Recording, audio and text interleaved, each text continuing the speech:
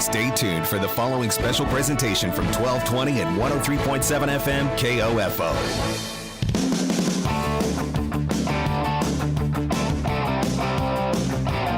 KOFO is your sports source for East Central Kansas and the home for Ottawa University Brave Sports on 1220, 103.7 FM and online at KOFO.com. We welcome you to this broadcast of OU Braves football, brought to you by Quality Structures, Dingle & Son Mortuary, Sutton's Jewelry, Advent Health Ottawa, and by Ottawa University, Kramer Pharmacy, Ottawa Recreation Commission, and Lamb Roberts Price Funeral Home.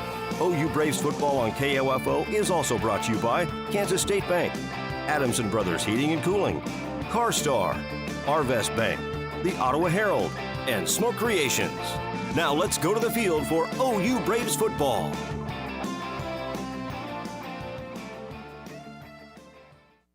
Good afternoon. You're listening live to Ottawa University Braves pregame here on KOFO.com, also on OttawaBraves.com, and we thank you for joining us for this afternoon's matchup.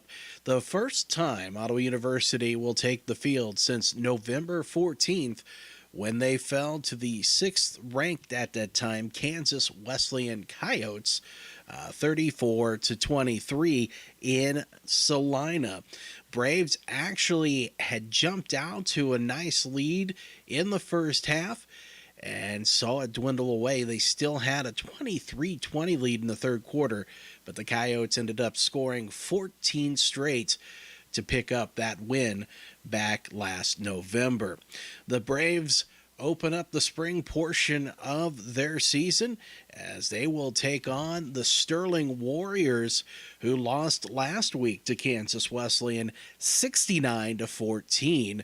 The Warriors have lost 7 straight contests so far and are looking for their first victory in the KCAC season, as they have just struggled mightily all so far this season.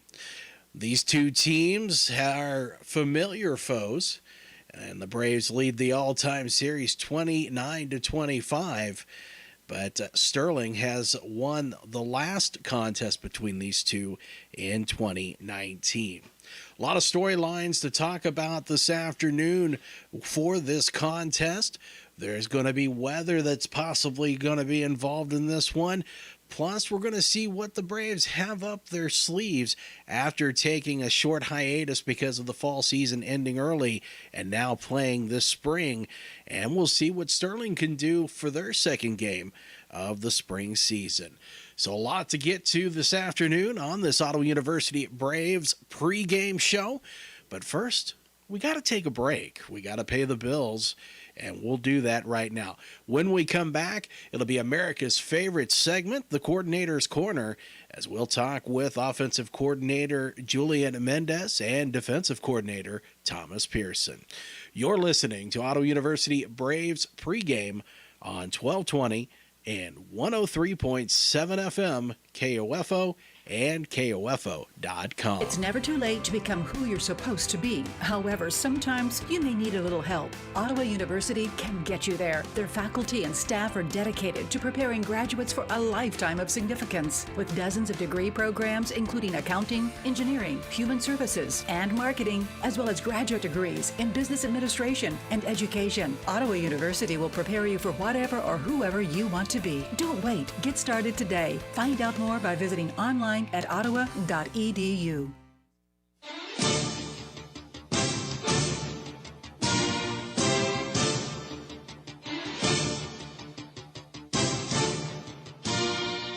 It is so good.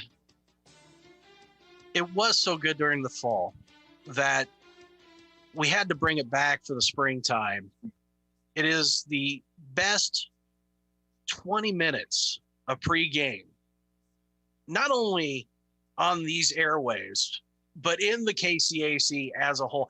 Dare I say, the NAIA, and maybe even the NCAA. It is Coordinator's Corner with our favorite step brothers of coaching in the KCAC, offensive coordinator Julian Mendez, defensive coordinator Thomas Pearson, who is yawning, acting like he has a new baby in the house or something. I think it's just because it's the radio broadcast, but we'll go with the baby. Guys, thanks for taking time out. Appreciate you again for having us, Buff. Yep, appreciate you for having us. We knew we took the fall by storm, so now we wanted to take a crack at this spring coordinator's corner. Bring back the USFL, and we will have this on a regular basis. That's what I'm saying. As a matter of fact, I brought it up to Coach Kessinger that I think the KCAC as a whole needs to have a throwback to the USFL week during the season. I mean, you've got the Friends Falcons who already look like the Memphis Showboats with their uniforms. So, I'm sure we could figure it out for everybody. We got to find a way to come up with some pinstripe uniforms. Oh, we got to make that work. I like it. I like it a lot. So we get ready. We've got a big game on Saturday with Sterling. But before we get into talking about that game, I want to kind of pick your brains on with everything, the way everything ended in the fall season. And it was a rough season with all the delays and postponements due to COVID. But it did give you guys a chance to take a step back and reflect on everything. What did you learn about that fall season that you're going to take into the spring portion of the season? And we'll start with you, Coach Pearson. I learned that these freshmen that we had running around on the defense could absorb a lot more than what we were giving them in the fall. We got guys right now during practice, young guys, freshmen, sophomores, making checks and talking on the defense and making adjustments on their own, like they're 4-year vets. And it's something that is awesome to see, the defense that is as a whole blossom and these guys start to mend and melt together. So I think that's something that we really picked up a lot in this spring is like these guys could handle a lot more and we could really open Pandora's box on the defensive side of the ball with whether it's blitzes or coverages or checks and combos and things like that. And I'm really excited to get to run it on somebody else other than Coach Mendez in the offense. Coach Mendez, how about you? Really was just what we learned was our guys were able to adapt and overcome. I mean, we preached it all during the fall, but we were going to do everything we could possible to get an opportunity to play. And that's what we saw is our guys were willing to do everything we could. Or we're going to have to wake up early and have a meeting because we couldn't do something somewhere, making sure that we were going to get screened so that we can get there before we jump on a bus. We have to get our temp check, answer questions, whatever it was, our guys were going to do to make sure that they had an opportunity to play on a Saturday. And I think that really showed our whole staff, our whole team, exactly what we were willing to do to be able to play a game. So that's kind of what we rolled into this spring with too. With everything ending the way it did in that last game with Kansas Wesleyan, the time off, and now the spring practices leading into this weekend's game, what kind of changes were you able to make, or was there something that you noticed from those fall set of games that you were like, okay, we're gonna try this differently, or we're going to add this in? Yeah, we ending on that note against the K-Dub game, it kind of left a pit in your stomach and it kind of added fuel to the fire during this off season. And I had guys on the defensive side of the ball texting me like, can't wait to get back out. Can't wait to do this. Like, get the ball rolling again. It kind of left them hungry. And I think that's something that has been great. And kind of to piggyback on what Coach Mendez said is as soon as we got back into it in the spring, we had to remind these guys like, hey, it might not all be sunshine and butterflies right now. We're going to have to go through some peaks and valleys and make sure that we're doing what we can to get a chance to get on the field. As we saw last weekend, we thought we were going to have an opportunity to play Bethany, and that game falls through. And it was something that our guys had to adapt and overcome. And I think it's time. It's due time. The guys are ready. The guys are hungry. And like you mentioned, leaving the fall season with that with that loss to K-Dub, the guys have just been chomping at the bit to get back out on the field. Yeah, and then offensively, I mean, just ending what we did as a whole fall was understanding what we did pretty well, and then knowing there's some things that we needed to work on, and then we had the opportunity to kind of self-evaluate a little bit more than we normally would between weeks or with a bye week. Now we had, a couple months to be able to do that and see where we were at and see what things we could improve on and what things we needed to rely on a little bit more from our progress in the fall, and then be able to now jump into a spring and be able to make that work with more practices than we would have in the spring in a normal year. Was there something that you looked at and said, "Oh man, no, why do we even try to do that?" and just rip that out of the playbook and say we're never seeing this again? I don't know offensively if that'll ever be a true deal where we just throw that thing away. We'll always keep those things, and in Coach K's offense, we'll always keep those things handy in the saddlebag just in case we got to pull it out for the right time. But there's definitely some of the opportunities we had that we didn't take advantage of that now we're looking at and seeing, okay, this needs to be a little bit more of a basis of what we're doing. But you always got to be a little critical on yourself as an offense, as a defense, as special teams of what we're doing and how we may need to improve that for sure. Coach Pearson, how about you? Yeah, same thing. We kind of used it as an opportunity to tweak some things. Like Coach Mendez says, I don't know if we necessarily threw anything out, but we definitely rearranged it and maybe put it to the back of the playbook or to the back burner for another time. But it gave us a chance to fine tune and adjust some techniques, because like Coach Mendez said, we have to be self-aware and understand, okay, this is where we kind of had some drop off at, or this is where we really excelled in. How can we, continue to excel in those areas, and how can we limit some of these drop offs? So we made some adjustments, we made some checks, we made some changes, but for the most part, at the end of the day, we're still going to do what we do defensively, and hopefully that's just fly around, hit people. What is the one thing that concerns you both the most about Saturday's game? For me, being a defensive guy is just going to be the conditioning of our guys.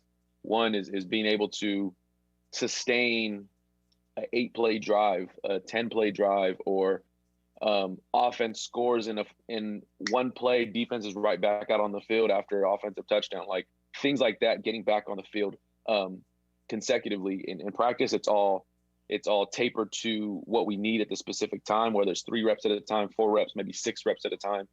But now we really got to go with live bullets. And then the other thing is going to be live tackling, being a lot of good on good and stuff during practice. We want to make sure that we're smart and healthy, and we fit up and we stay off the ground. But the first game back, those are the 2 things that you're always going to run into defensively is how conditioned you are and how good a shape you're in, and tackling, actually getting somebody down to the ground the right way is something that is going to take about a series or 2 for our guys to figure it out, and then they're going to be right back like riding a bike.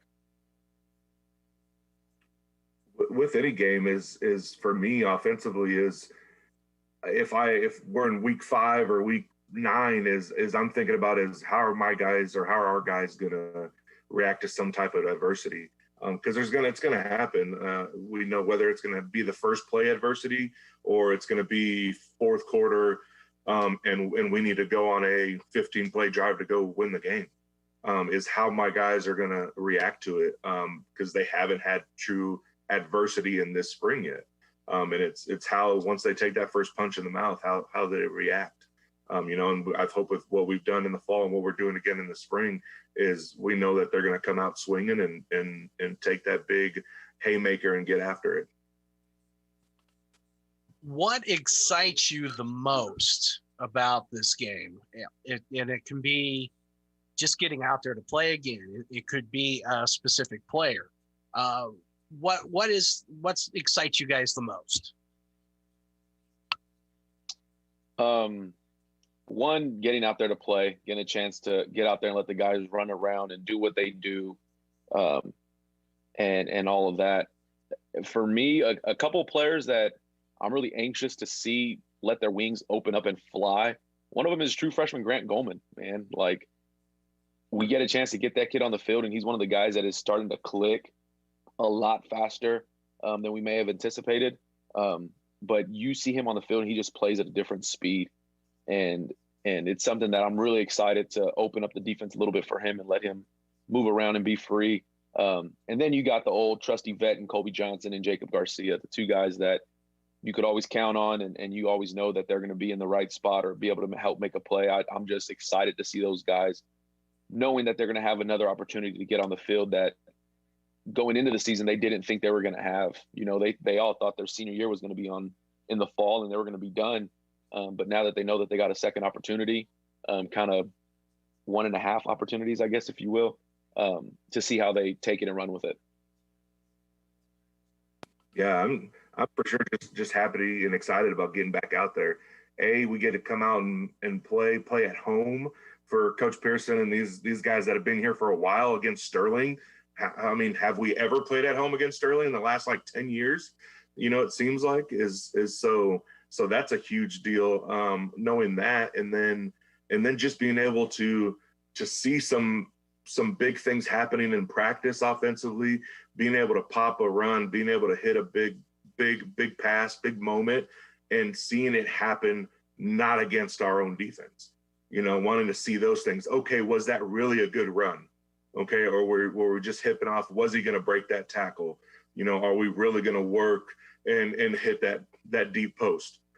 Seeing those type of opportunities live against somebody else, and for, you know, my guys up front stop having to try to block Jacob Garcia and block Colby Johnson, you know, and get an opportunity to block somebody else in a different colored jersey. So I think that's something that's really got me excited. We're going to take a break right here, and when we come back, we're going to talk a little bit more about the game with Sterling in depth, as they've had their struggles and came off of a loss last week against Kansas Wesleyan. We'll get the thoughts of both Coach Mendez and Pearson about the Sterling Warriors when we come back. You're listening to Ottawa University Braves pregame here on 1220 and 103.7 FM KOFO and KOFO.com. Providing the finest barbecue around, Smoked Creations at 222 East Logan in Ottawa. A proud sponsor of Ottawa University Braves football. Dine in or order for pickup by calling 785-242-4227.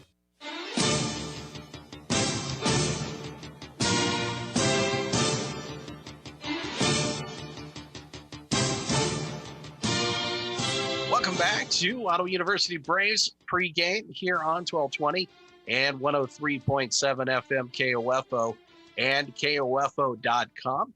Bob Johnson broadcasting with you here this afternoon as we get ready for this matchup between the Braves and Sterling. And of course, as it is during this time, it is the coordinator's corner. So gentlemen, and I'll start with the offense with Coach Mendez. A lot of returning pieces just for the spring season. Bailey Shire right now looks like he's getting the nod to start at quarterback. What was it that you liked from him and that you're excited to see this afternoon from him? It's always good to have some guys, whether it's going from a fall to a next fall, of some guys that have had that opportunity to play in live games, and then being able to have the opportunity to improve on things. But we'll be able to see, hopefully, Bailey, you know, be able to lead everybody. He's been doing a great job in practice. But like always, don't be restricted to one quarterback there, Bob. Well, lead me on here, Coach Mendez. Tell me some more. Oh, no, you know, we'll just leave. We like to let everything kind of fester a little bit, you know, being able to marinate. I'm a big barbecue guy, so I like to marinate some things at times. No. Let's go ahead and let's discuss more. I mean, are we expecting to maybe see some different quarterbacks? Is there somebody who's not listed that we should keep an eye out for? Tell me. As years go by, all I can let you know is Connor Kagi won't be throwing the ball for us. Ethan Holler won't be throwing the ball for us. Michael Barry won't be throwing the ball for us, but we'll be able to see some good names out there. Hopefully concentrate on Bailey and the crew of quarterbacks to get us going. Ladies and gentlemen, let's give it up for the Artful Dodger, defensive coordinator Julian Mendez. One thing that is exciting though is the James Reeder getting some time and seeing him back. How excited are you as an offensive coordinator to be able to have a presence like that in the backfield? You know, coming off of his ACL injury and going into that year, I hadn't really seen somebody work so hard before that time. You know, so it was extremely devastating when that happened. Truly on a personal level, because I'd seen him work so hard to get to the position where he was, and then to have that injury, but then now seeing how hard he's worked to get here. And he's definitely exciting to be able to have and to move around and to see. He's so patient. He's so different when he's got the ball in his hands. And so it's going to be extremely fun to see him back in action and to see that number 8 jersey be able to take some carries and hopefully get some big plays. Coach Pearson on the defensive side of the ball, it's going to be a typical look in the say where a lot of same faces from the fall. Where have you seen growth with this defense, and where do you think that they're going to be successful against Sterling in this ball game? Growth right now has just been the knowledge overall of the defense. As everybody now knows in the KCAC, we put in a new defense for the fall, and we had a couple bumps and hiccups earlier in the season trying to get it perfected and manage that craft. But now I think just the fact that the guys are buying in, the guys are committed, and the guys are understanding now of what we're doing, like fully. We got 6 games to grade and look at and give examples of, and we got practice film, and now it kind of like it all came together. So just the overall growth of the knowledge of the defense, these guys have really knocked it out of the park. And I feel where we could have some success with these against the Sterling Warriors is up front. Again, anytime I could put a defensive line together with Jacob Garcia, Aaron Schumann, Isaiah Ville, Leland McKinney, Will Wallace, like we get guys out there and I'm bet my money on those guys every single time. Because I know what they do. I know how hard they work. And then you back them up with veterans like Kobe Johnson and Devin Johnston, Jalen King. It makes for a very fast and smart defense. And that's something that I'm really proud to say that these guys have accomplished so far. What is it with this Sterling offense, Coach Pearson, that you're going to really have to keep an eye out for today? They got athletes, man. Like Chance Whitehead is somebody who's extremely versatile for them at receiver. He's taking snaps at quarterback. He's lines up at wideout. TC Smith, another receiver. They've played a handful of quarterbacks. They got Richardson and Schofield, who's also played some receiver. And so overall, they just got guys that they could plug and play at multiple spots. And that's something that Sterling's always done a great job of. As a player when I was here and even now as a coach, is they always found a way to answer the bell. And Coach Mendez mentioned it earlier, when adversity hits, whether an injury happens or you might not have the player, they might not have the player that they wanted, they always found a way to buckle up and keep going and next man up mentality. So overall, I think just the athletes that they have on their offensive side of the ball with their receivers, quarterback, and running back could potentially give fits for us as a defense. But like I said, at the end of the day, I'm a bet on black, man. Coach Mendez, the defense for Sterling has some youthful pieces, but they also have some good pieces. Of course, in the secondary, that they have some really good players. What is it for this Braves offense do you think it's going to be successful against this Sterling defense? Definitely, if we stay. I mean, what we've been trying to preach is staying scheme strong. I try to tell our guys that all the time is staying true to our scheme and what we're trying to do. Don't go out of your position or don't go out of your responsibility. If we're able to stay within that thought process, we're going to have a successful game. But Sterling is always going to have a defense that's going to get after you, always going to have a defense that's going to be flying around. When they have backers like Braden Locke and Diego Moran, like those guys are moving around, playing around. I mean, I think Braden's been there, in my opinion, for like 9 years. So, and each year he comes back and he looks better, in my opinion. So having that ability up front, they have guys that have played college games. That college experience is huge. And in the back end, they've got some young guys that have gotten big experience. So you can't really just say that, they're just freshmen. Nowadays, these guys come to play. And so with Sterling, it's going to be an opportunity for us to take control of what we can control and make sure that we're in the upper hand of the negative plays.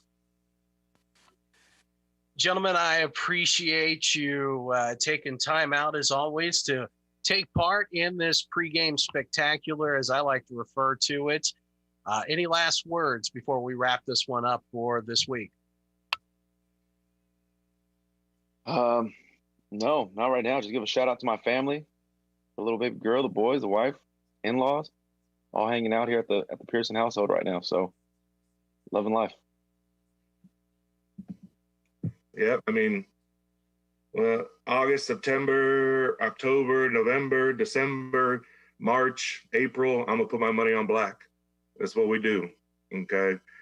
Give a shout out to my wife and my roommates, Coach Lawrence, chilling in the basement.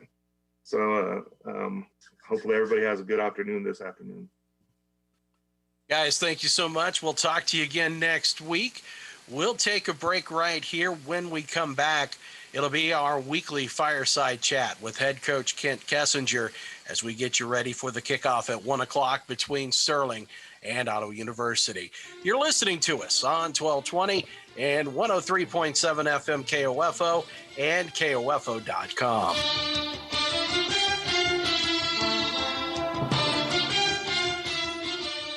You can get your COVID-19 vaccine now at Kramer Pharmacy, your local Ottawa pharmacy at 134 South Main. Call us today at Kramer Pharmacy, 785-242-2055, or visit KramerRx.com and we'll put you on the waiting list and provide you with more information. Your health is our priority at Kramer Pharmacy. And good afternoon, Brad Howard with you in Braves Master Control at the KOFO studios. We've kind of had a bit of a wrinkle that has been thrown into our broadcast today. Ottawa University Braves play-by-play man Bob Johnson is at Advent Health Ottawa right now. As a matter of fact, he has sustained a fracture to a foot, it would seem, at this particular juncture. And as a result, we're going to have a little bit different agenda on the pregame show than perhaps what was originally scheduled. Initially, we were going to have the fireside chat between Bob and Coach Kessinger. Not sure well, we're pretty sure that that's not going to take place at this particular juncture. So we still have about 30 minutes to go until kickoff this afternoon. And one of the things that I thought I would do is kind of recap the season up to this particular point, as weird of a season as it's been because of COVID-19. Of course, the Ottawa University Braves are 4-2 on the season. Week number 1 opened up with a 27-21 victory over Oklahoma Panhandle State University at Advent Health Ottawa Field. And this game was the only game, as it turns out, that was played in the month of September. And then again, because of COVID, there was a hiatus that took place, and the Braves didn't play again until October the 17th. And that was when the Braves defeated McPherson by the score of 31-13, also at Advent Health Ottawa Field. So only a couple of home games that have been played in Ottawa up to this point. The following week, the Braves traveled to North Newton to take on the Bethel Threshers, where they suffered their first loss of the season and it was a big one. They lost 78-28, one I'm sure they would like to forget. And then the week after that, the Braves redeemed themselves at Leavenworth against the University of St. Mary with a 35-17 victory. The Braves then traveled to Wichita to face Friends and notch a 35-28 victory over the Falcons. And then the final game of the fall season was a 34-23 loss at the hands of Kansas Wesleyan in Salina. Now, the spring season was supposed to have opened up with play against Bethany this last weekend here in Ottawa. And, of course, that game was canceled, which brings us to where we are today as we are preparing for the game against Sterling College, which is to kick off at 1 o'clock this afternoon over on the OU campus. And Casey Weeder is going to be calling the play-by-play of our ball game this afternoon, so we look forward to checking in with him here in just a little bit. And we're going to take a break, and I think we might have Casey with us here in just a little bit, so we'll check in with him and find out what's going on there and be back with more of Braves pregame right after this. It's never too late to become who you're supposed to be. However, sometimes you may need a little help. Ottawa University can get you there. Their faculty and staff are dedicated to preparing graduates for a lifetime of significance. With dozens of degree programs, including accounting, engineering, human services, and marketing, as well as graduate degrees in business administration and education, Ottawa University will prepare you for whatever or whoever you want to be. Don't wait. Get started today. Find out more by visiting online at ottawa.edu.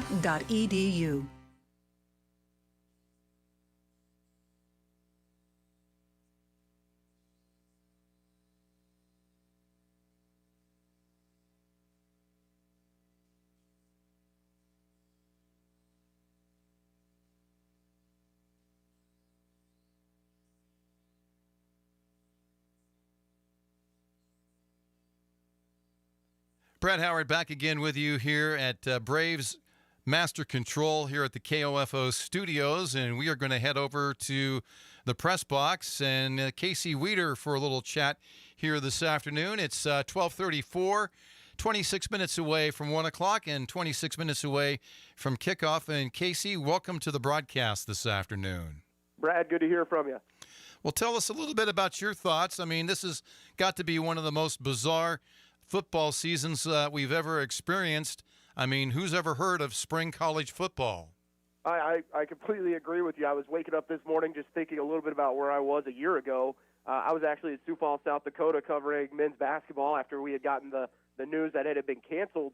And so it's just hard to believe that, 366 days later we're playing football. The weather feels a lot like the fall. I'll tell you, that feels like a November day more so than a late March day. But glad to be able to play at a team that is searching right now to try and find a way into the playoffs. And you're in a win-or-go-home situation if you're Ottawa to finish off your schedule. Well, as we talked about just before this last break, a majority of the games that have been played so far this season are on the road. And these last games that we have on the schedule, the last three, are actually here in Ottawa. How big of a difference is that going to be for the Braves this year, do you think?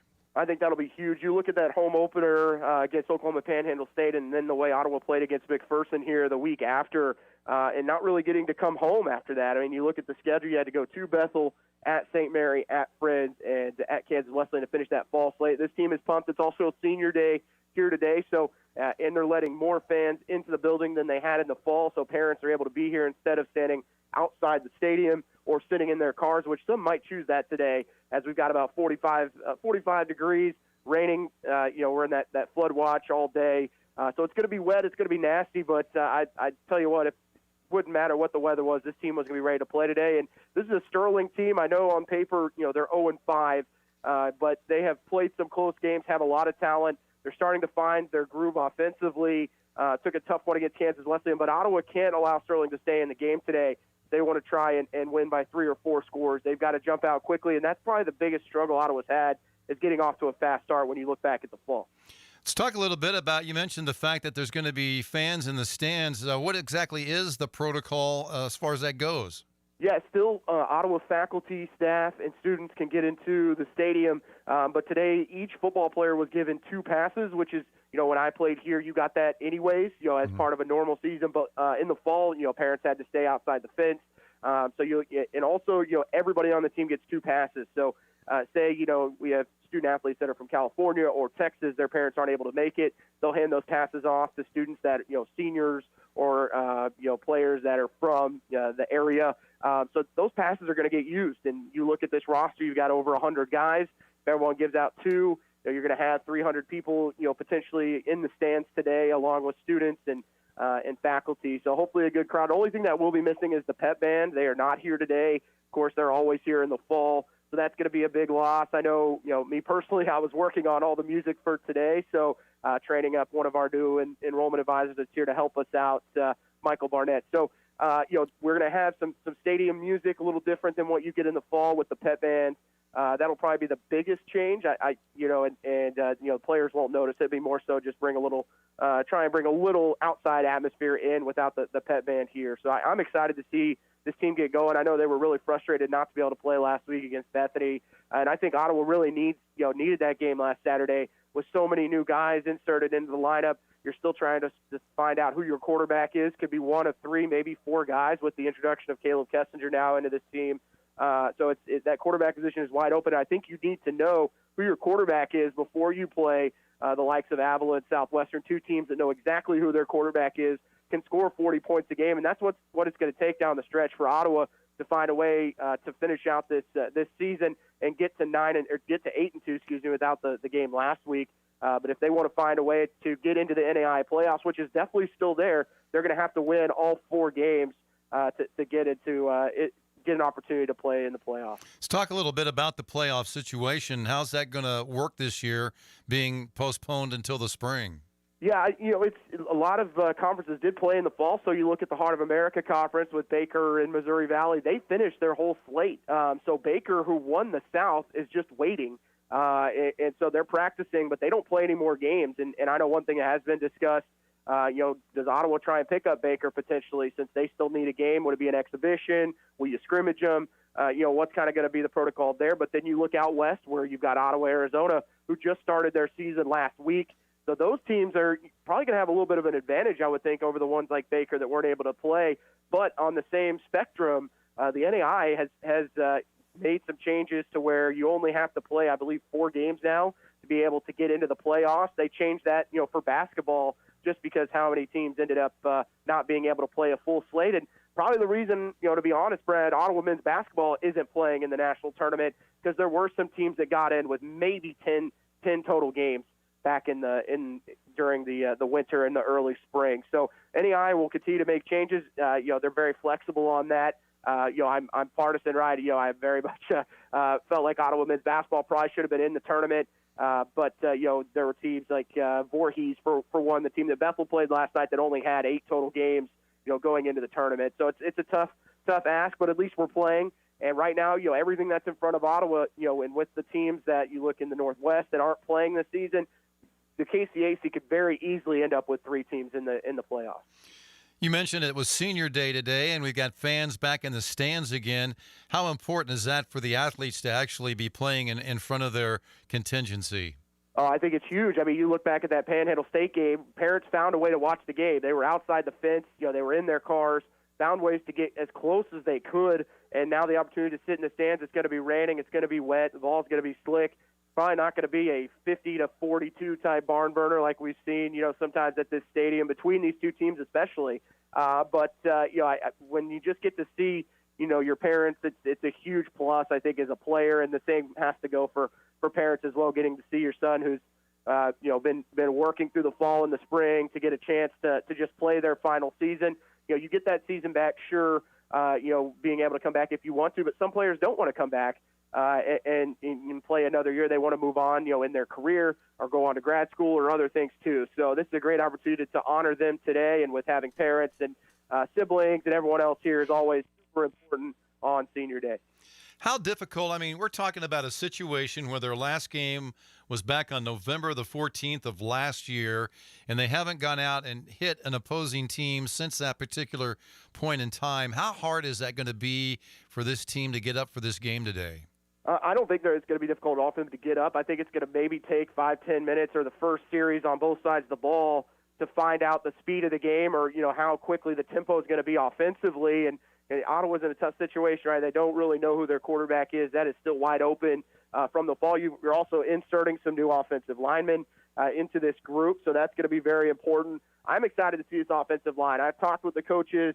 They believe that this can be as good as the late 2000s offensive lines that we saw, and that's high praise coming from the likes of Julian Mendez, the offensive line coach, co-offensive coordinator, who believes guys like Tony Ayano, who's going to get his first start tonight. Jamie Saldivar will also be out there. You've got Trevor Concher, who was very impressive in the fall, a true freshman at center. And with Derek Curtis not playing in the spring, you lose the NAI's leading rusher, which is really tough. But it's nice when you can plug in an all-conference guy at James Reeder, who comes off that knee injury from a year ago, and a player that was an all-freshman his first year. So I'm excited to see this team play. It's who's going to win the turnover battle early on, and Sterling's just kind of looking for any type of confidence at this point to get their season on the right track. Casey, I know that you were not scheduled to call this game here this afternoon. We really appreciate you stepping in at the last moment to do this today. And this is maybe a little bit of a tough question, and I apologize if it is, but how different is the Ottawa University Braves team that we see today as opposed to the one that we saw in the fall? Is there a lot of different pieces in there that are going to be out there today that weren't there in November? I think the core is still there, especially on defense. I mean, the names like Jacob Garcia, Colby Johnson, Wes Davis, all those guys are back for this team. But you look on the back end, right? You've got Fadil Jordan, a guy to look for, Brandon McKinney, and then also I think it's the emergence of some players that we saw in the fall, Grant Goldman. But then on the offensive side, I mentioned James Reeder. I think Jacquez Snell, the freshman, will maybe get a few more touches. We saw Jermaine Ziegler step out a little bit and kind of become the focal point at receiver early on or later in the fall. But the offensive line is the one I'm going to be watching the most today, because when you change your center and your center is the same, but both guards are different, I think it's very important that you try and get some continuity. And I think you'll see Coach Kessinger run the football a little bit more than usual early on, just to kind of get the pads popping. Some of these players haven't played in over a year and a half, especially with Tony Ayano, who's been here for a couple of years. I'm very excited to see him get going. Can move people, and does it very violently. So, and that's what Coach K wants in his offensive line. And then they'll try and spread it out as you can, and as the weather dictates too, what's going to happen. But kind of an interesting story too, as we look at Sterling. Alex Harbour, their junior tailback, was actually at Ottawa University as a true freshman. So I know there's been some discussion back and forth already between some of these seniors that know Alex Harbour when he was here, a couple of years ago. So kind of a story within the story of tonight's game. Very good. Well, we're getting closer and closer to kickoff. We're about 16 minutes away. What's the atmosphere? What's going on at the stadium right now? A lot of umbrellas. I'll tell you. A lot of umbrellas.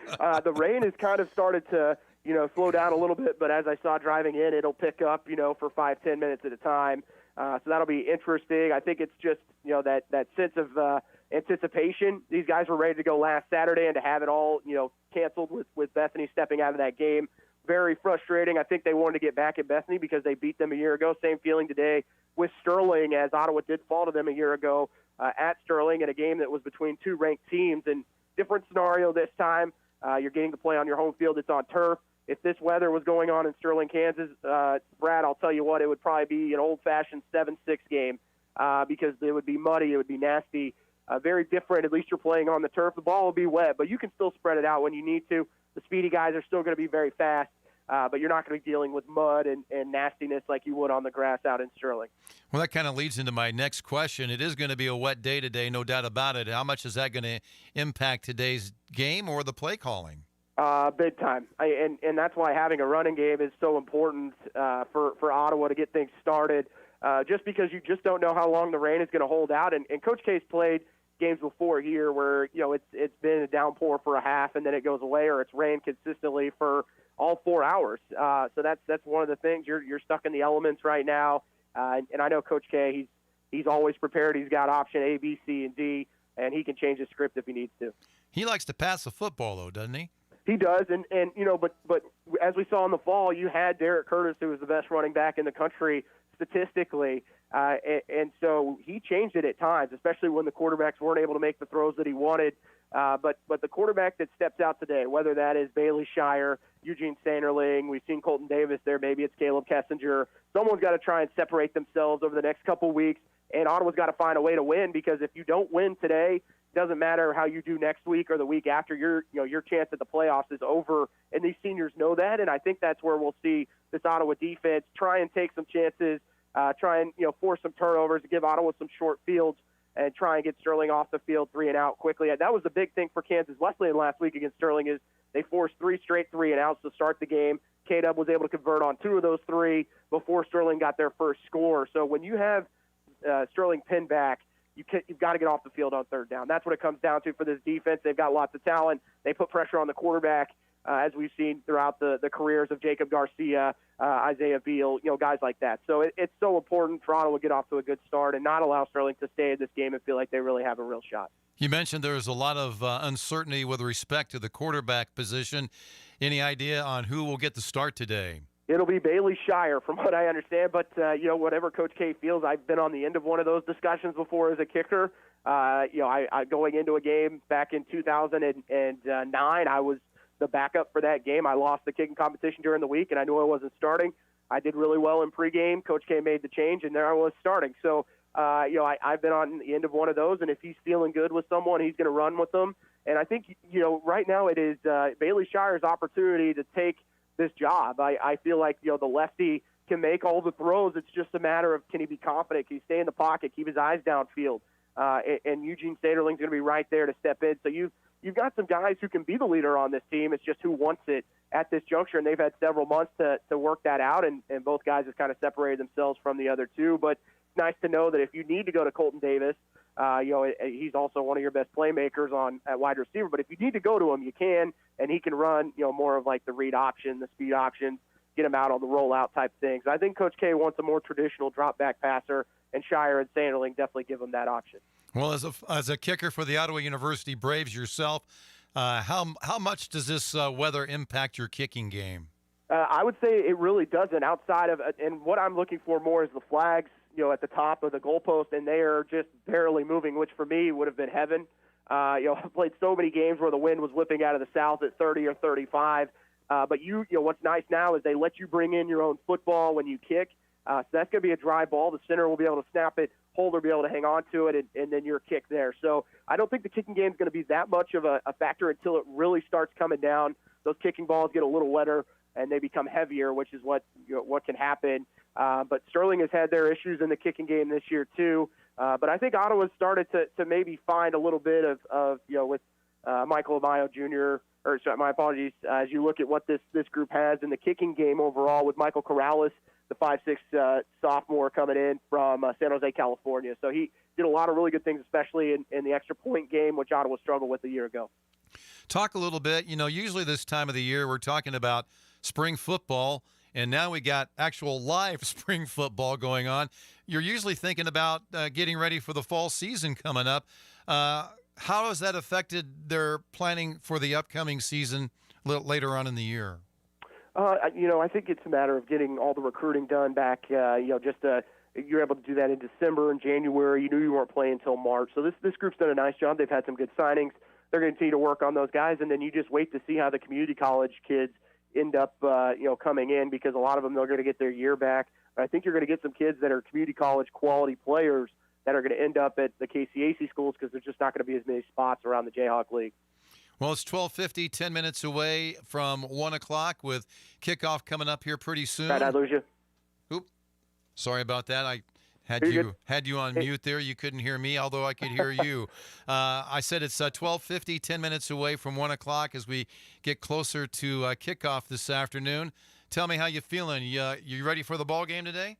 Oh, absolutely. I think this is going to be a lot of fun. The atmosphere is going to be electric, and this team's just ready to play and see if Ottawa can get off to a hot start. What are your keys to victory for today's ball game? I would say limit the turnovers and force some of your own, and keep it simple. Run the football with James Reeder. You've got him back. You've got, if you need to go to Dalen Johnson, he's there too, also an experienced tailback. and then just kind of follow your offensive line and let that dictate what you do offensively. Defensively, you've got all the players in the world that you need to be successful with this group. Can they get off the field on third down?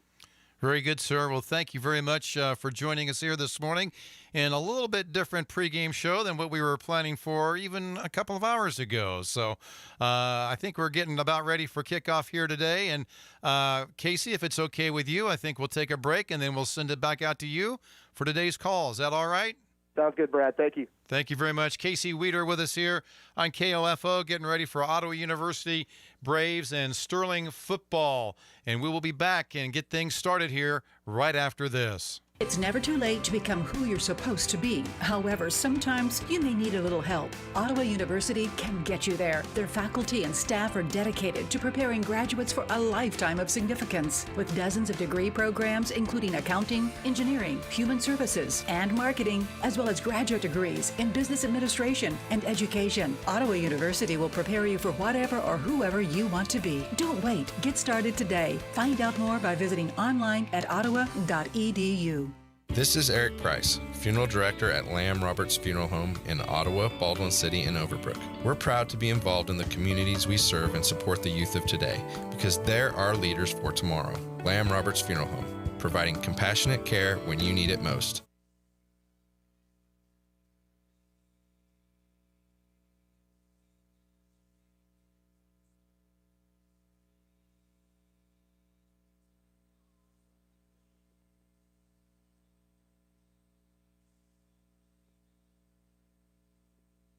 University Braves football as the Braves will take on Sterling College in a KCAC matchup as Ottawa comes in at 4-2, 2-1 in the KCAC. Sterling at 0-5, 0-5 in conference play as Braves looking to bounce back from the fall. Their last matchup, a 34-23 loss to Kansas Wesleyan back on November 14th, a game that Ottawa did lead early in that first quarter, had a chance to actually go up 21-7.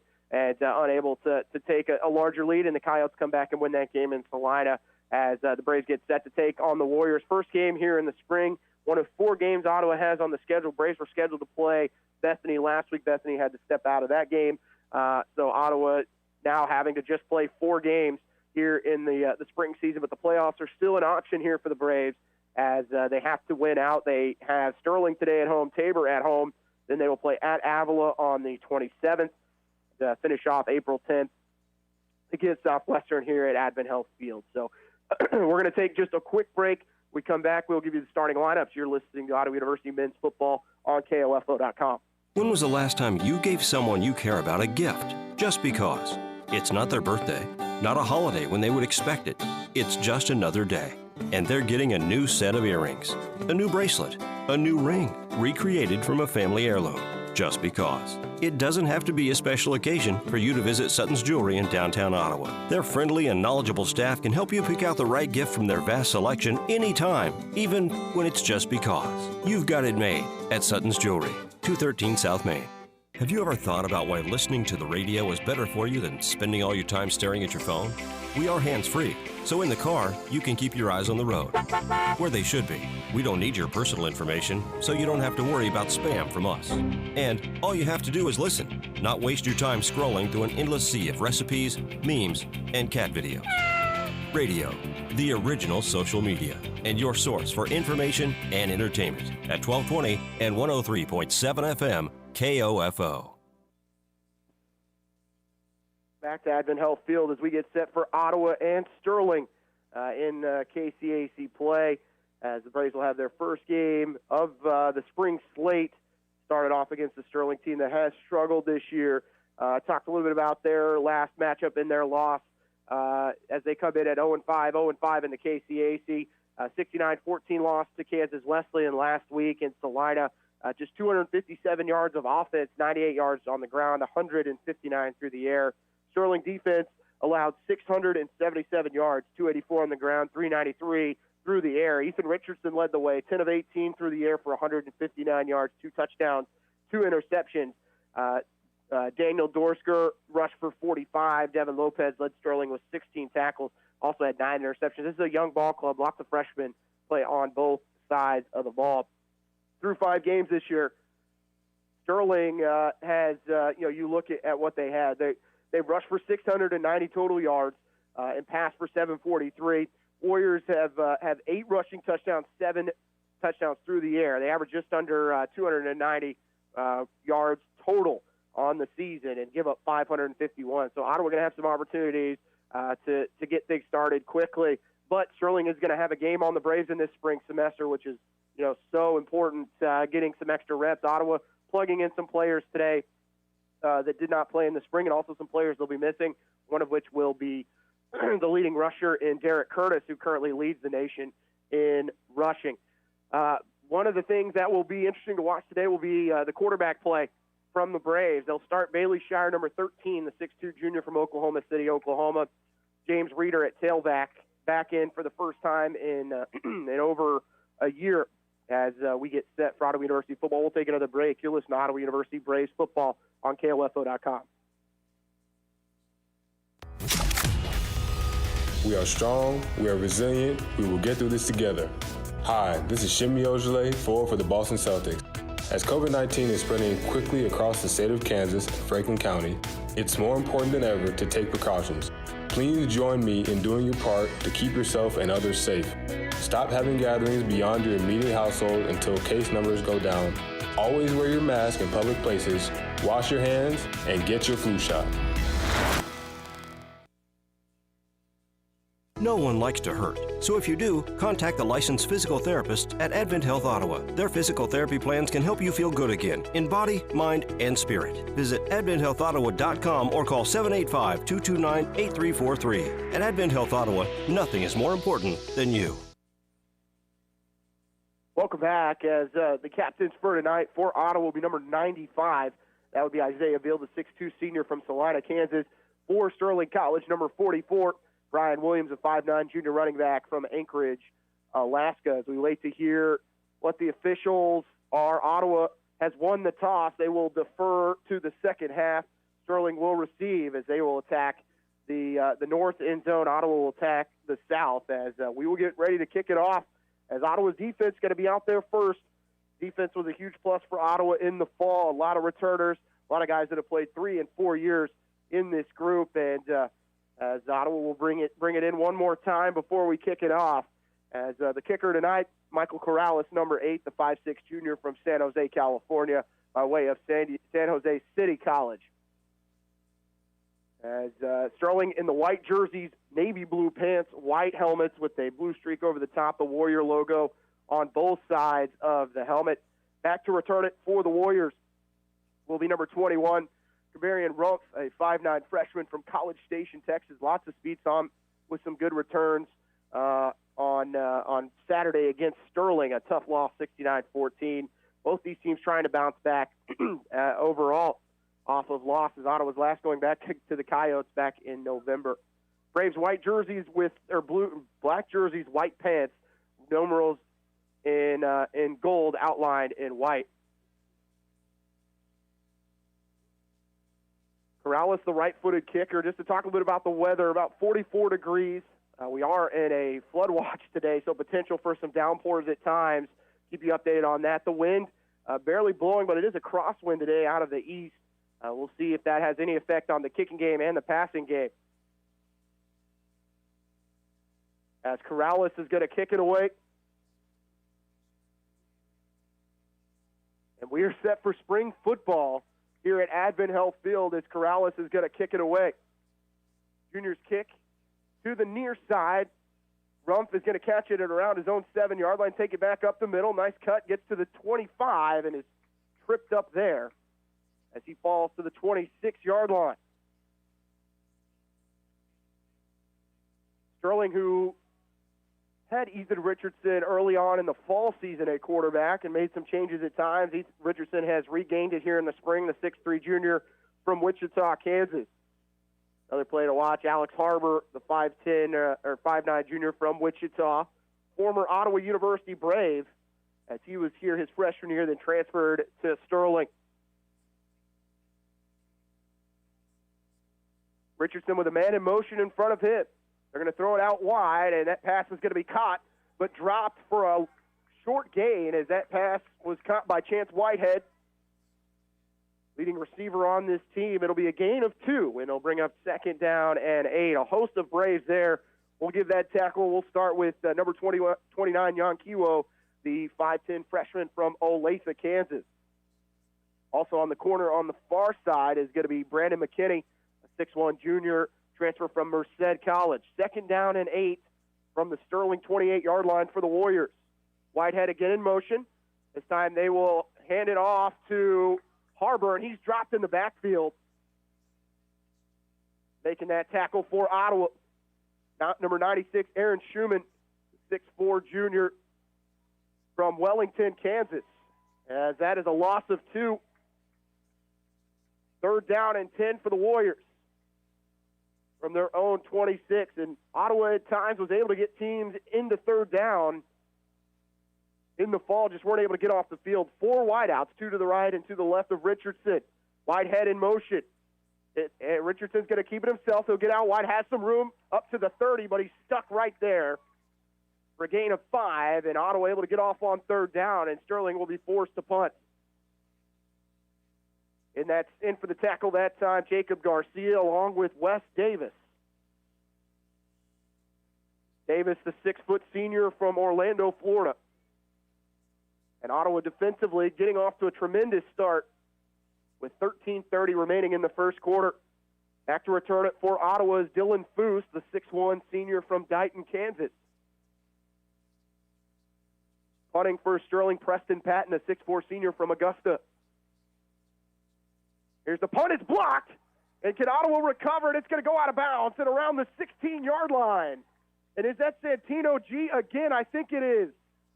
G, who had 2 punt blocks against Panhandle State in the first game of the season, is going to start just like he did in the fall in Ottawa with tremendous field position deep inside Sterling territory. They spot that ball at around the 17-yard line. It'll be 1st and 10 for Ottawa from the Warriors 17. And for the first time in a year and a half, we're going to see James Reeder to the left of the starting quarterback, Bailey Shire. 2 receivers to the right, Foose to the left. Shire, lefty, looks left, throws across the middle, has Foose there. It is dropped in the back of the end zone. The pushing and shoving after the play as Foose was running a post pattern. And on the coverage for Sterling, Devin Lopez on the coverage. 2nd down and 10 for Ottawa from the Sterling 17-yard line. 3rd block punt of the year for Santino G. Ottawa trying to cash in. Again, same formation, but they will bring over to this left side Michael Amayo Jr. Reeder to the left of Shire, and he's going to get the handoff. It's going to be a short gain as he's wrapped up for about a gain of 2. Several Warriors there, starting with Diego Moran, a 6'1 freshman from Sherman, Texas. 3rd down and 8 for Ottawa. 12:47 remaining in the first quarter. No score between the Braves and Warriors. This is where we saw Ottawa get Greg McMahon involved. Also, you've got Colton Davis, who was the starting quarterback at the end of the fall season, getting back out to his natural position at wide receiver, working out of the slot to the right of Shire. And we're going to get a quick whistle and a false start, I believe, on Ottawa. That's going to drop Ottawa back into 3rd and 14. That definitely changes the play calling here for head coach Kent Kessinger. Corrales, who has a good leg, would be kicking with a little bit of a crosswind from the 21. He'd put him at about a 37-yard field goal, maybe looking at 5-6 yards here, making it a little more comfortable, as Ottawa will have 3 wide receivers to the right, 1 to the left. Shire drops back, looking left, had Reeder on the seam route instead, throws it up the middle, and the catch is made in the back of the end zone. As that's going to be Dylan Foose. Ottawa was looking for the wheel route down this near side. Instead, Foose runs another post pattern, and this time he cashes in as Ottawa leads it 6-0. On the 16-yard touchdown pass from Shire to Foose.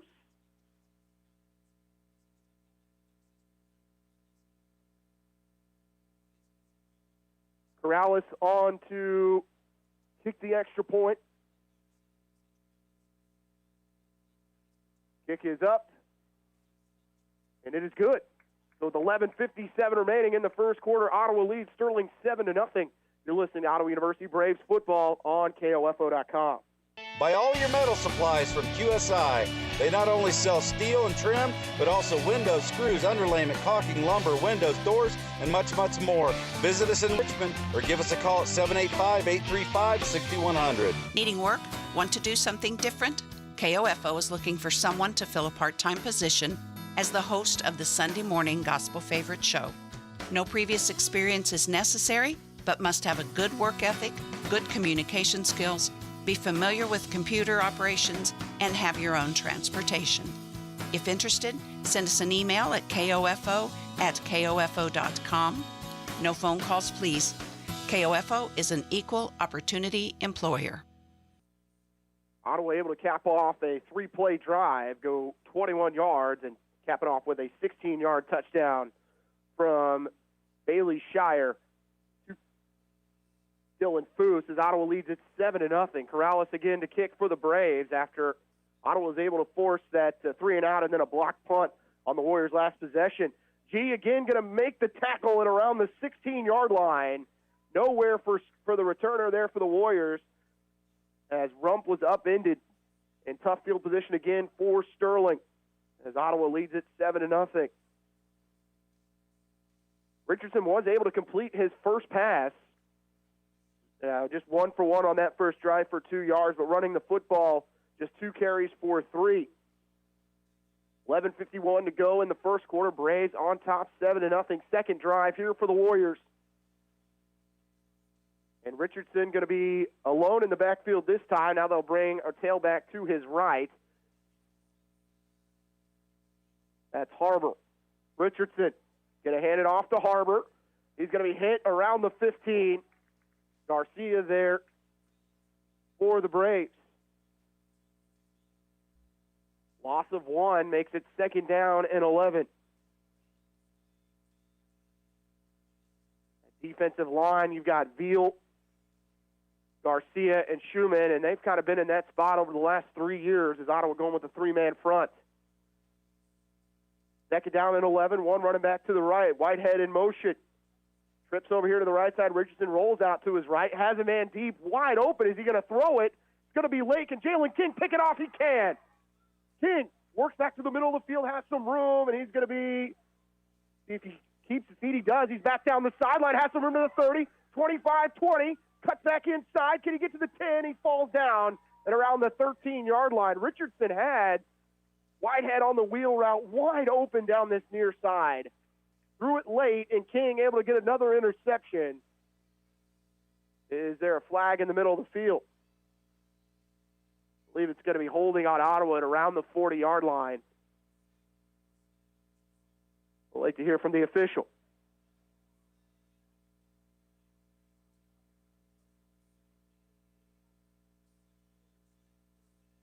Legal block in the back. The call on the Braves. 2 turnovers to start it for Ottawa.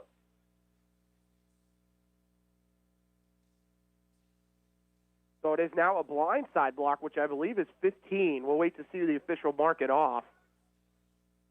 Either way, Ottawa going to get good field position. Would have been better around the 14-yard line. As Ottawa will start in their own territory at the 46, leading 7-0.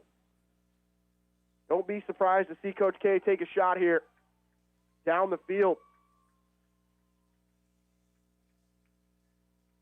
Loves to do that off of a big play defensively. First time we'll see Dalen Johnson in the backfield. He is to the right of Bailey Shire. 2 receivers to the near side, 2 to the far side. Shire sends Ziegler in motion. He's going to be forced out to the far side. He'll cut it up about 5-6 yards to the 50, where he's pushed out of bounds.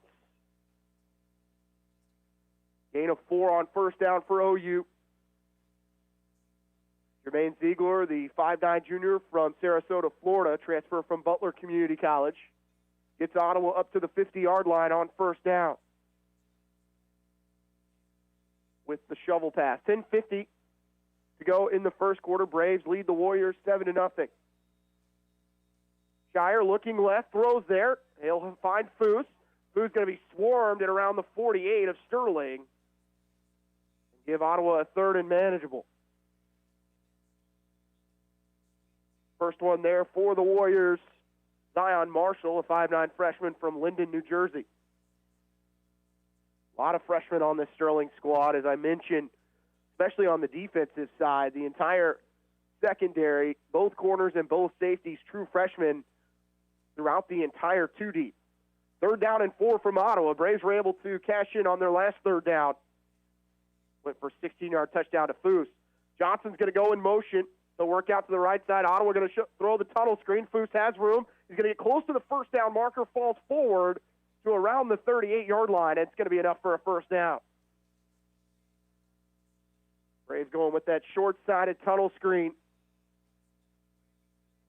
which is a Coach K special. And Ottawa able to pick up the first down.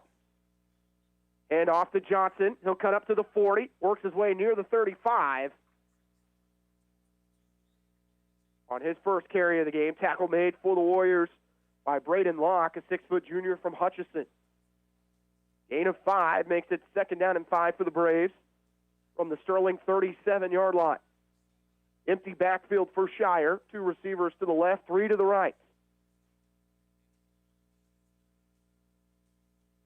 Shire, tough snap, has to work it to his left hand, throws it. It's going to be short of his intended receiver, Jermaine Ziegler, to the near side on the out route. And another 3rd down and medium for the Braves.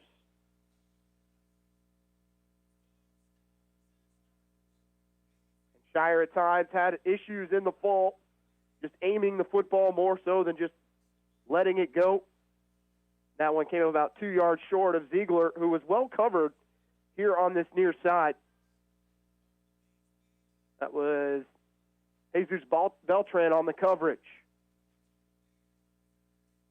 Trips to the right side for Ottawa. Shire drops back. They're going to throw the screen to Johnson. He spins up. Not going to be enough for a first down as he's wrapped up.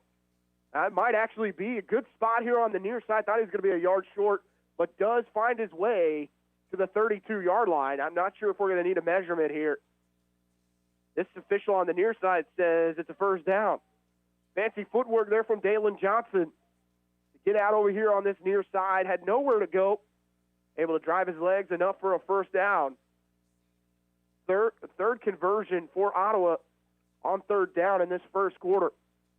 9 minutes remaining in the first. Braves lead at 7-0. Shire, hand off Johnson. He'll cut it up to the middle. He gets to the 30, falls forward to around the 29. Even though Ottawa without their leading rusher in Derek Curtis, it's nice to know you have Reeder and Johnson.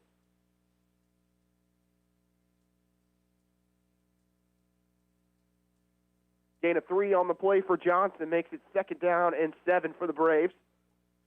From the Sterling 29-yard line, 8 minutes and 28 seconds remaining in the first quarter. All 3 receivers to this near side. Shire drops back, looks left, dangerous pass. Probably should have been picked off, but it sails past Colton Davis. And it's 3rd down and 7. Shire 5 of 8 for 38 yards here in the first quarter.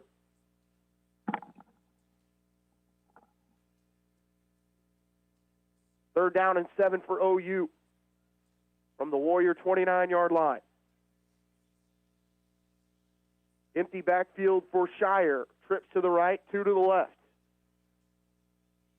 Sterling will show blitz, and they'll back off. Shire, good protection, throws it in the middle. That pass is intercepted. As they were looking for Ziegler on the curl route right at the sticks, hit off of his helmet, and intercepted by number 23, Caleb. That's going to be Caleb Lambert is how it's listed here on the lineup card for Sterling. Not sure that's who it is. He's a quarterback, but it's intercepted by Sterling with 8:09 remaining in our first quarter as they're able to prevent Ottawa from adding to that 7-0 lead. That was 3 straight incompletions from OU after picking up 2 first downs on 3rd down in that drive. Braves now with 47 total yards in this first quarter. 8 minutes and 9 seconds to go, first quarter. Sterling takes over at their own 20-yard line. Man in motion. Richardson rolls out to the left. Still rolling. Has a man there. That pass is tipped. It's intercepted. One-handed interception on the far side. Working to this near side. Running down the sideline. 10, 5, touchdown. Ottawa. And a flag and around the 5-yard line. And hoping this isn't roughing the passer, and I think it might be. That's Keith Waltrip, who had the one-handed interception, but I think it's coming back. We'll wait and hear from the officials.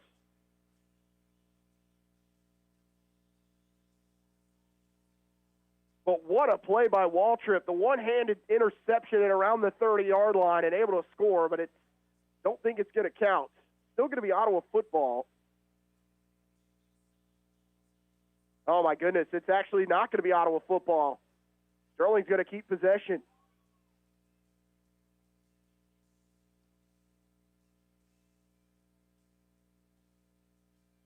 Penalties on Ottawa. And it's roughing the quarterback at around the 10-yard line on the Braves. So that negates the pick six for OU. And gives Sterling their first first down of the game. That takes the ball all the way out to the Sterling 35. Huge break there for the Warriors as Ottawa looked like they had gone up by 2 scores. First and 10 for the Warriors from their own 35. Back in the backfield is Daniel Dorisgar. They're going to hand it to Whitehead. He'll work out to the near side, cuts it upfield at around the 40, and he will fall forward at the 40-yard line. Gain of 5 on the play. Isaiah Veal and Leland McKinney on the tackle for OU. 7 minutes and 40 seconds remaining in the first quarter. They're going to try and find a way to get Whitehead involved as much as possible.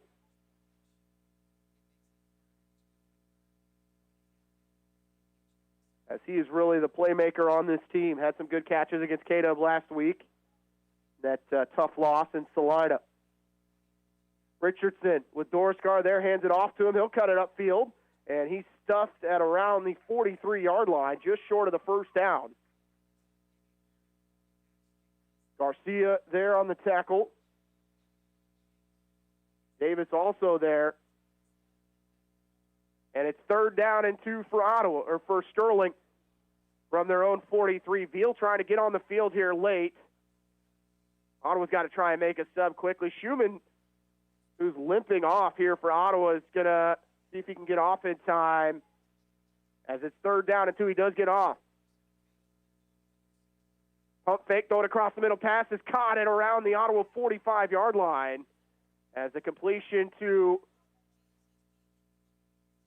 number 7, that's Carl Schofield, 5'10 junior from Los Banos, California, and Sterling into Ottawa territory for the first time this afternoon. First down and 10 for Sterling.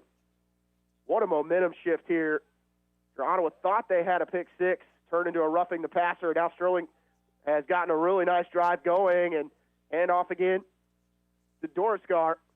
And he'll pick up short yardage as it'll be 2nd down and 8. In there for Ottawa, Jan Kiwo and Leland McKinney, and Aaron Schumann getting worked on the table here in front of the stands. Not a good sign for OU. 2nd down and 8 for the Warriors from the Ottawa 41-yard line. Richardson. Whitehead in motion. They'll hand it to him.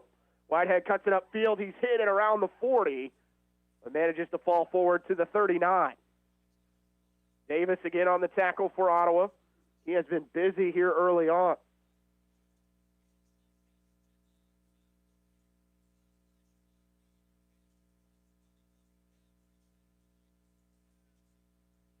Third down and 6 for the Warriors from the Ottawa 39. This drive has used up over 5 minutes already. We hit the 5-minute mark in the first quarter.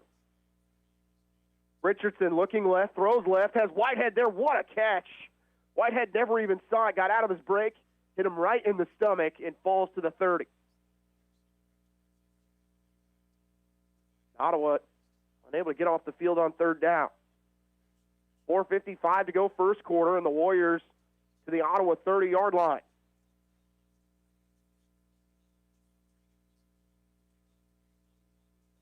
Will be the 9th play of the drive for Sterling. They'll bunch set. Whitehead in motion, hand it off to him. He'll work to the outside. Still working wide, nowhere to go. Colby Johnson's going to run him out of bounds. I think we're going to get a holding penalty as well on Sterling. Pressure applied by Devin Johnston at that corner spot. I think he's going to be the one that earns the holding penalty on the Warriors, as he was spun all the way around by the offensive lineman to this near side.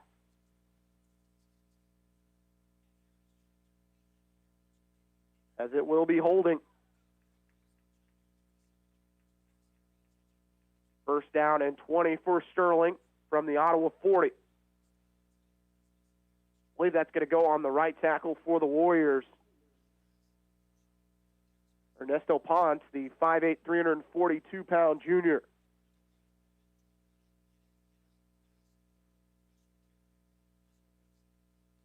First down and 20 for Sterling from the Ottawa 40-yard line. One tailback in the backfield with Richardson. Two receivers to the left, one to the right for the Warriors. Braves leading at 7-0. Receiver in motion, which will make trips to the far side. Richardson is there, throws a screen to T.C. Smith, first close to the 25-yard line, picks up all of the penalty yardage and 5 more yards after that on the slant, as the play action again really catching Ottawa off guard. They get second down and 6 from the 26, 3:50 as this drive, this will be play number 11. All started due to a roughing the passer penalty on a pick 6, which gave Sterling their first down of the game. Richardson looking left, going to throw it left, finds a receiver and around the 25 and wrapped up right there, but a gain of about a yard.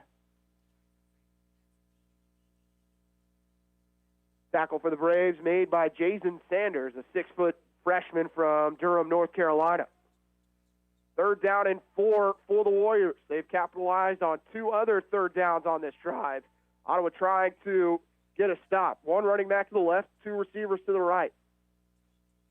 Ottawa almost jumping off sides there, but Sterling looking back to the sideline.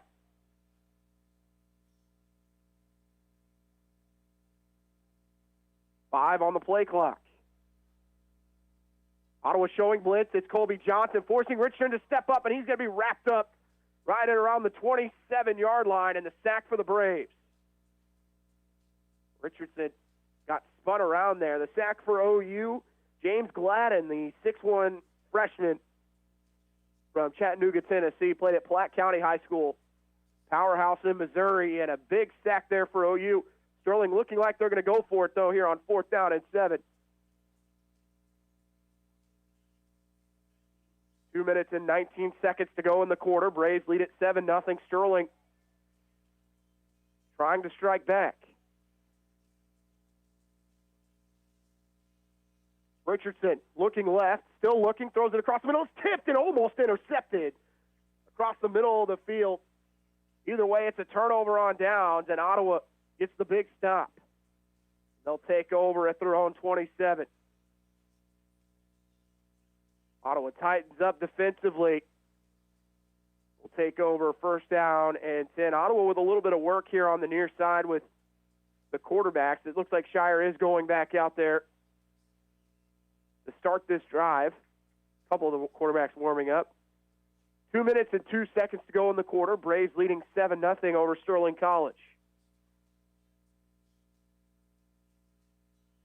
Shire will have Reeder to the left of him. We'll hand it off to him. Reeder kind of juggled the handoff. He'll cut up inside, takes a couple big hits, bounces off, works to the 30. That's where he will be tripped up for a gain of 3.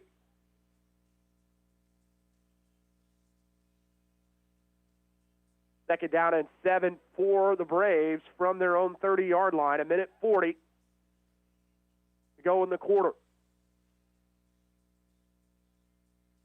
Shire Hand off again to Reeder, short side, driving forward, going to fall up to around the 33. It'll be a short gain,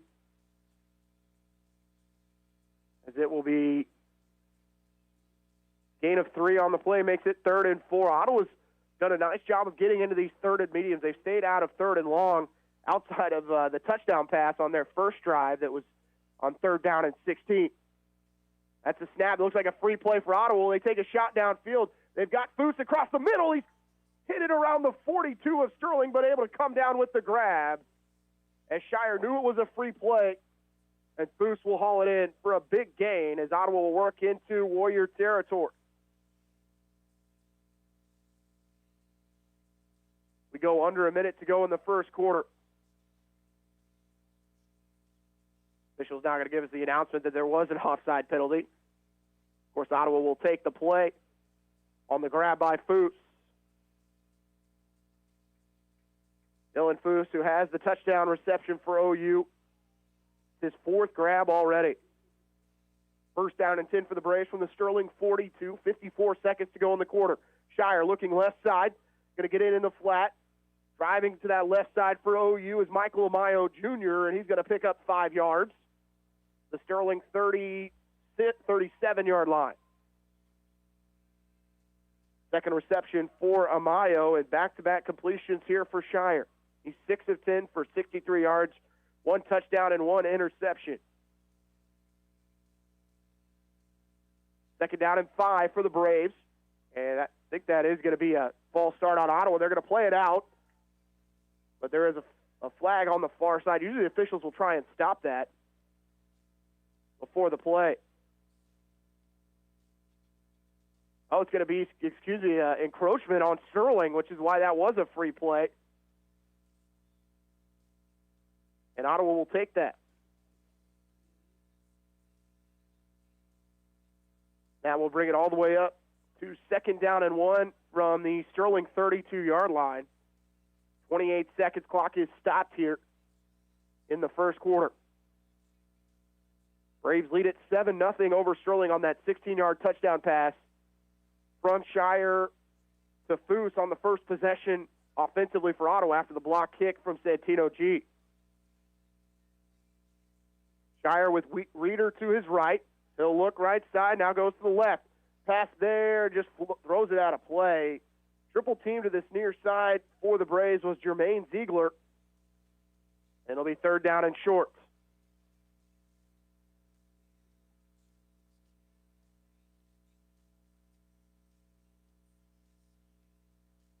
Third down and short for Ottawa. Shire's now 7 of 12. Jalen Johnson, 2 carries for 8 yards. James Reeder, 3 for 7. So running the football has been tough for Ottawa so far. 8 carries for just 10 yards. But a much-needed breakthrough, that Sterling defense, as the Warriors' offense was able to run about 5 minutes off the clock after Ottawa had really pinned them deep on back-to-back possessions. They're going to hand it off near side. Reeder going to drive through. Can he fall forward? He does to the 30. And it's going to be a first down for Ottawa.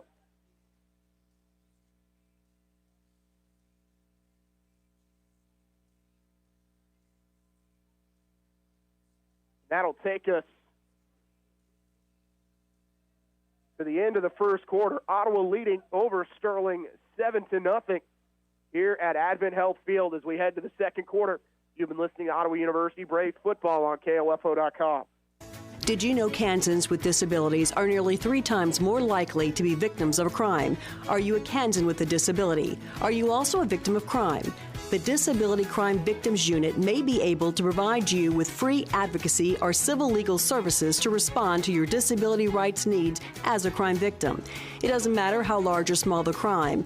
It doesn't matter whether you reported this crime to anyone. If you are a person with a disability and a crime victim, contact the Disability Rights Center of Kansas to find out if their Disability Crime Victims Unit can help you. Call toll-free 877-776-1541 or go to drckansas.org. Content of this radio ad is sponsored by the Disability Rights Center of Kansas and this station. It is supported by subgrant number 18-VOCA-55, awarded through the Federal Office for Victims of Crime as administered by the Kansas Governor's Grants Program. It does not necessarily reflect the views of the Office of the Kansas Governor or the U.S. Department of Justice. Welcome back to Advent Health Field. Ottawa leading Sterling 7-0. In that first quarter, Ottawa 83 total yards, Sterling with 52. Braves have leaned heavily on the pass, 68 pass yards to 15 rush yards. Empty backfield for Shire as Ottawa will have it 1st and 10 from the Sterling 30-yard line. Johnson comes in motion. Shire's going to keep it himself, but he is swallowed up. It's going to be a big loss at around the 35, 36-yard line. First one there for Sterling, Braden Locke. And it'll be a loss of 5 back to the 35-yard line. It'll be 2nd and 15. They tried to send Johnson in motion and then run the read option, and Sterling, it didn't matter who it was going to. They tackled both players deep in the backfield. Shire going to keep it himself. Now he's going to throw it out in the flat. He's got Jermaine Ziegler up to the 20, out to the 18, and down to the 15-yard line. As Ziegler showing off the speed, darting his way to the 15.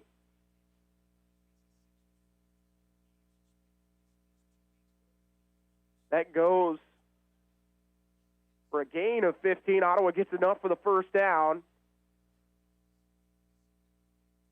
Ziegler's first reception. Sterling showing blitz on both sides, and Ottawa moves, and it'll be a false start on OU. Going to go on Greg McMahon, the tight end, as Sterling gave a little bit of a head fake. That'll cost Ottawa 5 yards, making it 1st and 15.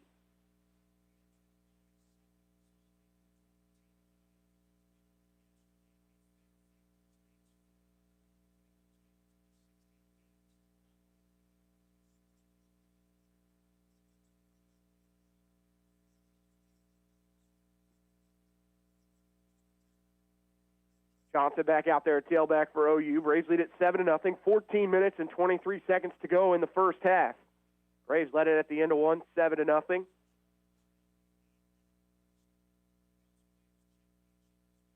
It'll be 1st down and 15 from the Sterling 20-yard line.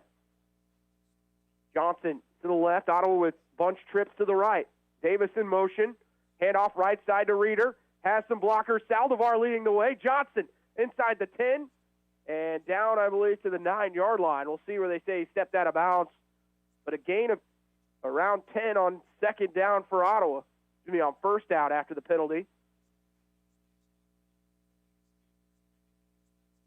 Brings up 2nd and 6 from the 11-yard line. Ottawa could still pick up a 1st down deep in Sterling territory. They'd have to get to the 6-yard line.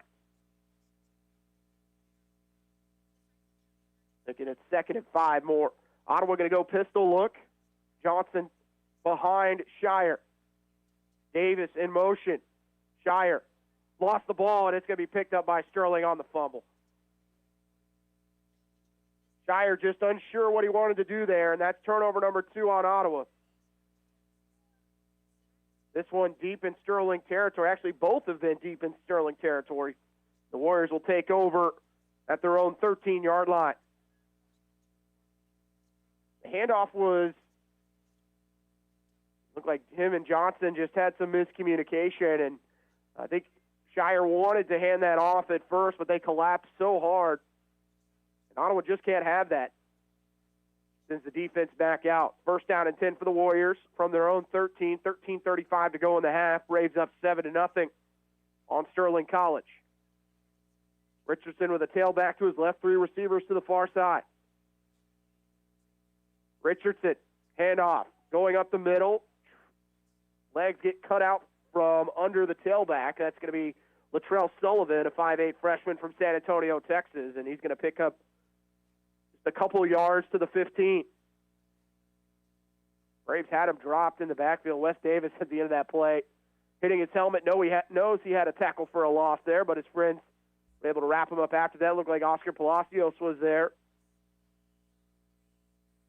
along with Leland and McKinney. 2nd down and 8 for the Warriors from the Sterling line.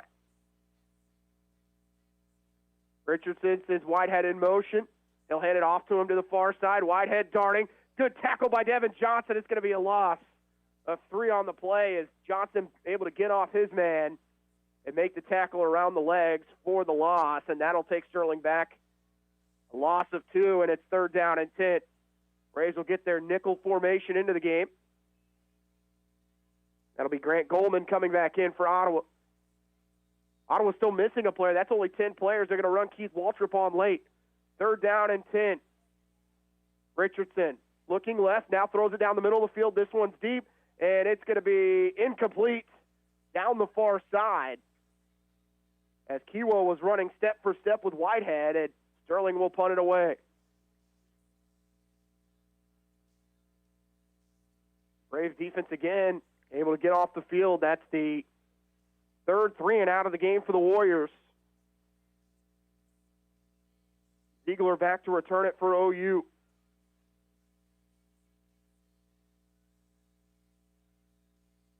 Punting it away for the Warriors again will be Preston.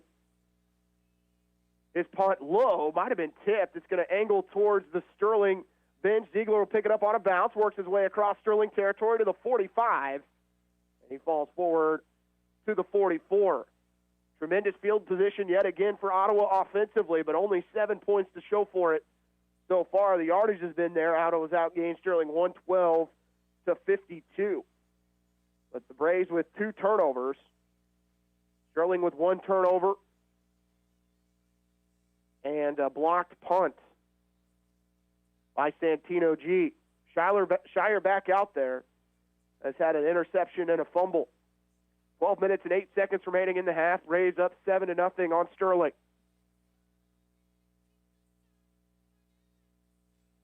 Shire with Reeder to the right of him. In motion will be Ziegler. They're going to pitch it to Ziegler. He cuts it inside, has a block there, down the sideline to the 30, out to the 25, and he's going to run a defender over as he goes out of bounds at around the 23-yard line. As Jesus Beltran makes the tackle for Sterling, but not before a 23-yard that's going to be considered a catch on the shovel pass to Jermaine Ziegler.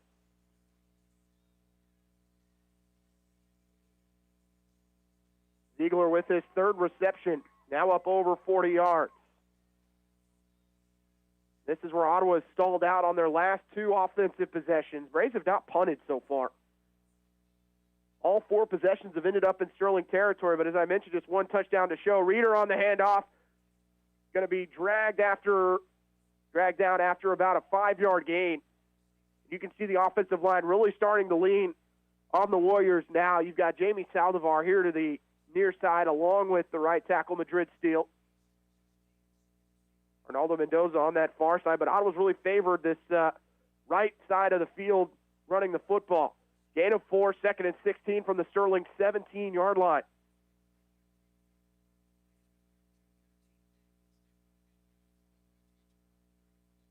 Two receivers to the right and left of Shire. Shire, play action, looks right, throws right. He's going to find Foose trying to run up the sideline, and he will cross the 15 near the 14-yard line. So just a short gain here for Foose. And it's 3rd down and short again for Ottawa. About 3 yards from the Sterling 14-yard line. 10:50 to go in the half. Ottawa up 7-0.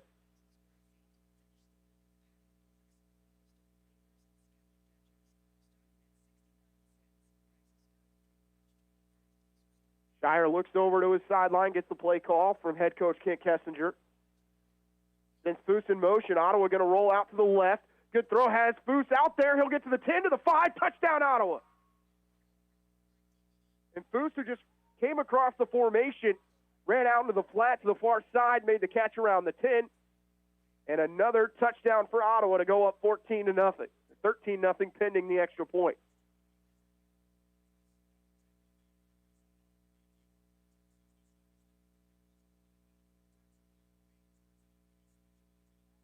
Corrales on to kick the extra point.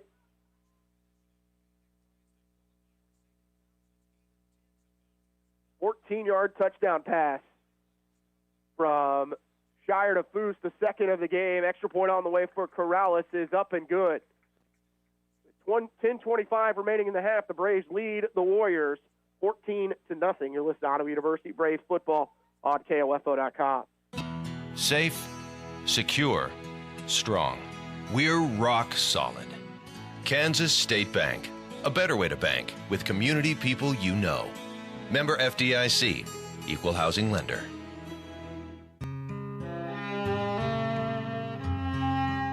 Did you know that more than 6 million Americans are living with Alzheimer's or other dementias? You can help be a part of the cure by coming to the Books for Memory sale on April 9th and 10th here in Ottawa. Stop by our book sale where we will have over 2,000 books and leave a donation.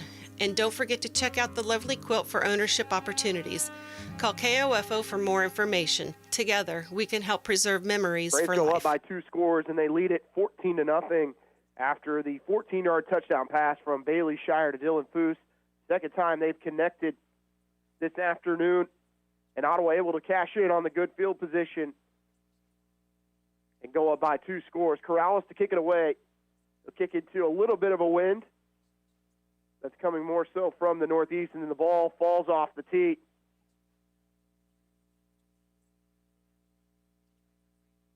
Still 10 minutes and 25 seconds remaining in the half. Corrales will put it back on the tee, and we will set it back up.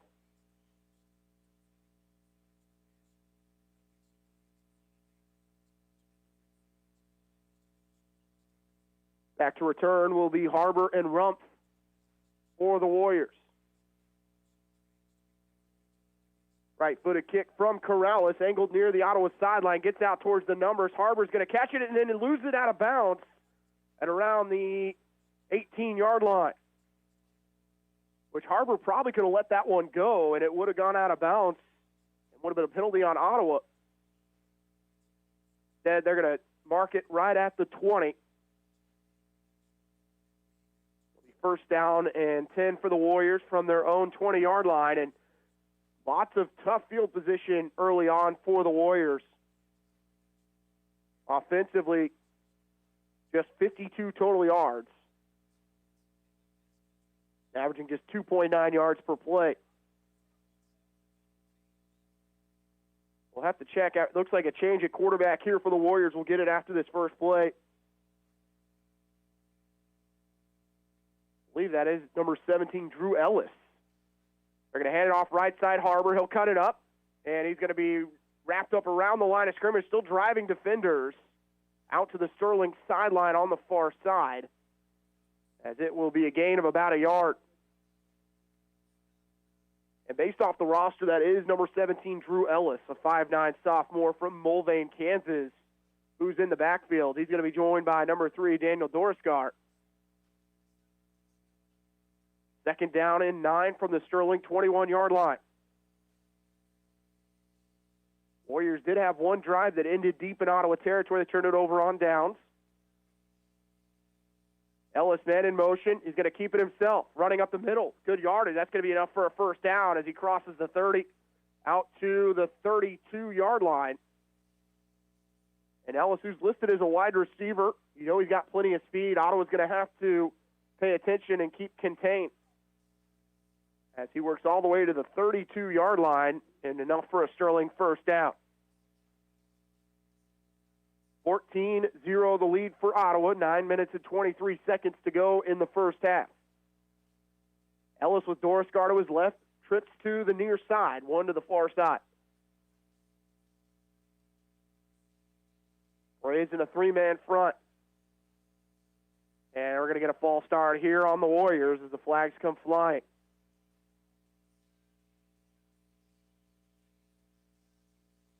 Going to go actually on the quarterback.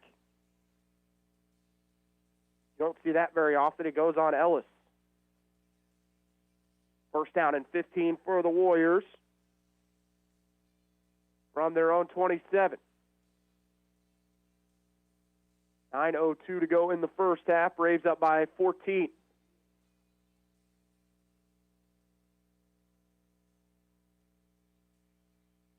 Ellis with a tailback to his left. Looks across the middle. That pass is incomplete as receiver dropped it around the 34-yard line. That one intended for Schofield. And it'll be 2nd down and 15.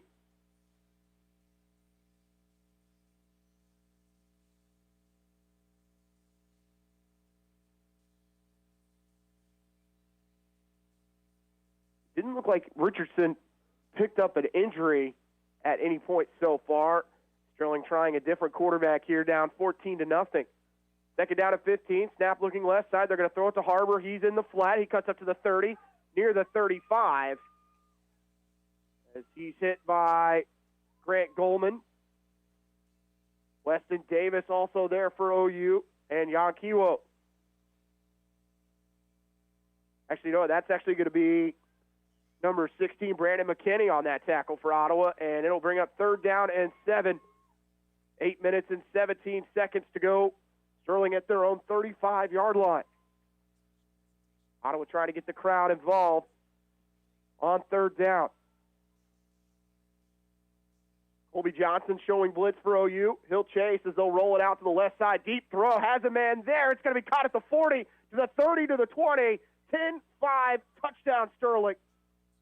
On 3rd down and 7, the Warriors are going to get a 65-yard touchdown.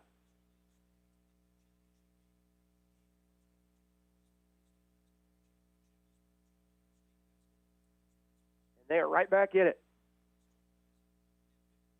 And what a throw there by Ellis, the wide receiver on paper, but not on that throw. As we'll wait to see who the receiver was on that far side. It is going to be Chance Whitehead.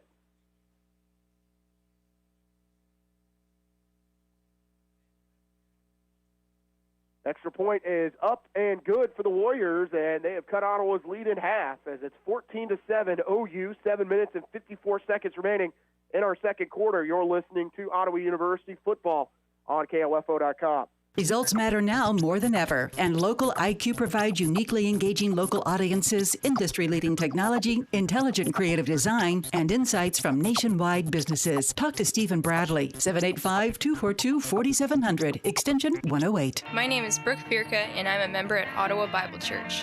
After a difficult 2020, all of us are in need of a renewed hope, and we believe this is found in the love of Jesus Christ. We are a Bible-honoring church who wants to live sent before our community so that we can make disciples. With this, I want to welcome you to Ottawa Bible on Sunday mornings with services running at 8 and 10 a.m. with the 9 o'clock breakfast in between. More about us can be found at ottawabiblechurch.com. God bless and see you there. Quarterback change pays off for the Warriors after a 55-yard touchdown pass from Ellis to Whitehead. Cuts the Ottawa lead to 7 as it's 14-7 OU. Ziegler and Foose back to return it for the Braves. They're going to pooch it to around the 20-yard line, taken by Foose, or angles here to the near side. Foose, one block there, cuts it around the 30, tripped up around the 33-yard line. Hard to believe this will be Ottawa's worst starting field position of the game. We're 7 minutes and 48 seconds remaining in the half. Shire, who has 2 touchdown passes, 10 of 16 for 108 yards, 1 interception.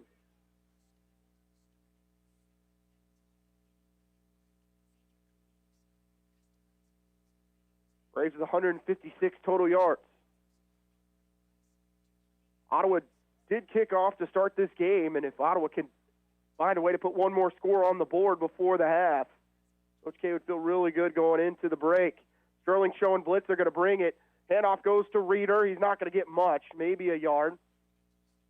First one there for the Warriors. Braden Locke, said his name several times already, gets involved one more time. Gain of 1. 2nd down and 9 for Sterling. For Ottawa from their own 33. Braves running the football. Really haven't gotten a whole lot. 12 carries for just 22 yards. The team that leaned heavily on the rush back in the fall. 2 receivers to the left of Shire. Reeder to the left of him. 1 to the near side. Handoff goes to Reeder again. Works up to the 35, and he's met there. Trying to drive the pile. Still driving the pile. works his way out to the 37, but the official's going to have him stopped at the 36. Blew the whistle a little early. Gain of 3, and it'll be 3rd and 6 from Ottawa's 36-yard line. At the break, we'll look at scores from around the KCAC. Also, several teams at the university in action today. Out to this near side for the Braves is going to be Torrey Butts Jr., the 6-foot senior from St. Louis, Missouri. First time he's on the field. He's going to come in motion. Shire drops back to pass, looking left. Throws it across the middle, has Ziegler there. Can he get to the first down? Very close. And I think he's got it at around the 42. They're going to give him all the way up to the 43-yard line. Ziegler with another reception right in the middle of the field. His 4th reception, and he goes over 50 total yards. Braves going to work quickly. Shire's handoff. Goes to Reeder. Nothing there, and he's going to be piled up around the 45, make it the 46. So nice job by Reeder to pick up something. It looked like he was only going to maybe get 1 or 2. Gain of 3 on the play. Makes it 2nd and 7 for OU from their own 46. So far, the rain has held off compared to how it was coming down on the drive down today. Have to be happy with the weather at this point. Shire, middle of the field, finds Torrey Butts. He's to the 40. Going to be wrapped up around the 36-yard line of Sterling. He'll fall forward all the way to the 32-yard line as Torrey Butts Jr. getting involved in the Ottawa offense. And a first down for the Braves from the Sterling 32. Again, Ottawa going to work quickly, and we're going to get a timeout, I believe. Oh, no, we're not. We're going to get a sub here, as that's number 28, Gavin Ware, who's going to check out of the game. Sterling looked like they had 12 men on the field. Yeah, they're not going to be able to sub here. Ottawa's working with the same 11. Haven't made any subs, so it's forced Sterling to go with their 11. First down and 10 from the Sterling 32. Shire drops back, looking right, has Foose down the middle of the field. That ball short and intercepted. It was intended for Colton Davis, and this could go all the way back. Running down the right side of the Warriors, and then finally a tackle made by Reeder on the far side as Jesus Beltran gets the interception for Sterling, but Davis was running all alone down the middle of the field, and a flag is dropped at the end of the play on the Sterling sideline. Probably going to be taunting on the Warriors, but that's the 2nd interception on Shire as Davis just running right down the seam. Needed to put a little bit more air on it, did Shire. Instead tried to throw it on a line, and Beltran broke off of his man, intercepted it around the 12-yard line, and worked all the way out near the 35, but it's going to be coming back for the Sterling offense. And it is taunting. That'll cost them 15 yards, but another turnover on Sterling's side of the field with 4:56 to go in the half, a 14-7 Ottawa lead. The Braves with their 3rd turnover of the first half. That was in our keys of the game. Can Ottawa stay away from the turnover bug? They did a pretty good job of back in the fall, but so far it has really cost the Braves. Could be up by 3 or 4 scores right now, and instead it's just a 14-7 lead to a team that is 0-5, who is trying to pick up small wins here and there within a game, and Ottawa giving them some life. That penalty moves the Warriors all the way back to their own 15-yard line. It'll be 1st and 10. 4 minutes and 56 seconds to work for Ellis in this offense. His first series ended up with a 55-yard touchdown pass. Ellis, low snap, going to just take off on his own, find some space up to the 20-yard line, and he will fall to the 21. Be a gain of 5 on the play. Devin Johnston on the tackle for the Braves, but dual threat quarterback giving Ottawa problems as Drew Ellis, sophomore from Mulvane, has come in and given this offense some life. Be a gain of 6, 2nd down and 4 from the Sterling 26-yard line. Ellis, another low snap, looking left, throws left, passes dropped, and that is, I thought it was going to be a fumble. That pass was intended for Tyshawn Whiting, the 5'8 senior from San Diego, California. He dropped it. That ball must have just crossed by half a yard as Jalen King ended up with the football. It bounced right into his arms and was skipping his way to the end zone. The official here on the near side, though, had a good look, and it'll be 3rd down and 4.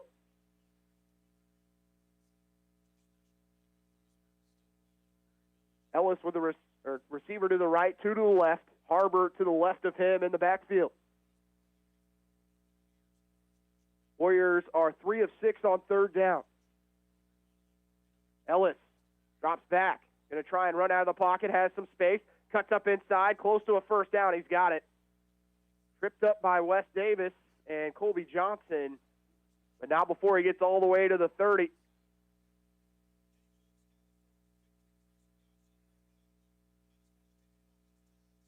It'll be 1st down and 10 at the 30-yard line for Sterling.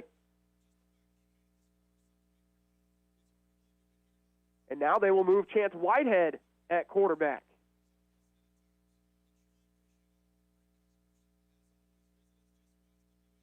Apologies, that is actually going to be Chance Whitehead in the backfield. He's stuck there, able to get past a couple defenders all the way up to the 38-yard line as he didn't look like he was ready for the snap and ends up working out well.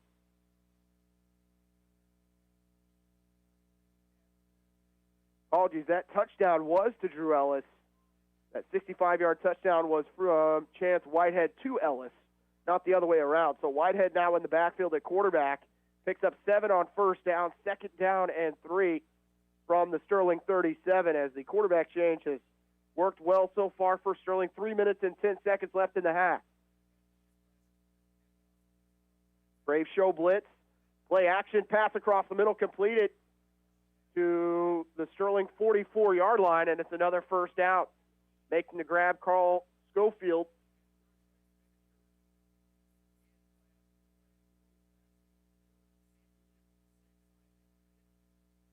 Three minutes remaining in the half, and here comes Sterling. Already have scored once in this quarter, trying to tie this one up before the end of the 1st half.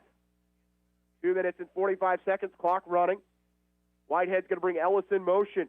They'll hand it off to him. This looks like it's going to be a pass. Are they going to throw it? They will. There's a flag on the play. Catch is made at around the 21-yard line. I think we're going to get a holding penalty, though, back at the 40. But everything being brought out of the Sterling playbook right now.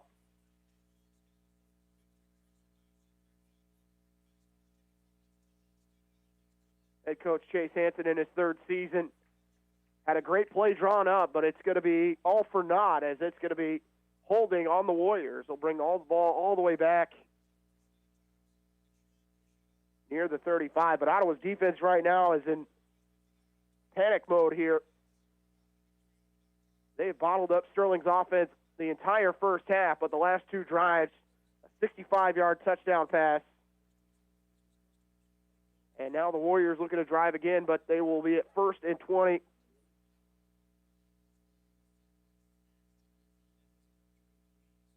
officials will blow they'll move the game clock back to 2 minutes and 28 seconds. 1st and 20 from the Warrior 34-yard line for Sterling College. Entire half feels like it's been played in Sterling territory, but here are the Warriors, 1 score away from tying it up. Ottawa with 3 turnovers in the half, 2 interceptions and a fumble. And now they're going to actually ask for 2 minutes and 35 seconds.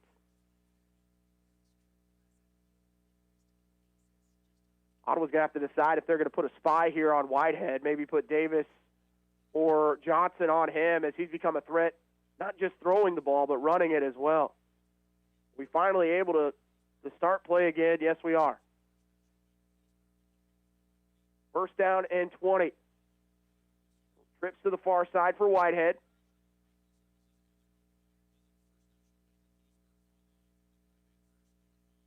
He'll talk to his offensive line. 10 on the play clock for Whitehead. Harbor to the right of him. Whitehead looks right. with it, and he cuts inside, gets by 3 or 4 Braves, gets all the penalty yardage back. And right now the shiftiness of Whitehead is just killing Ottawa. Ottawa had him balled up for no gain and somehow goes by 3 or 4 defenders, gets all the way near the 45, and a timeout called by Sterling with 2 minutes and 3 seconds remaining in the half. Be second down and 10. We will take a quick 30-second break. You'll listen to Ottawa Braves football at KOFO.com. You can just about hear that cold Kansas winter wind blowing, and you're going to want to make sure your heater is working this winter. The best way to do that is call the pros at Adamson Brothers at 785-242-9273. Adamson Brothers Heating and Cooling, maintaining your comfort for over 30 years. This is Walt Dangle of Dangle & Son Mortuary. Life goes on, and that means you prepare for the worst and hope for the best. You also should consider preparing for the inevitable. We can help with that. This is Dangle & Son Mortuary setting the standard for funeral service. Ottawa leading Sterling 14-7, 2 minutes and 3 seconds remaining in the half. But Chance Whitehead has come in at quarterback, 3 for 5, 79 yards, a touchdown. Also 7 rushes for 38 yards. Prior to that, he had 3 catches for 13 yards at wide receiver, but a totally revamped Sterling offense here in the second quarter, when Ottawa really should be up 3 or 4 scores right now, as Ottawa turned it over 3 times inside the Sterling 30-yard line in this first half, and several quarterbacks warming up in front of us down near the track. Have to wonder if Coach Cade tries to put in either Eugene Santerling. You've also got number 15, Keegan McCormick, the 6'3 junior from Southfield, Texas, and also Caleb Kessinger, who transferred in at semester, the freshman from Ottawa. 2 minutes and 3 seconds left. That timeout was actually called by the Braves, their first of the half. Sterling has all 3 timeouts remaining. We're going to roll Whitehead to the right, has plenty of space. Is he going to throw it? No, he's going to hang on to it. Still hanging, then throws, has the receiver come back, and it's going to be a first down all the way to the 45-yard line of Ottawa. Catch made by Drew Ellis.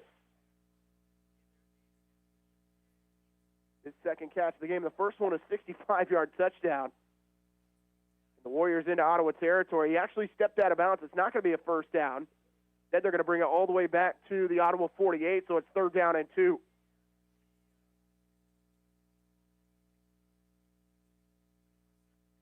Two receivers still left, 2 to the right for Whitehead, a tailback to the right of him.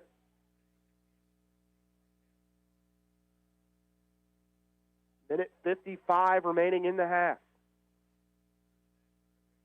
We're going to get a timeout from Sterling, their first of the half.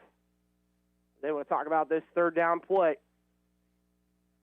Braves leading 14-7. You're listening to Ottawa Braves football on KOFO.com. Another dance ticket punch from ABC Sports. I'm Joey Wallach. What is radon? Home exposure to radon gas is the leading cause of lung cancer death in the United States for non-smokers. In Kansas, 1 in 4 homes will test at or above the EPA action level. The Surgeon General recommends all homes be tested and fixed if necessary. Visit kansasradonprogram.org for more information. Test, fix, save a life. This message brought to you by the Kansas Radon Program, the Kansas Association of Broadcasters, and this station. Braves leading Sterling 14-7 as we come out of the timeout. 3rd down and 2 for the Warriors from the Ottawa 48. The 6-play drive currently for the Warriors. They have gained 35 yards. At one point in this first half, or that first quarter, Sterling was averaging 2.9 yards per play. It has been added all the way up to 6.1 with that 65-yard touchdown. And the fact that Chance Whitehead has come out and the dual threat playmaking ability has given Ottawa fits. 3rd down and 2. Whitehead, play action. That's got to be a high-low. There it is. He's going to throw it down the field deep. Has a receiver there. It's going to be incomplete. But we're going to get a 15-yard high-low.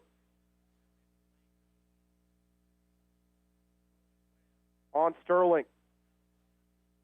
That was Liesl McKinney who was on the end of that one.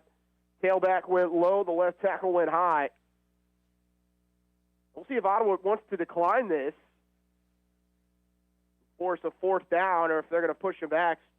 the defensive coordinator, Thomas Pearson, saying we're going to take that penalty and replay third down.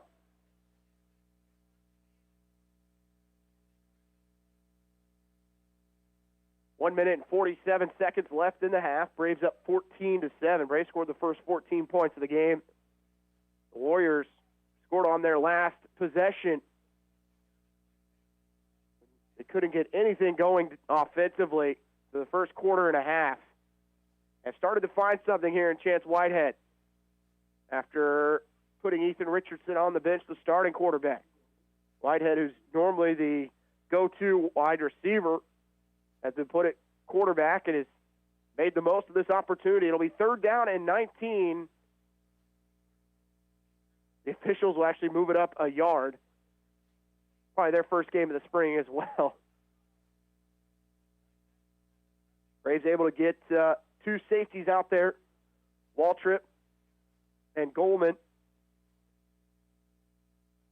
Also bringing an extra defensive back. Officials finally able to get this one going. Third down and 17 from the Sterling 37-yard line. They'll have to get all the way out to the Ottawa 45. Whitehead going to run it himself. Just a draw. Gets out to the outside, spins again, still spinning, and finally wrapped up for a minimal gain. And Ottawa's going to take a timeout as Whitehead maybe gets back to the line of scrimmage.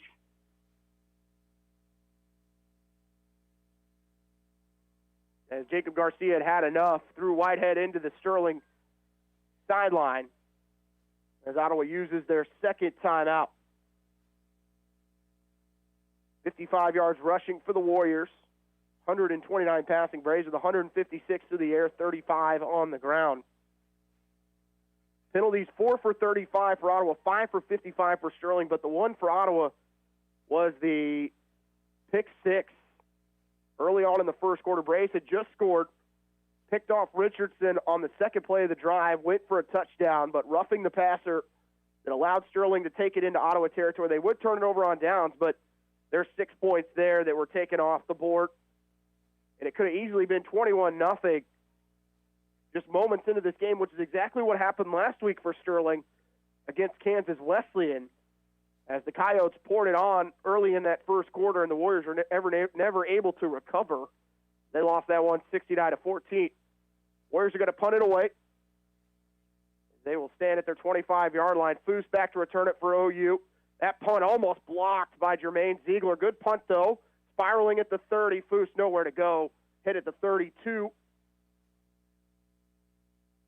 But Ottawa has put pressure on Sterling's punt team as Preston with a good punt.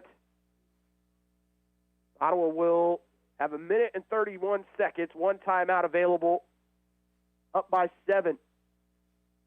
But with 2 interceptions thrown in this first half, does Ottawa try and sit on it here and just go into halftime knowing you get the ball to start the second half? Doesn't look like that's going to be the case, as we're going to see number 15, Keegan McCormick, the 6'3", 185-pound junior from Southfield, Texas. His first action, a transfer from Virginia University of Lynchburg. It'll be 4 wideouts for McCormick. He'll look to his left, throws it there to Davis, and around the 40, he'll make the reception. Ray's going to have to work quickly with a minute 20 clock running. Trips to the near side.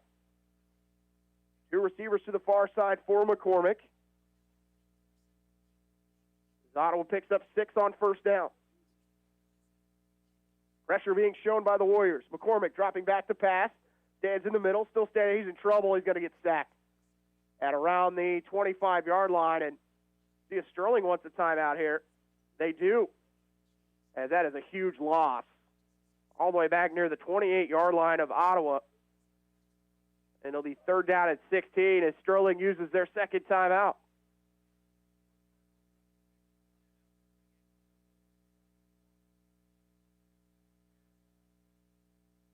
We'll go ahead and keep it here. Braves are 6 of 8 on third down. They did convert on 3rd and 14 early on in the first quarter, but this one's going to be difficult. Braves had 34 total plays for 185 yards, averaging 5 yards per play. Sterling has the lead in time of possession with 16 minutes, Ottawa just 12, but the big stat in the first half, 3-1 turnovers committed by Ottawa, which I guess you could count, a blocked punt as a turnover. I know it doesn't go in as that, but Ottawa was able to block a punt that turned into 7 points in that first quarter. 3rd and 16 as we come out of the timeout. McCormick with Johnson to the left, 2 receivers to this near side, 2 receivers to the left. Braves really have not gotten Greg McMahon involved in this game at all. Man in motion, McCormick drops back to pass. Going to throw the screen. Johnson's not going to have much room. He's tripped up at around the 20, around the 30-yard line. And Sterling will use their last timeout with 49 seconds as Ottawa will get a punt for the first time today. I believe Ottawa is actually going to trot out a different punter. Corrales punted the entire fall semester. And this is going to be number 46, Adam Gilbert, 5'9" freshman from Drexel, Missouri. For those dedicated Brave fans who have been with us for a long time, another former Bobcat, Andy Otto from Drexel.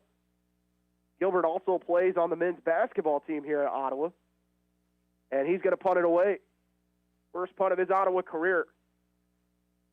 Harbor will be back to return it for Sterling. It's 14-7 Braves, 49 seconds left in the half.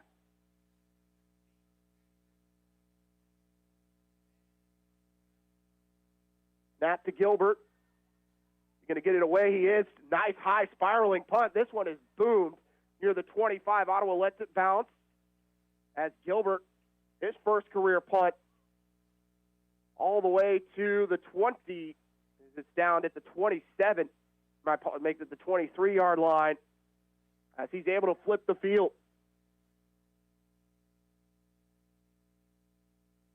Sterling will have 40 seconds and no timeouts, 1 timeout remaining.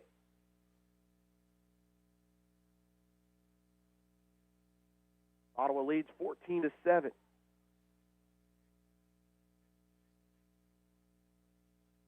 Gilbert with a 46-yard punt. First one of his career. He booms it all the way to the other side of the field. First down and 10. And back out at quarterback is going to be Ethan Richardson. They'll move Whitehead out to wide receiver. He's going to go in motion. Richardson has trips to this near side. They'll pump fake. They'll throw the screen to the middle of the field. This is going to be a problem.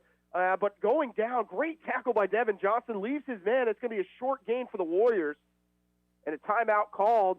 T.C. Smith had acres of space.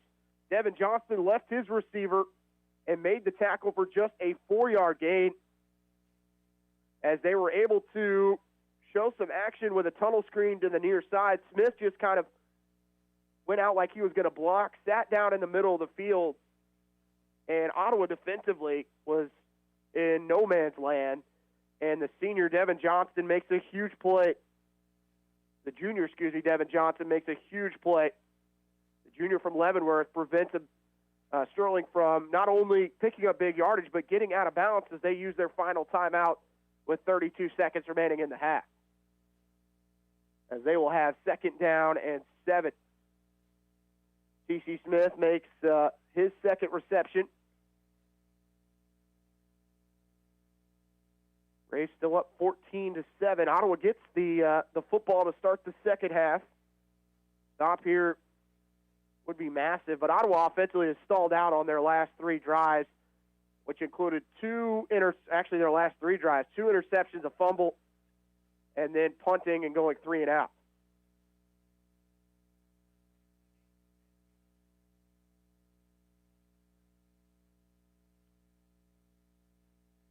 Out of the timeout, Richardson will have Harbor to the left of him. 2nd down and 7, 32 seconds left in the half. Braves leading the Warriors 14-7. Richardson looking right. Drops back, good protection. Has a man across the middle. That catch is made around the 39, enough for a first down. And there's Chance Whitehead. Yankiwo on the coverage. 27 seconds remaining. Quickly up to the line of the Warriors. Richardson drops back. Great protection again, going deep down the sideline. Has a man, it's caught to the 20. And out to, and making that grab is going to be number 7, Carl Schofield. He gets all the way down to the 21. 16 seconds left for the Warriors as that one, Schofield ended up stepping out of bounds as the Warriors, with 16 seconds remaining, can take a breather and get the play in that they want. Richardson, who has been on the sidelines for the last 2 drives, putting that one on a platter for Schofield to run under. Whitehead in motion. They're going to hand it off. He looks like he's going to throw it. Throws it to the end zone. It's going to be a free play. It's dropped. Is that going to be an interception? It is. Whitehead just throwing that ball up. Pressure was put on. And the interception on the far side going to be made by Jan Kiwo. As Ottawa going to dodge a bullet with 10 seconds remaining in the half and have to think this is going to be kneeled down by the Braves. Has been a sloppy first half by both offenses. 2 turnovers on the Warriors, 3 by the Braves, but Ottawa able to skirt out of this half up by 7. Ottawa lines up to take a knee to end the first half. Ottawa, their first game of the spring, lead it 14-7 at the end of 1. As we'll go into the half. You're listening to Ottawa University Braves football on KOFO.com. Another dance ticket punch from ABC Sports. I'm Joey Waller. College hoops. How about Hartford doing what it's never done before since turning D1 in 1985? 5 seconds left as Hartford rebounds it, and the countdown is on. 3, 2, 1, and for the first time ever, the Hartford Hawks are soaring to the NCAA tournament. Westwood won during that 64-50 Hartford win over UMass Lowell, becoming America East champs. Second half, Big Ten semis, Ohio State with a 33-31 lead on Michigan. SEC semis, Tennessee 48-39 over Alabama. And at the MEAC final, Norfolk State leads Morgan State 40-32 in the second. ESPN's Adrian Wojnarowski says Sixers forward Joel Embiid's expected to miss at least 2 weeks with a bruised knee suffered in last night's blowout win at Washington. His ACL, his meniscus, all intact, but it is, a significant bruise of that left knee. After a slow start and COVID pauses this season, Coach Patrick Ewing in Georgetown beating Seton Hall last night, making tonight's Big East final against Creighton. To be back here coaching and being successful, my first 3 years here, we would have already been home. Metro Atlantic semis. Hall of Fame coach Rick Pitino and Iona winning yesterday to beat Fairfield in today's final. COVID limiting those Gales to just 16 games, 9 in league. We didn't switch correctly. We didn't defensive rebound correctly. And we had a little fear in our bellies, thinking that they were going to lose rather than just attacking. Their press bothered us a little bit, and it shouldn't have bothered it. And that's a big mistake that we're going to correct. Meanwhile, NHL in the second right now, Rangers enjoying a 2-0 lead at Boston. In golf's Players' Championship as we speak, the leader Lee Westwood just starting his round at 9 under through 1 hole. Justin Thomas among several golfers 1 shot back. Joey Waller, ABC Sports. Since Election Day, more than 5 million people have downloaded the Newsmax TV app on their smartphone. It's free, and you can watch Newsmax right away. Newsmax is on all major cable systems, smart TVs, Roku, YouTube, Xumo, and Pluto. So go to Newsmax.com for the latest news and get the Newsmax TV app to watch Sebastian Gorka, Dick Morris, Greg Kelly, Diamond and Silk, Michelle Malkin, and Mike Huckabee. Everyone is talking about Newsmax, so download the free app now. Being helpful is what Arvest Bank is all about, and part of being helpful is listening to our customers, which is why Arvest Go, our mobile app, was recently certified by J.D. Power for providing an outstanding mobile banking experience. You can easily pay friends, securely lock and unlock your cards, deposit checks, pay bills, and more. So download Arvest Go today. Arvest Bank, ready to help. Member FDIC. For J.D. Power 2020 certification info, visit jdpower.com/awards. If you're a propane customer, make sure your propane system is operating safely by having it inspected by a qualified service technician. If you've run out of propane or had an interruption of service, your propane supplier is required to test your propane system to ensure that it is leak-free and safe. Each family member should know what propane smells like and what to do in the event of a gas leak. Call your propane supplier for additional information. This message brought to you by this station and the Kansas Propane Education and Research Council, Greg Knoll, Executive Director. It's never too late to become who you're supposed to be. However, sometimes you may need a little help. Ottawa University can get you there. Their faculty and staff are dedicated to preparing graduates for a lifetime of significance. With dozens of degree programs, including accounting, engineering, human services, and marketing, as well as graduate degrees in business administration and education, Ottawa University will prepare you for whatever or whoever you want to be. Don't wait. Get started today. Find out more by visiting online at ottawa.edu. What is radon? Home exposure to radon gas is the leading cause of lung cancer death in the United States for non-smokers. In Kansas, 1 in 4 homes will test at or above the EPA action level. The Surgeon General recommends all homes be tested and fixed if necessary. To test your home, check with your local agricultural extension office for an inexpensive home test kits or find a certified professional, per Kansas state law, to test during a real estate transaction. Consider building radon resistant for your new home. Call 1-800-693-5343 or visit kansasradonprogram.org for more information. Test, fix, save a life. This message brought to you by the Kansas Radon Program, the Kansas Association of Broadcasters, and this station.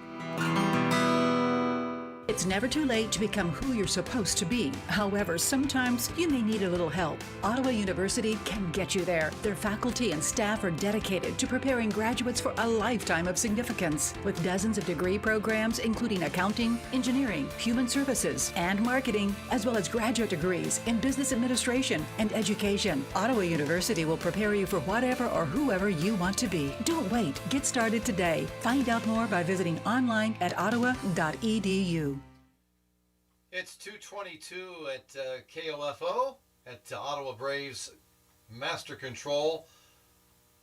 We are at halftime, and right now the Ottawa University Braves lead Sterling by the score of 14-7 at the half, and we are getting ready for second half play to commence here in just a little bit, and hope to hear from Ottawa University Braves play-by-play announcer Casey Weeder to bring you this second half of basketball action, and we'll be back with more after this. For peace of mind with your taxes, listen to Tax Tips, brought to you by Tax Time Tax Service, every weekday morning during the 7 o'clock news on 1220 and 103.7 FM KOFO.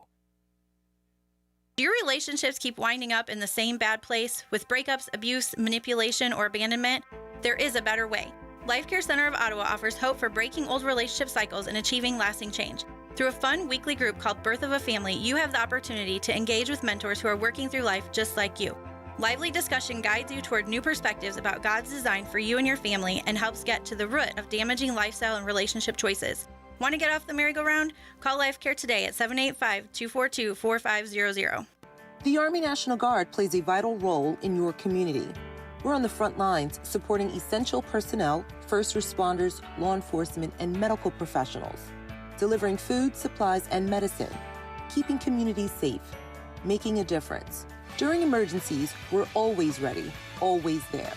Learn more about part-time service in the Army National Guard at nationalguard.com. Sponsored by the Kansas Army National Guard, aired by the Kansas Association of Broadcasters and this station.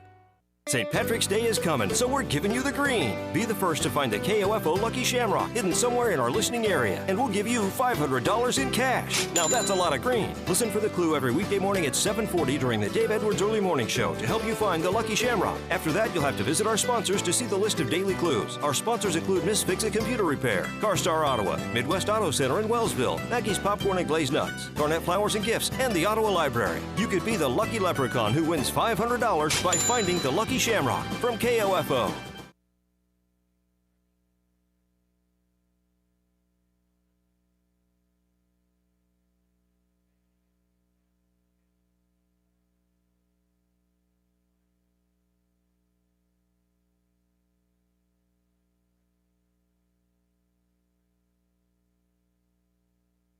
America is kept safe because the Army National Guard responds, protects, and supports our nation when it needs them most. From fighting wildfires with air support, helping civilians in flooded neighborhoods, to delivering food and supplies to those who have lost everything, the Army National Guard always responds when disaster strikes. The Army National Guard also trains to be ever vigilant against threats, foreign and domestic. They protect our skies with missile defense weaponry. They secure our information, communications, and infrastructure with cybersecurity. And they protect us against chemical, biological, and radiological hazards with the civilian support team. The Army National Guard also stands ready to deploy and provide support for conflicts or humanitarian missions abroad. Join the Army National Guard and be there to respond, protect, and support your community and your country. Visit NationalGuard.com to learn more about part-time service. Sponsored by the Kansas Army National Guard. Aired by the Kansas Association of Broadcasters and this station. At KOFO, keeping you informed comes first with credible, reliable, and timely news from across the nation and around the world. Here's the latest from ABC News. I'm David Wright in Helsinki. Followed by local news you need and trust. Good afternoon. I'm Jeff Brewer in the KOFO newsroom with this hour's top story. When it comes to news and information in East Central Kansas, come to 1220 and 103.7 FM. KOFO. Have you ever thought about why listening to the radio is better for you than spending all your time staring at your phone? We are hands-free, so in the car, you can keep your eyes on the road, where they should be. We don't need your personal information, so you don't have to worry about spam from us. And all you have to do is listen, not waste your time scrolling through an endless sea of recipes, memes, and cat videos. Radio, the original social media, and your source for information and entertainment at 1220 and 103.7 FM, KOFO. Every Tuesday night following the local.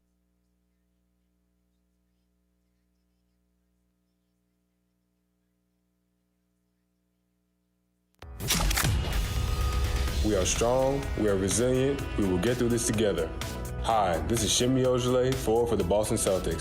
As COVID-19 is spreading quickly across the state of Kansas and Franklin County, it's more important than ever to take precautions. Please join me in doing your part to keep yourself and others safe. Stop having gatherings beyond your immediate household until case numbers go down. Always wear your mask in public places, wash your hands, and get your flu shot.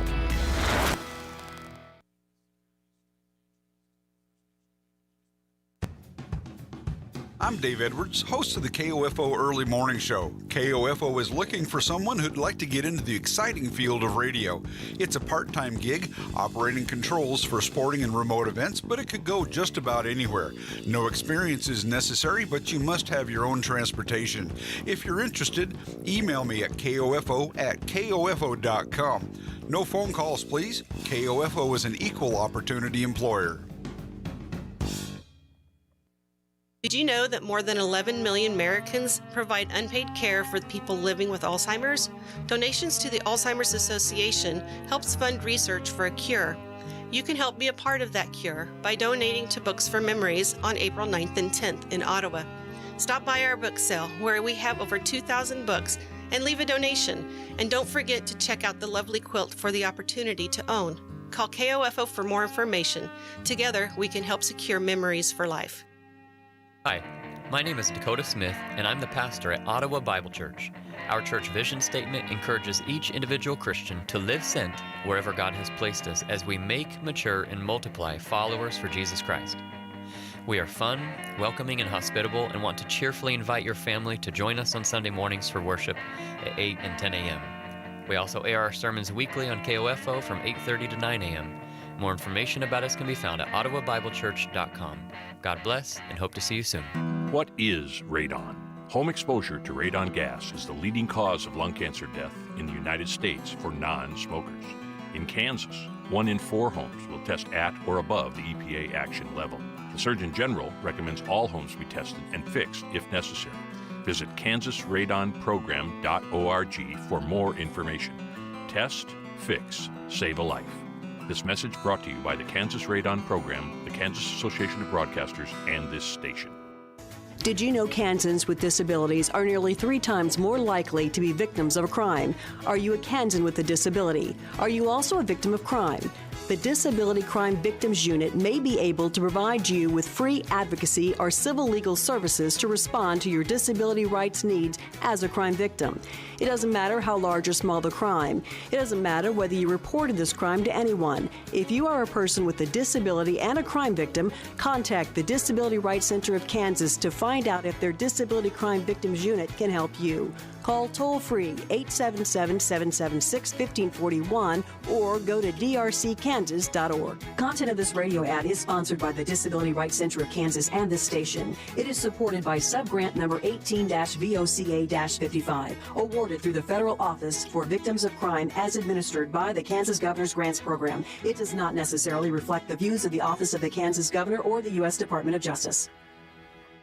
If you're a propane customer, make sure your propane system is operating safely by having it inspected by a qualified service technician. If you've run out of propane or had an interruption of service, your propane supplier is required to test your propane system to ensure that it is leak-free and safe. Each family member should know what propane smells like and what to do in the event of a gas leak. Call your propane supplier for additional information. This message brought to you by this station and the Kansas Propane Education and Research Council, Greg Knoll, Executive Director.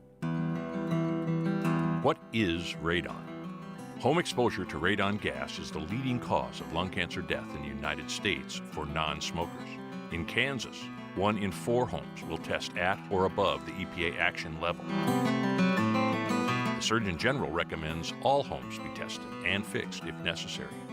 To test your home, check with your local Agricultural Extension office for an inexpensive home test kits or find a certified professional, per Kansas state law, to test during a real estate transaction. Consider building radon resistant for your new home. Call 1-800-693-5343 or visit kansasradonprogram.org for more information.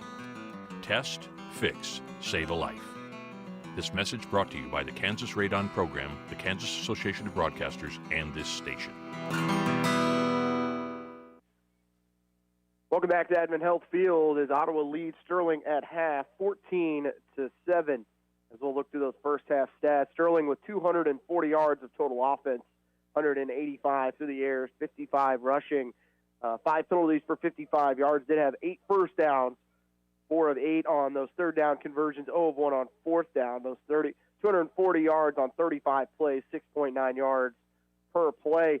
A lot of that coming in the second quarter. They only had 42 yards at the end of the first as they really dominated that second quarter, only coming away with 7 points, though.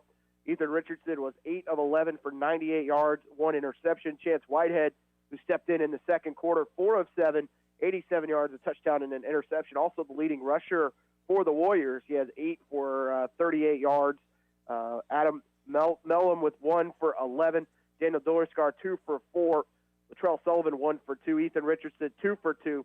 T.C. Smith, 1 for 1. And Alex Harbor, 2 for -3. That's 17 rushes for 55 yards. In the passing game, 12-18, 185 yards total, a touchdown and 2 interceptions. Receiving, Drew Ellis, 2 receptions for 105 yards. Chance Whitehead, 4 catches for 26. Ellis also with the 1 touchdown and averaging 52 yards a reception. Carl Schofield, 2 catches for 21 yards, and Tyshawn Winning, 1 catch for 8 yards. As they turned it over twice in that first half, as Ottawa was able to get the interception there late in the second quarter, as the Warriors were trying to cash in before the end of the first half. Braves with 189 total yards, 166 passing, 23 rushing, 4 penalties for 35. One of those penalties cost the Braves a touchdown on an interception due to a roughing the passer penalty. Braves with 10 first downs, 6 of 9 on third down, 1 of 1 on fourth down. So 36 total plays for the Braves, 5.3 yards per play. Ottawa was 2 for 3 in the red zone, but were 0 of 3 from inside the 30-yard line in the waning moments of the second quarter, as Ottawa had 2 interceptions and a fumble all inside the 30-yard line of the Warriors. 13 minutes of total possession for Ottawa. 3 turnovers, just 2 for Sterling. The Warriors had 16 minutes of possession in the first half. Braves had 1 fumble that was lost. Both teams with 1 sack. Braves had 5 tackles for loss. The Warriors with 3. Braves offensively, Bailey Shire, 12 of 19, 136 yards, 2 touchdowns, 2 interceptions. Keegan McCormick, 2 for 2 for 10 yards. They do have Dakota Lynn listed on here. Did not see him throw one, but it shows he was 1 for 1 for 20 yards. So James Reeder, 8 carries for 25 yards. Dalen Johnson, 3 for 18. Keegan McCormick, 1 for -12. Bailey Shire, 2 for -8. Dylan Foose with both touchdowns for Ottawa, 6 catches for 71 yards. Jermaine Ziegler, 4 for 54. Torrey Butts Jr., 1 for 21. Dalen Johnson, 2 for 9. Colton Davis, 1 for 6. Michael Amayo Jr., 1 for 5. As Ottawa leads Sterling 14-7 here at half. We'll look at stats on the tackling side for the Warriors. Nathan Jackson with 4 solo tackles. Diego Moran with 4 total tackles. Jesus Beltran, 4 tackles, also had an interception. Nathan Brown credited with the other interception. Fumble recoveries, see, they don't list those on here. And then kick returns, Kembrian Rump, 2 for 31. Alex Harbor, 1 for 0. We will look at punting stats. Preston Patton, 3 for 69, averages 23 yards per punt in the first half. For Ottawa, we'll look at the Braves stats. Leading tackler in the first half will go to Devin Johnston, 3 tackles, 1 tackle for loss. Aaron Showman with 1, Isaiah Veal with 1, James Gladden with 1. They all had tackles for loss in that first half. Jacob Garcia ended up with, it shows a pass breakup. I don't think that's correct. He had a couple tackles as well. Weston Davis with a tackle. Jermaine Ziegler had 1 on those interceptions. But overall, Jalen King had an interception along with Grant Goldman, who they give credit to at the end of the first half. Ottawa punt returns, Jermaine Ziegler 1 for 5, Dylan Foose 1 for 3, and then the 1 kick return, Foose 1 for 15. Braves do get the opening kickoff to start the third quarter. Adam Gilbert, 1 punt for 46 yards. What a start there for the freshman. As the big thing for Ottawa has been running the ball. 15 rushes for just 22 yards. A team that seemed like at will was able to rush for 150 yards back, in the fall semester. And I know they're missing Derek Curtis, but you've got 2 very capable running backs, and right now it's just not happening running the ball. Reeder 8 for 25, Johnson 3 for 18, but the sacks have really cost Ottawa as Shire took a couple sacks, as did Keegan McCormick, and coming at bad times, usually late in drives, end up third down. And Ottawa right now still looking and searching for a quarterback after Shire, who started out with 2 touchdowns, then threw 2 picks and had a fumble that was picked up in Sterling territory. And those are ones that you'd like to see Ottawa try and cash in with either 3 points or find a way to score a touchdown. We're going to take a 1-minute break. When we come back, it's the start of the second half. You're listening to Ottawa University Braves football on KOFO.com. This is Walt Dengel of Dengel & Son Mortuary. We have only a short time to make arrangements and take care of countless details. We pride ourselves in directing funerals that are flawless. Dengel & Son sets a standard for funeral service. Mother Nature doesn't mess around. When it's winter, you need to be prepared. Need help? At CarStar, we'll be sure your car is ready for what winter weather can bring. Stop in today at 402 North Main or call 242-8916. CarStar, relax. We'll take it from here. Parenting doesn't come with a manual, so if you are currently raising children, you no doubt could use a little help. Whether you have a child who is potty training, a strong-willed 5-year-old, colicky newborn, or a rebellious teen, Life Care Center of Ottawa offers free parenting education to any parent of any age child. Not only that, while you are learning, you are also earning the resources you need to help care for your children, all at no cost to you. Call us today at 785-242-4500 to start becoming the mom or dad you were designed to be. And we're back here at Advent Health Field as we get set for the second half. Braves will get the kickoff return unit out there as they lead it 14-7 as they are taking on a Sterling team sitting at 0-5, but have all the momentum right now. Scored the last touchdown of the first half, that one at the 7:54 mark, and probably should have scored really at the end of that second quarter. Sterling was driving through that interception, at their own 18 or at the Ottawa 18-yard line when they probably could have found a way to kick a field goal at a minimum. So maybe Ottawa able to get a little momentum back there. But Chance Whitehead has been tremendous at quarterback, stepping in for Ethan Richardson. But Richardson is the one who led the drive there at the end of the half. As back to return it, Ziegler along with Dylan Fuchs.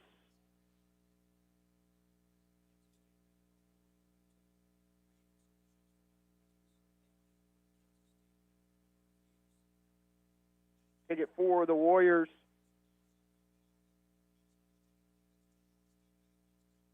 Jair Torres to kick it away. This is a different kickoff player than what we saw in the first half. As Sterling has got players that have been playing out of position the entire game. You look at the roster, players that are normal, and they're going to go, I thought, with an onside kick there. Torres didn't really look like he knew what he was doing, and it's going to be kicked over to the far side. Ottawa fielded it at the 35. Torres basically stopped in the middle of his run-up. I'm shocked that Sterling didn't get a offsides penalty, but it works out in the favor of Ottawa, as fielding that one on the far side was Foose. Smart play to just pick it up and field it at the 35, and tremendous field position yet again for Ottawa. They'll start another drive, and back out there to start the third quarter will be Bailey Shire. In pistol, behind him is James Reeder. And off to Reeder, nothing there, just stacked up at the line of scrimmage. 4 or 5 Warriors there to meet him. Nothing going for Ottawa running the ball today. It'll be second down and 10. We'll continue to say his name. Braden Locke has been fantastic.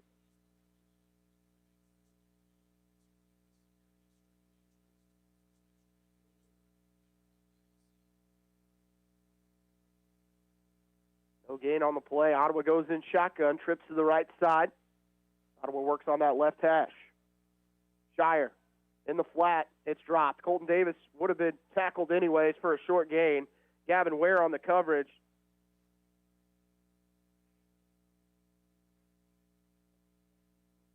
And it's third down and long.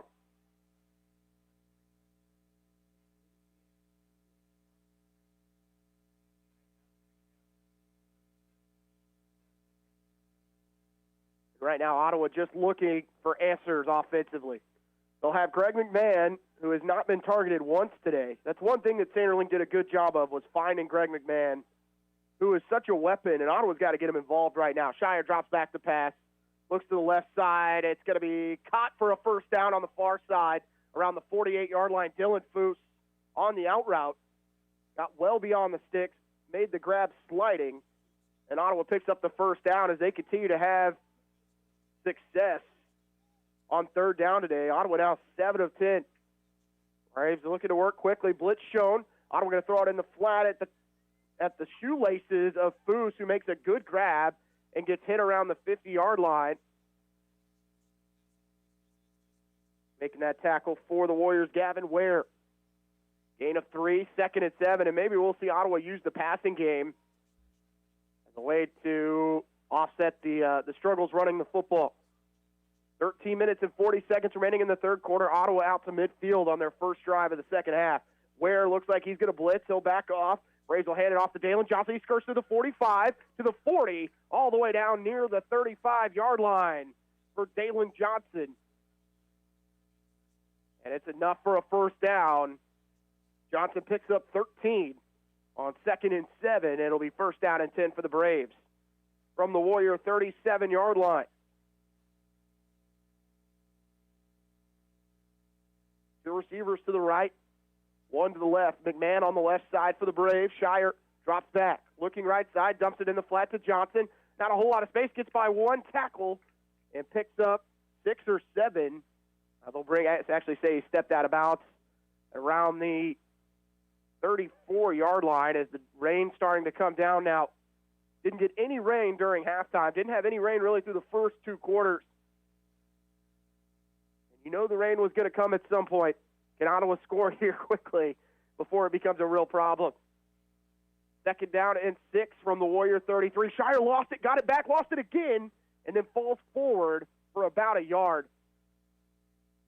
As Ottawa, again, just some miscommunication That snap, I think, got to him a little early. Johnson left Shire all alone, and smart play by Bailey just to fall forward and get back to the original line of scrimmage.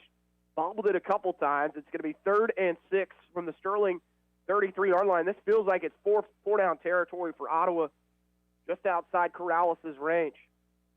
12 minutes and 15 seconds left, third quarter. Shire, low snap, drops back, looks right side, tries to throw the wheel route. It's well short, actually hits the defender in the back. Johnson had space on the wheel route, but the throw was well short as it hit the back of Ware, and it's 4th down for the Braves, and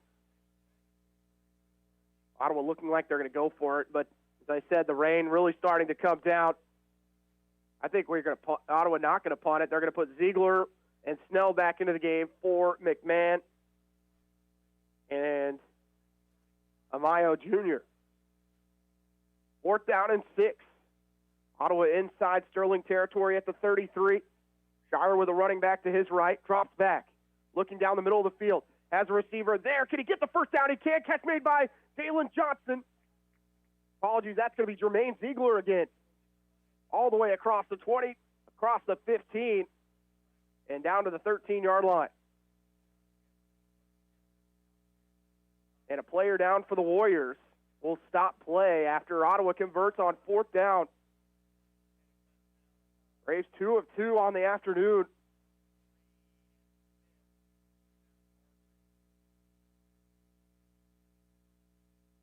Jalen Johnson picks up 20 yards on 4th down. Braves just needed 6 as Jermaine Ziegler on the grab.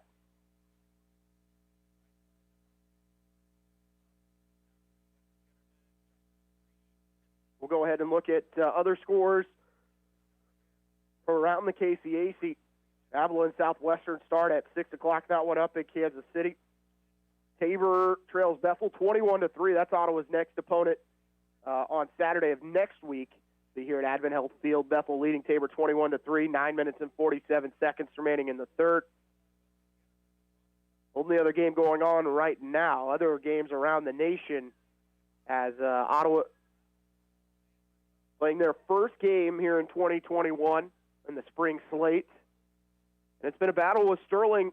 The Warriors come in 0-5 off the heels of a 69-14 loss to Kansas Wesleyan in Salina last week. Player on the far side for the Warriors able to walk off under his own power. Tough to get a number from this angle. 1st and 10 for the Braves from the Sterling 13-yard line. Ottawa can pick up another first down before they get goal to go. Johnson to the left of Shire, trips to the right. Shire drops back, more good protection, steps up, and it's going to be tipped. It was intended for McMahon at around the 10, and that pass just a little wide, and it's incomplete. First time Greg McMahon's been targeted, though, the 6'3 senior from Oakdale, California. 2nd down and 10 for the Braves, leading Sterling 14-7. 11 minutes and 50 seconds to go, third quarter. And off to Johnson. He's stuffed there, and he's going backwards. Can he get back to the original line of scrimmage? He tries. He gets to the 20, works near the 10-yard line. What a move by Dalen Johnson to pick up anything. Gets all the way down to the 11. Have been pushed all the way back near the 20-yard line as Sterling, again, just bringing a house blitz right up the middle, and Ottawa able to pick it up. It's going to be 3rd down and 8. Credit to Johnson, though, to bounce it outside and pick up what he could. Could have been a loss of 7 or 8. Instead, it turns into a gain of 2. And field goals right now not going to be a given with the rain starting to pick up here in Ottawa. Shire with Ziegler in motion. He'll work back to the other side, rolls out to the left. Shire in the middle of the field. It's caught in the back of the end zone. What a grab by Colton Davis, who had to sky for it. And the third touchdown pass for Bailey Shire gives Ottawa a 2-score lead.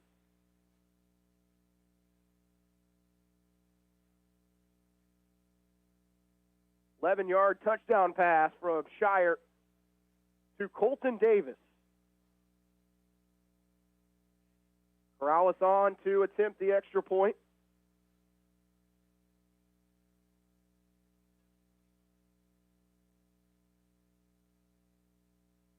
Kick is up. It's low, but it is through.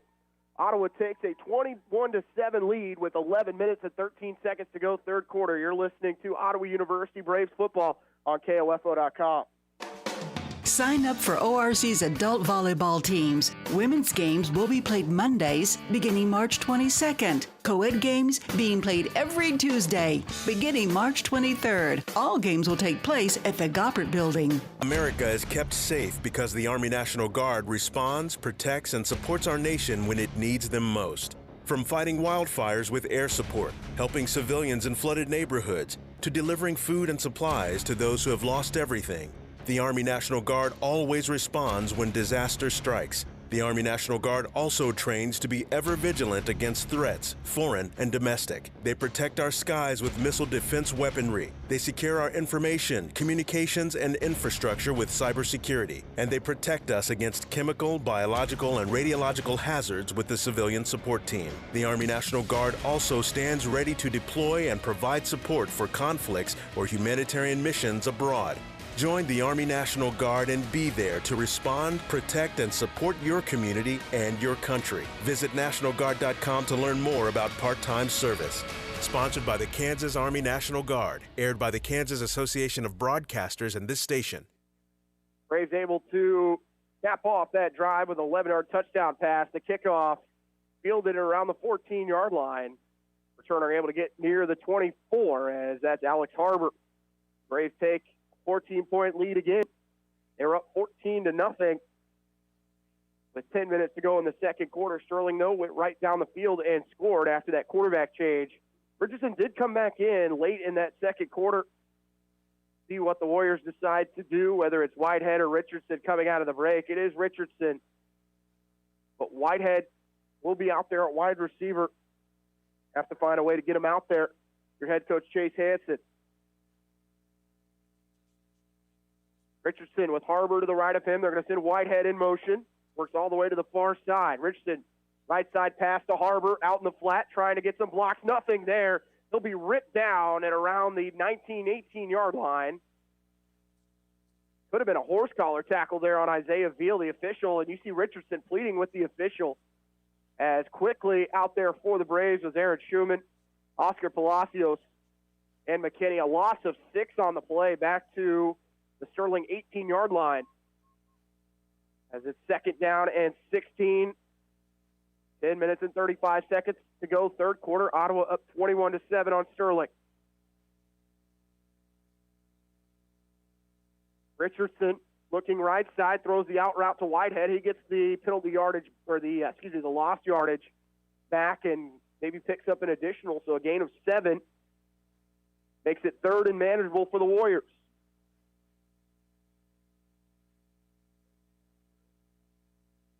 Third down and 9 for Sterling from their own 25.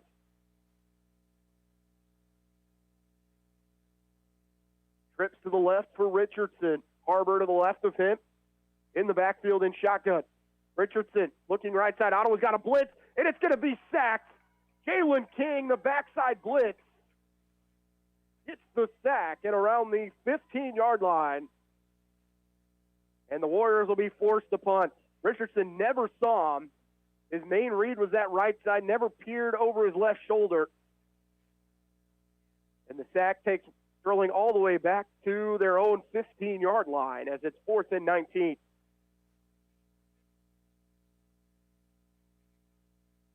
Preston back for his 4th punt. Has averaged 23 yards today. He's had 1 block. This punt going to get near midfield. Fair catch called by Foose inside Sterling territory at the 46-yard line.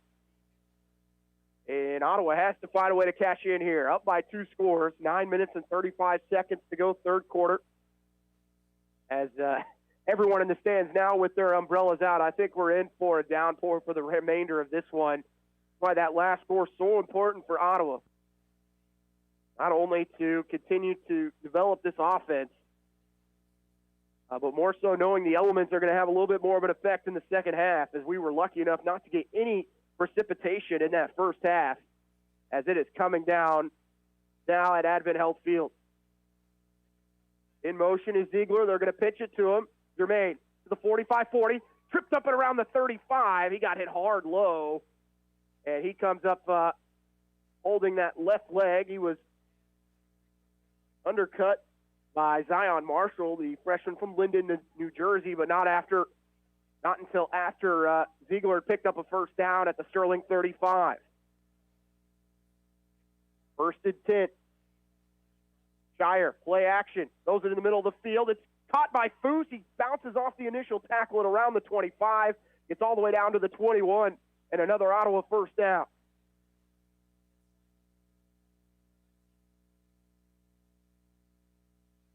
Marshall again on the tackle for the Warriors. Back-to-back first downs on Ottawa, or for Ottawa, on back-to-back plays. Pistol formation for OU. Shire looking left, throws left. That pass is somehow caught by Ziegler as he threw it into double coverage on the out route. Trying to undercut that pass was Jesus Beltran, who's already got one interception today. Gain of 6 on the play. Makes it 2nd and 4 from the Sterling 16-yard line. Clock running, 8 minutes and 45 seconds remaining. Third quarter, Ottawa up 21-7. Shotgun again. Trips to the right for Ottawa. They send Davis in motion. Handoff goes to James Reeder. Nice block. Reeder to the 10. Tripped up around the 7. And leading the way that time for the Braves offensive line was number 73, Arnaldo Mendoza. As Reeder had his hand right on the back of the jersey for Mendoza and just said, "Lead me to the promised land, big fella." And that's a first and goal for OU from the 8. Johnson back in at tailback. They're going to hand it to him at the 5 to the 4. Drives near. Now he's going to get pushed back. Thought they had a mark near the 4. They actually bring it back to the 6. Gain of 2. Second and goal from the 6. Right now, Ottawa leading heavily on that offensive line. Talked about the running game, really just nothing there in the first half. Good to see Ottawa hopefully punch one in here. 21-7 lead. Second and goal from the 6 for the Braves. Shire, play action, left side, dumps it out in the flat to Colton Davis. He is in big trouble at around the 10. He's going to take a huge loss. 8 or 9 Warriors there as they didn't fall for it at all. Braves tried to go with a little motion there with Davis to the near side. Then he looped back behind Jalen Johnson. And it's a loss of 3. Third and goal from the 9. Trips near side, one receiver to the left. Tailback.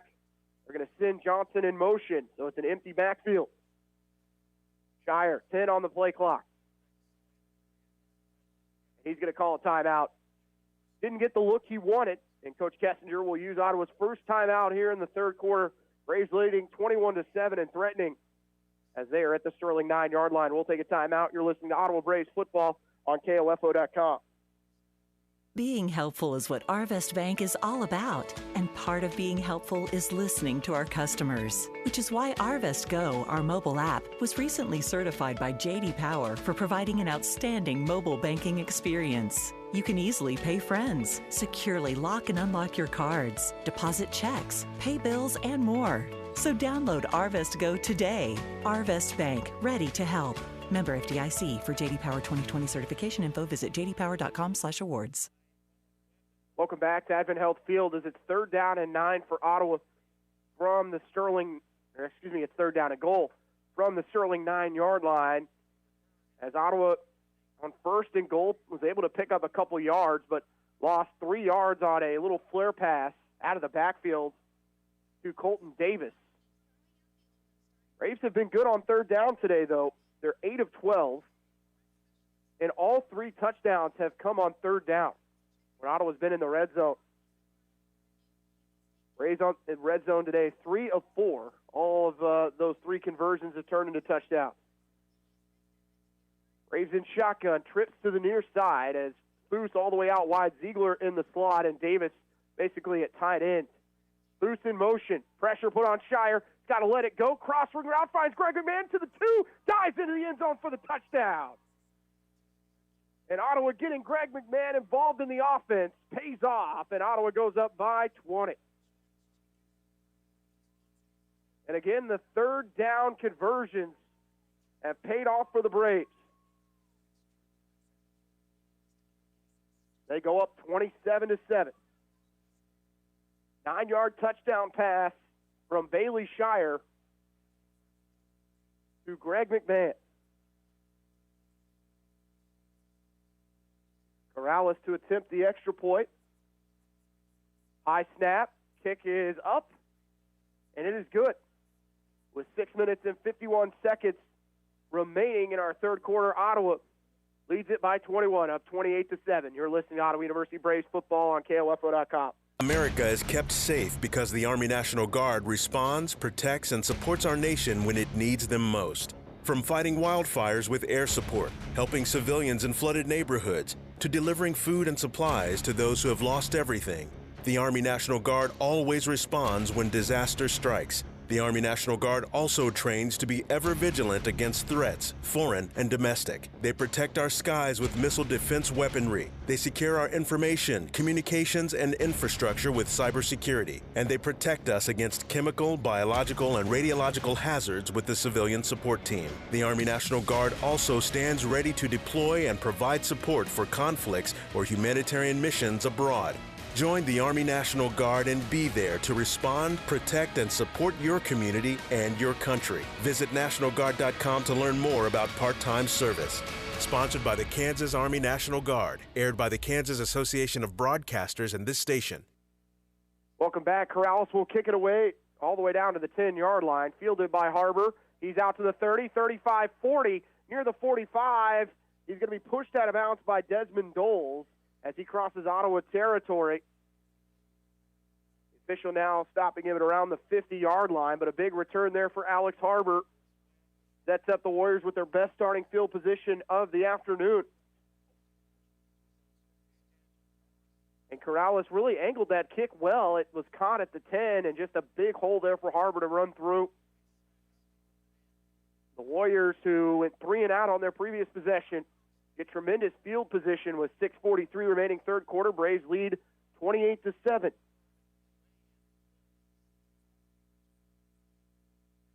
Richardson throws middle of the field, almost intercepted. Jalen King went through his hands and then went through the receiver's hands on a little stop route from Drew Ellis. And nothing but acres of space for Jalen King, who was looking for pay dirt the other way. King jumped that route from the beginning. King looking to get his second interception as well of the day.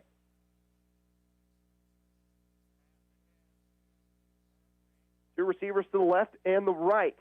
Richardson with the receiver in motion in shotgun.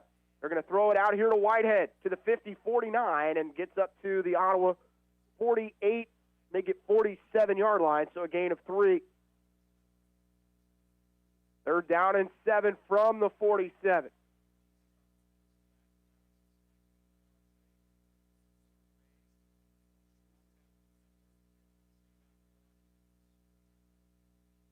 Warriors have converted on 4 of 9 attempts today on third down. Richardson drops back, rolls to his right, still rolling, pressure put on, all kinds of pressure, throws out in the flat. It's incomplete, could have been intercepted. There are players down for both teams right now. Ottawa, I think, got the worst of it, though. Schumann comes up limping. But it is incomplete. It's going to be fourth down. Ottawa does have a player down, though, in the middle of the field on that far side. As it's going to be fourth down and 7 from the Ottawa 47. They quickly sit out the punt team. We'll wait to see if that's going to be the case after head coach Chase Hansen has a chance to talk with his offense. Still see Jalen King over here to the near side talking with his teammates about how that ball went right through his hands. Read that play perfectly, was playing safety on that play. Just knew from what they've done so far today, that's going to be Oscar Palacios who's going to walk off as he got tangled up with a teammate there. Him and Schumann both went down.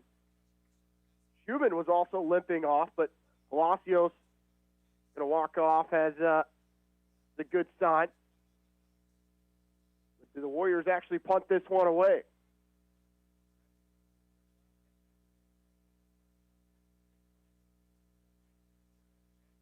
Hopefully just a cramp there for Palacios, the senior from Albuquerque, New Mexico. Colton Davis sprints on quickly. Ottawa only 10 players on the field. Getting back to punt is Preston. 4th down and 7. He'll stand at his own 39, and that punt almost blocked. Ziegler got in on it. Nice spiraling punt. Goes out of bounds. And around the 20, Ziegler just flew in there at the end of that play. Ottawa will take over 1st and 10 from their own 20-yard line. Leading 28-7. Braves have managed to score 14 points in this third quarter. Break this one open to a 3-score lead.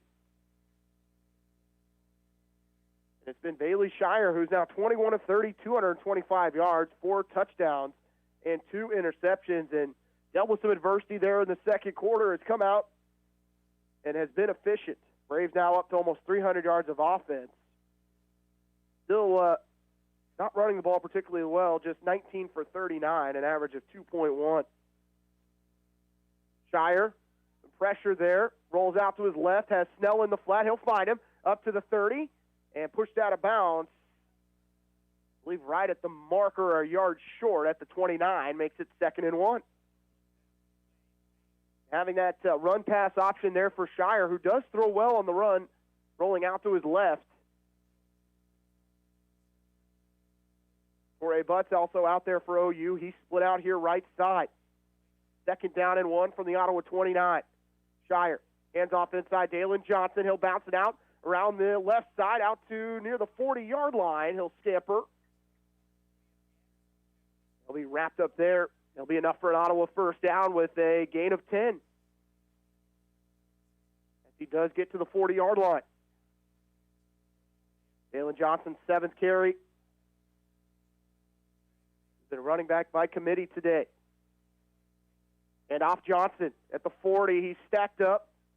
Not going to gain much, if any. And on the tackle for the Warriors, for 55, Nathan Jackson, 6'1" sophomore from Longford, Kansas. 5 minutes and 14 seconds to go, third quarter. Braves up 28-7 over the Sterling Warriors. 2nd down and 10 for Ottawa from their own 40-yard line. 2 receivers to the right and left of Shire. Man in motion. Will throw it out in the flat. Caught by Ziegler. He'll scamper down this near side. That's Dalen Johnson, He'll get to the 40 inside the Sterling 35 and then rumbles out of bounds near the 32. And Ottawa's really used that motion to get the ball out to their speedsters in space. And Johnson, a big gain out to the Sterling 32-yard line and another 1st down.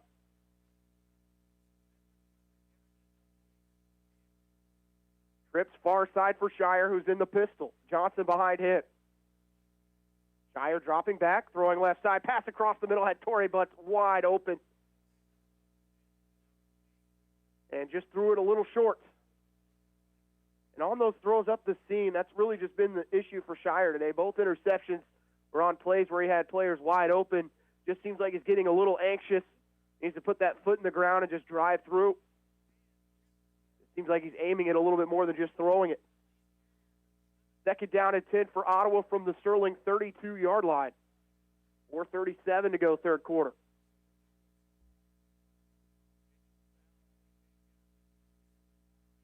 Trips far side, McMahon, the lone tight end. Hand off to Johnson.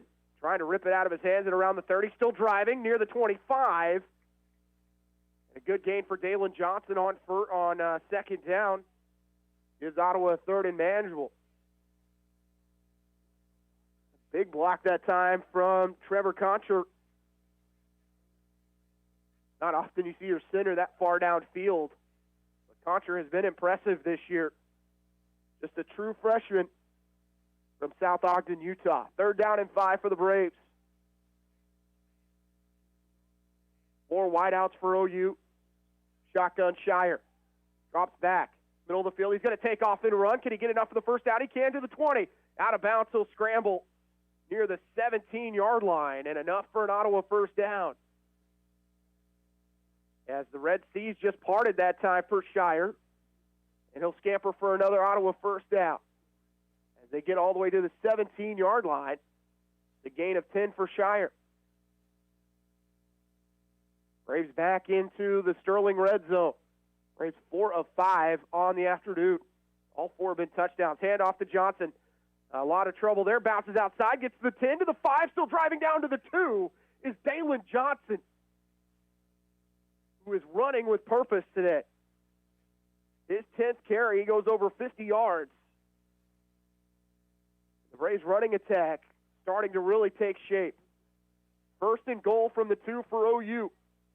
A lot of hands-on hits for the Sterling defense. Hand off to Johnson. Dives forward down to the goal line. And they're going to say he's short. He gets to about the half-yard line. Can Ottawa line up one more time and do it again? Johnson asking, can I get one more carry here, Coach K? Let me punch this one in. It has been the Dalen Johnson show on this possession for the Braves, but Sterling showing an all-out blitz here. See if Ottawa might check out. And off to Johnson. To the goal line, touchdown. He'll waltz right in. And Ottawa has taken control here in the third quarter with 21 unanswered points as they go up 34-7. 1-yard touchdown for Dalen Johnson. The Braves have blown it open here in the second half. Also the first rushing touchdown of the day.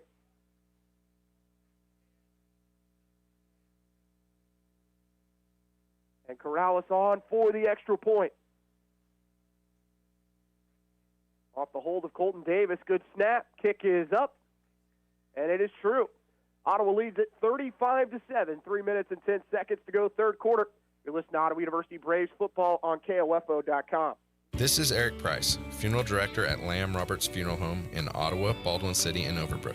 Our staff knows the importance of working as a team to take care of you in your time of need. We want to show the youth in our communities that we support their teamwork as well by sponsoring this broadcast. I invite you to visit lamb-roberts.com. St. Patrick's Day is coming, so we're giving you the green. Be the first to find the KOFO Lucky Shamrock hidden somewhere in our listening area, and we'll give you $500 in cash. Now that's a lot of green. Listen for the clue every weekday morning at 7:40 during the Dave Edwards Early Morning Show to help you find the Lucky Shamrock. After that, you'll have to visit our sponsors to see the list of daily clues. Our sponsors include Miss Fix-It Computer Repair, CarStar Ottawa, Midwest Auto Center in Wellsville, Maggie's Popcorn and Glazed Nuts, Garnett Flowers and Gifts, and the Ottawa Library. You could be the lucky leprechaun who wins $500 by finding the Lucky Shamrock from KOFO.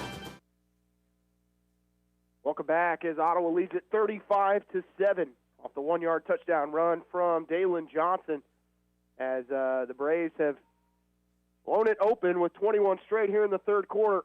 And Corrales, tough kick that time, works its way to the sideline, actually bounces back near the 20, and big trouble there for the returner for Sterling as Harbor came up to try and field that as Corrales had a nice, caught that ball a little high, but it ended up working out in Ottawa's advantage. That ball never got out of bounds.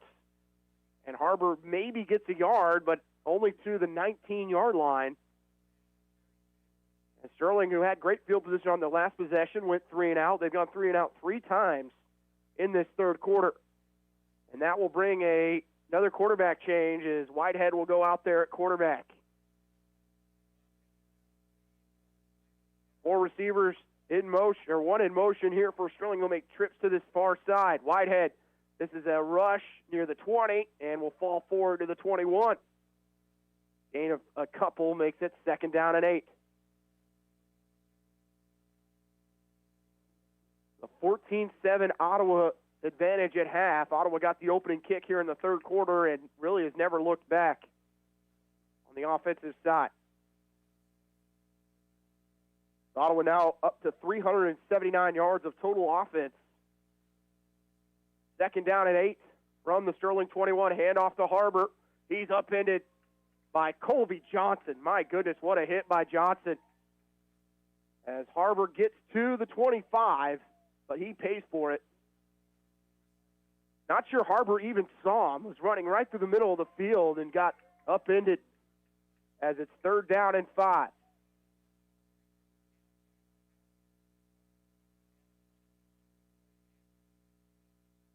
Trips to the far side. Whitehead all alone, Ellis all alone on the far side. Whitehead at quarterback. Man in motion. Whitehead throwing to the middle of the field. His receiver fell down at around the 35. That's Ellis. Sails it over his head, and it'll be 4th down and 5. Sterling now 4 of 11 on 3rd down. Braves are 10 of 14.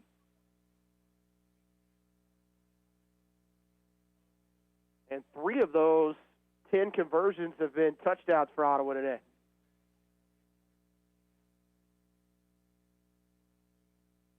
Back to return it is Foose. He'll receive the punt from Preston. High snap, and Preston's going to take off and run with it. He gets to the 20, to the 22. Can Ottawa bring him down? He's going to get the first down. What a play by Preston as Ziegler was flying in to get the block. And what a play to pick up the first down for Preston. And he comes up limping on this near side. Smart play there by Preston to take off with it, and he got enough for the first down on 4th and 6.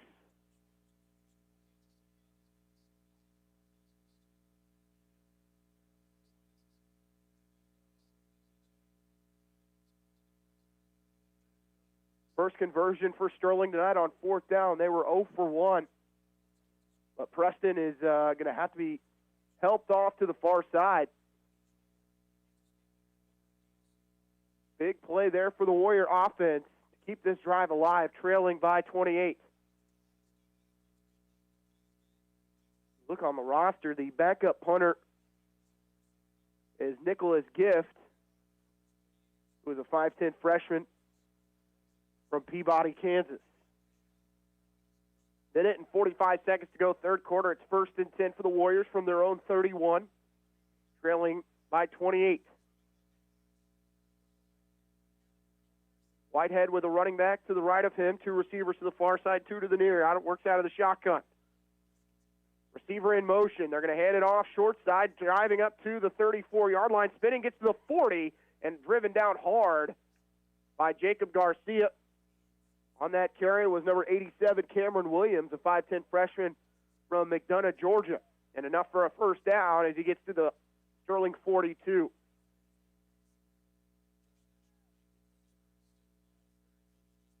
And that tackle made by the Braves was by Jensen Riffle, number 51.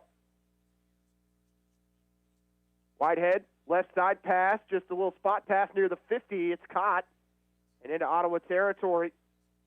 Gain of 8 on the play. Brings up 2nd down and 2 from the Ottawa 49. Here comes the Sterling offense with 1 minute and 5 seconds left, 3rd quarter.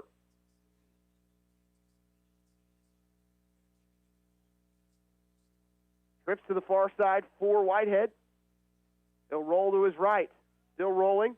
And he's just going to throw it away as he is brought down quickly by Colby Johnson, who a little delayed spy blitz that time. And it's 3rd down and short. From the Ottawa 49, 49 seconds, clock is stopped here in the 3rd quarter. Expect the ball to stay in the hands here of Chance Whitehead. Another quarterback draw, which has been successful for him today. 9 carries for 40 yards. Man in motion, running back to the right of Whitehead. He's going to take it on the keeper. Can Ottawa bring him down? They can. Jacob Garcia had enough. Blows by the right guard and brings down Whitehead for a loss of 2. Takes him back to the 50-yard line.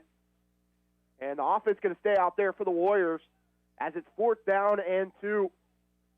1 for 2 of the Warriors on 4th down. Shotgun.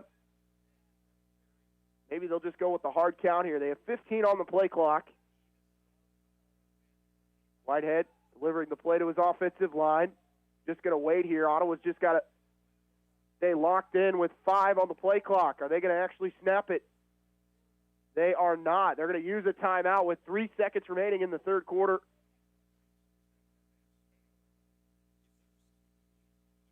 Now they're going to stop and talk about it. I feel like if they were going to punt it away, they would have just taken the delay of game. And Sterling will use their first timeout here in the second half. Braves lead at 35-7 as we'll check in on those other scores in the KCAC. As Bethel has extended that lead. It's now 28-9 over Tabor, 10:24 left fourth quarter. Avila and Southwestern play tonight at 6 o'clock. That's one to keep an eye on. One of those two teams who sits, those two teams tied for second in the KCAC right now. Both have one loss apiece.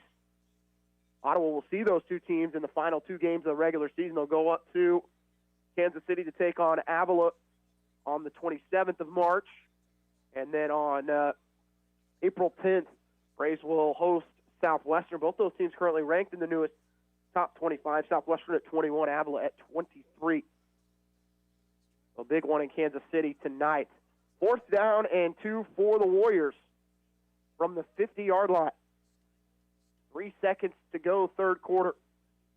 Same formation, 4 wide receivers, 2 to the left, 2 to the right. Whitehead, man in motion. Takes the handoff, drops back to pass, throws it across the middle of the field. Wide open receiver at around the 25, and he'll fall forward near the 20. That's completed to Ellis. Braves again just getting caught with their eyes in the backfield, and Sterling will start inside the Ottawa. We're going to say it's actually at the 21-yard line, so it'll be 1st and 10 for the Warriors when we start the fourth quarter. Braves lead at 35-7 here at Advent Health Field. You're listening to Ottawa University Braves football on KOFO.com. No matter the brand, Adams & Brothers can prepare your home comfort system for the cold Kansas winter ahead. Call them today, 785-242-9273. Adams & Brothers, maintaining your comfort for over 30 years. Cleaning for a Reason is a nonprofit organization that provides free house cleaning for individuals battling cancer. Clean and Shine of Ottawa is proud to be partnered with Cleaning for a Reason. My name is Brandy Armstrong, owner of Clean and Shine. Our business is proud of our association with Cleaning for a Reason. Contact me today at 785-418-3727 for more information.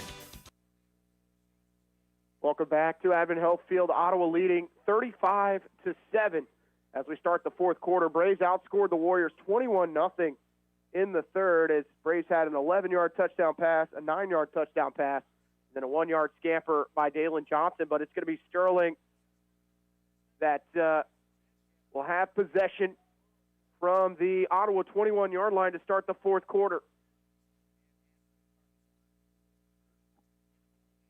As it has been a productive drive here for the Warriors. It started with a 4th down scamper from the punter, basically out of necessity because Ottawa was coming in to block the punt, and the punter picks up 7 yards on 4th down, and the Warriors now at the 21. Whitehead looking right side, throws out in the flat. That's got to be a fumble. It is not. The official says incomplete. Coach Kessler quickly down the sideline to talk with this near official as that ball looked like it was thrown behind the line of scrimmage. But the official, the linesman here, tell you what, that ball was thrown at around the 22, 23-yard line. The line of scrimmage was the 21, and a big break here for the Warriors who would have lost 4 yards. 2nd down and 10. Whitehead going to keep it. No, actually, he's going to hand it off. Nice fake that time. He's going to find his tailback, big Daniel Dorisar, and he'll scamper all the way near the Ottawa 10-yard line, and that'll be enough for a first down. Whitehead really sold that fake as Ottawa was completely confused defensively. 1st down and 10 for the Warriors from the Ottawa 11-yard line. 14:45 to go fourth quarter. Whitehead, snap is high, handoff goes to Dorisar to the 10, to the 5, up in it around the 3. As the Warriors can pick up a first down at the Ottawa 2-yard line, and it'll be a gain of 9 on first down for Sterling. And actually going to say where he was upended was enough for, well, scoreboard says first down. Official on the far side says second down, but the clock should still be running. It is not running, so they'll snap it on 2nd and 1. Sprinting right side is Whitehead. That pass is caught for a touchdown. And picking up his second touchdown catch of the day is number 17, Drew Ellis, as the Warriors get their second touchdown of the afternoon as it's 35-13 OU. 2-yard touchdown pass from Whitehead to Ellis.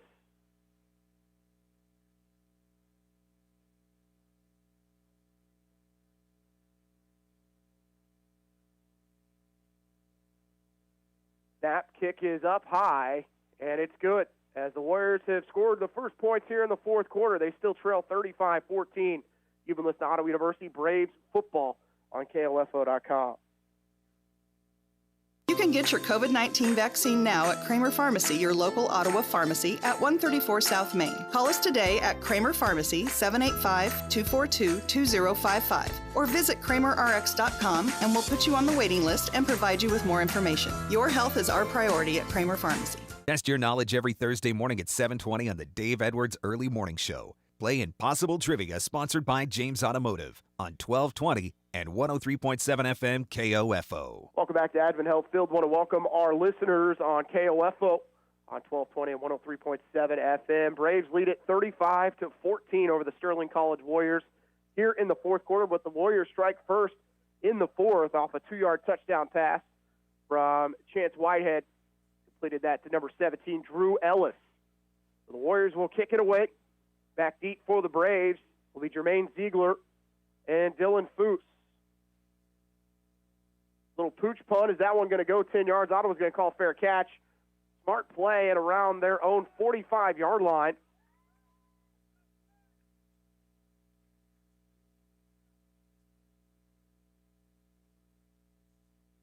Making that catch was Joel Burke for the Braves to call fair catch at around the 45-yard line off the pooch attempt there from the Warriors, as Torres got a little farther under it probably than he would like. The Braves get tremendous field position for their first possession of the fourth quarter. Braves have scored on their last 3 offensive possessions, and we will see Keegan McCormick come in at quarterback again for his second stint of the day. And off will go to Reeder. Nowhere to go. He is bottled up in a loss of 3, maybe 4 yards there. Going to end up being a loss of 4. He goes all the way back to almost the 40-yard line. They're actually going to give him forward progress to the 42, and it's 2nd and 13.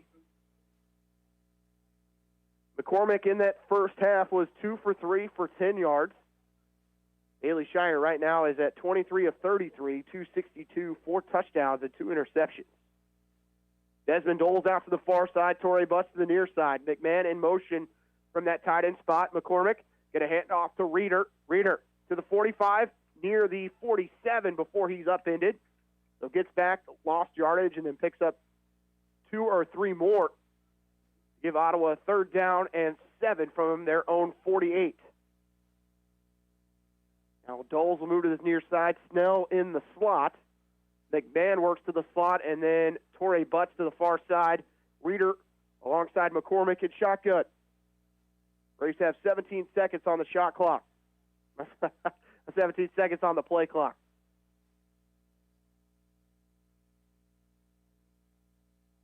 McCormick changes the play. He'll drop back to pass. The lefty throws an out route. It's almost intercepted. Probably should have been.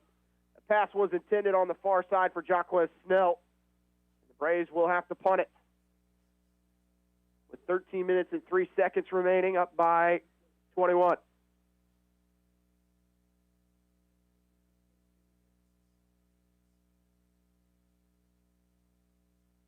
Adam Gilbert will punt it away. The Warriors don't have a returner back. See if Ottawa can snap this quickly. No, they're actually going to send a player back from the 10 players that the Warriors have on the field. They're not going to try and run anyone out. Gilbert, his punt, nice spiral punt. Going to go back near the 18-yard line and caught. And Gilbert's second punt, not as good as his first one. Freshman from Drexel, his first punt was 46 yards. This one goes for, it says it's at the 30. That's not a 30-yard punt. That's I believe, a 38-yard punt. but it is a 35-14 lead for OU. Warriors will come back out after walking it down the field for 7 on their last possession. Ottawa leads 35-14, 12 minutes and 56 seconds to go in the fourth quarter. Casey Weeder with you, filling in for the voice of Ottawa University football, Bob Johnson. Bob, who is out today due to, he's on that injury list. Prayers with him. Know he's listening right now from the hospital. Had a foot injury. Hopefully he's okay. Could be back next week. Whitehead will roll out to his left, throws it deep, has a man in the middle of the field. It's got to be pass interference, right? No, it is not. They're going to call it incomplete. Kiwo had a hand on the back there of the intended receiver. That was Schofield. I'm shocked we didn't get a flag there. But it'll be an incompletion for Ottawa, luckily. And I'm not sure if Kiwo was grabbing the back of Schofield due to a potential pass interference. It was due to injury, as Kiwo is now down at around the Ottawa 45-yard line. So we'll have an injury timeout here with 12:49 to go in the fourth quarter, and Ottawa up 35-14. But one thing we had seen with Whitehead is his ability to attack the middle of the field, as he has given Ottawa some problems. Whitehead 7 of 14, 127 yards, 2 touchdowns and an interception. Came on for Ethan Richardson, who's 10 of 15 for 107 total. They're 17 of 29, 234, 2 touchdowns and 2 interceptions. Want to remind everyone we will be back next week as Ottawa will play host to the Tabor College Blue Jays here on the 20th, another 1 p.m. start. KOFO will have more Ottawa broadcasts. Men's and women's soccer start with the men on Monday evening, the women on Tuesday. So make sure you stay on at KOFO Sports on Twitter, or at KOFO Radio on Twitter, or at Braves Athletics to stay up to date on what's going on. All kinds of athletic events. Almost every single athletic team is in action right now as the NAI split the seasons up. So everyone in action. A lot of exciting things going on here at Ottawa University. Ottawa women's volleyball currently ranked number 24 in the country. Ottawa University women's softball upsetting number 4 Oklahoma City a week ago as they went undefeated down at the Red Dirt Classic in Oklahoma City, Oklahoma. Then baseball currently in second place in the KCAC. So exciting things going on right now. It'll be 2nd and 10 for the Warriors from their own 17-yard line. 12 minutes and 49 seconds to go, fourth quarter. Whitehurst drops back. Trying to run it to the outside, get some space, and then he'll be knocked out of bounds. There's going to be a flag, comes in late for a holding penalty here on the Warriors. As Chance Whitehead, trying to scramble, has shown his ability to do that all day. Credit to him having to get inserted at that quarterback spot. This is going to move the Warriors back inside their 10-yard line. Penalty going to be called on number 71, Jose Reyes-Alaron, the freshman from Liberal. It'll bring it all the way to the 11. They'll actually say the 10 now. 2nd and 17 for the Warriors. 4 receivers set, 2 to the right, 2 to the left here for Chance Whitehead. Man in motion. That snap goes over his head. Ball's in the end zone. Whitehead's going to be sacked for the safety by number 40, Colby Johnson. Making our score 37-14. 12 minutes and 30 seconds remaining in the fourth quarter. And Ottawa getting some points from their defense. Weren't able to get that pick 6 from earlier that was called back due to a roughing the passer, but Colby Johnson not going to let Whitehead out of the end zone that time. We'll take a quick break. You're listening to Ottawa University Braves football on 1220 and 103.7 FM KLFO.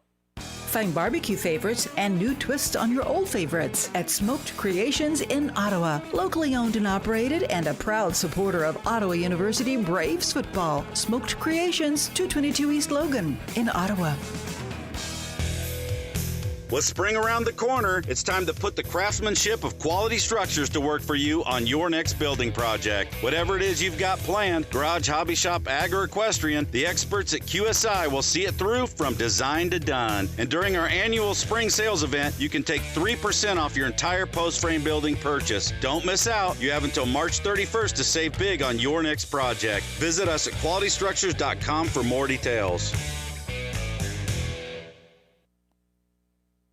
37-14 lead for Ottawa after Colby Johnson forces the safety on Chance Whitehead. And it looks like the Warriors are going to kick it away from their own 20-yard line. Do have the option to punt it if they want. Braves 2 returners standing at their own 30-yard line is Foose and Ziegler.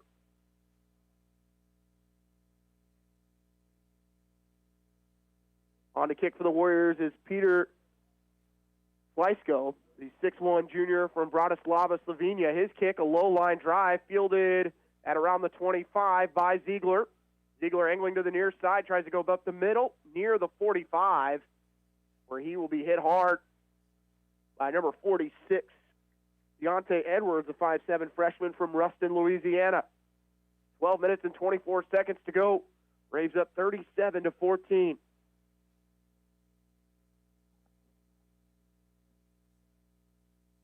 Last possession for the Braves saw them go 3 and out. Let's see who comes out at quarterback here for the Braves. And it's going to be number 4, Caleb Kessinger, 5'10 freshman from Ottawa. He transferred from Washburn in the fall. In motion is going to be Davis. They're going to hand it off to Reeder. He bounces it inside. Now back outside. Here's Reeder to the 45, 40, 35, 30, 25, 20, 15, 10, 5. Touchdown, James Reeder. As he takes it the distance.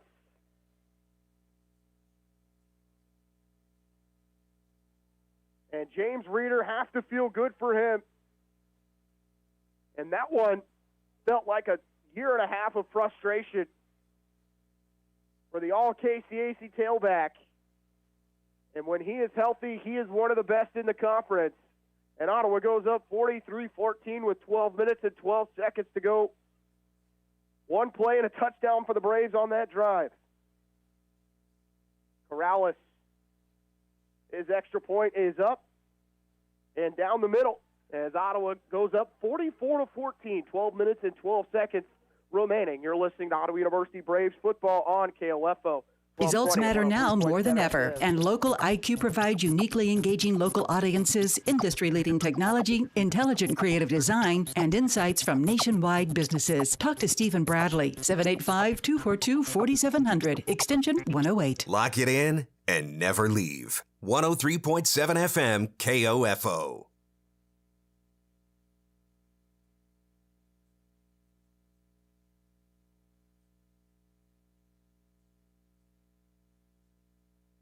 Hi, Betty Berzer here with Reese Nichols Town & Country Realty. As a seniors real estate specialist, I've received extensive training in helping buyers and sellers in the 50-plus age bracket. Bet on Betty to make the transaction and the transition less stressful and more successful. I'm Betty Berzer, your seniors real estate specialist, and I'm here to help. Give me a call at 785-418-5701 and let's get started. And we're back here at Advent Health Field after the 55-yard touchdown run for James Reeder. His first of the season. Reeder now 13 carries, 94 yards, and a touchdown. The Braves have blown this one open, now up 44-14. 12 minutes and 12 seconds to go, fourth quarter. One fielded around the 5 by the Warriors, driving up near the 27-yard line. As Ottawa's offense has come to life, 438 total yards. Warriors with 306.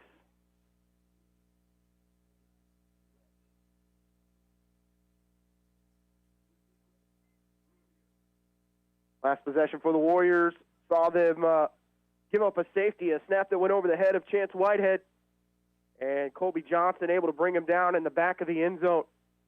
Richardson out there to play quarterback on this drive. They've kind of alternated since midway through the second quarter. Whitehead's going to come in motion. They're going to hand it to him. He'll cut it back up the field, tripped up as he crosses the 33. And he'll get to the 34-yard line, a gain of 6 on the play. Make it 2nd and 4. Get total yardage here for Chance Whitehead. 127 through the air. He's got 38 on the ground and 35 receiving as he's having to do it all right now for this Warrior team. Clock running, 11 minutes and 30 seconds to go. Braves up 44-14 as the rain has really let up. Coming down pretty heavily there at the start of the third quarter, but overall has been pretty good. Richardson hands it off, scampering his way across the 40 up to the 42-yard line is going to be Dorisgar, and it's going to be enough for a Warrior first down, a gain of 8 on the play.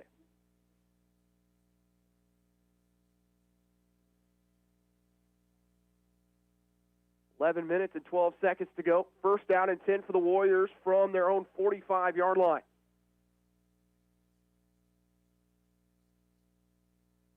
So that's going to be the freshman Latrell Sullivan on that carry. Trips to the left for Richardson. Whitehead all alone here on the near side. Jalen King over him. Going to try a hitch and go, but instead just going to keep it himself as the quarterback. And they're going to call a flag late there, as that is Toby Carodi, 5'11" freshman from San Antonio, Texas. And not sure what a defender is supposed to do in that case. Carodi decided to slide it around the Ottawa 48-yard line and ended up being tackled, just arms wrapped around him. I think it's going to end up going on Wes Davis. But as a defender, I'm not sure what you're supposed to do when quarterback slides in the middle of the field as you're taking him down. That's going to cost Ottawa 15. See if the officials decide to just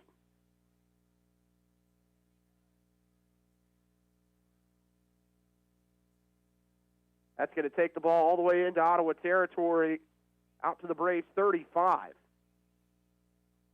As it is Toby Carodi, the quarterback for the Warriors, instead of Ethan Richardson, with 10 minutes and 46 seconds to go. Carodi with Ellis in motion will work back behind him. And off in the middle of the field and brought down quickly is the freshman Sullivan for a gain of about 3.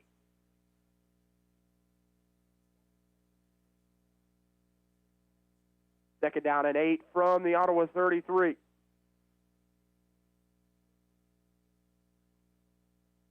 Warriors with 328 yards of total offense.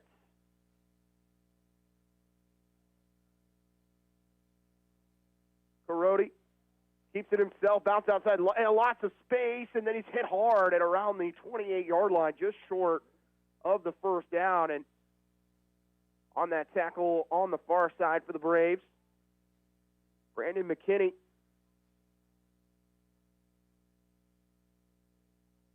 We hit the 10-minute mark here in the third quarter. The clock is now stopped,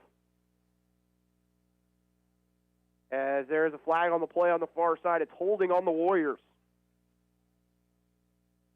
Jacob Garcia will return for Ottawa, along with William Wallace, the junior from Strasburg, Colorado.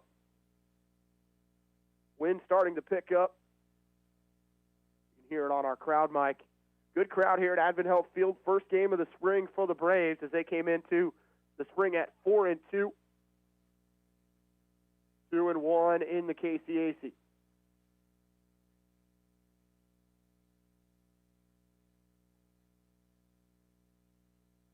It's 3-2 in the KCAC. 9 minutes and 58 seconds to go here in Advent Health Field. Braves have blown it open after leading just 14-7 at half. Carodi gets a snap that bounces in front of him. He'll pick it up. Lots of room there on the near side. He just throws it away. He was looking for his receiver, Dorisgar, on that far side, and he bounces it to him, and it's third down and 18 for the Warriors. Braves getting the nickel defense out there. Goldman returns. Jensen Riffle will come back out. Players that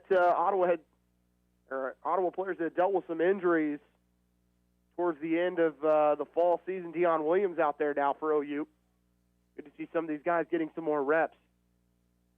Third down and 18 from the Ottawa 43. Korsgaard drops back to pass. Down the middle of the field, wide open receiver was Whitehead, and he drops it at around the 30, down the 28-yard line. And not often does Chance Whitehead make that mistake. Keith Waltrip was on the coverage, would have had him short of the first down marker. But now it's 4th and 18. If they make that reception, Whitehead probably gets near the first down, if not the first down, and the Warriors would definitely be going for it, even if he was a yard or two short. Now they're going to punt it away on 4th and 18. They're getting up slowly. His last punt looks like Preston is going to come back out and punt it away. Braves will send one player back. This punt, not good. Off the side of the foot, bounces at the Ottawa 28, works back the other way towards the Ottawa 32, and this is going to be very short. That is just going to be an 11-yard punt there for Preston. The Braves will take over at their own 33-yard line. First down and 10. Last drive for Ottawa, one play, 55 yards on the touchdown run by James Reeder. Kessinger back out at quarterback. He'll have two tailbacks with him. Going to be Santino G. Get the number on the other tailback here in just a second. Two receivers to the right, one to the left.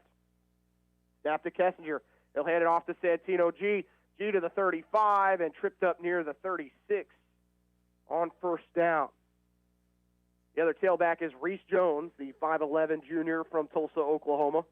Santino G, the 6-foot junior from Lawrence. Have to think Coach K is going to keep it on the ground here, try and keep this clock running as we have 9 minutes remaining. Ottawa leading 44-14. Still hard to believe Ottawa was up 14-7 at halftime. It turned it over 3 times in the first half. Have not done that here in the second.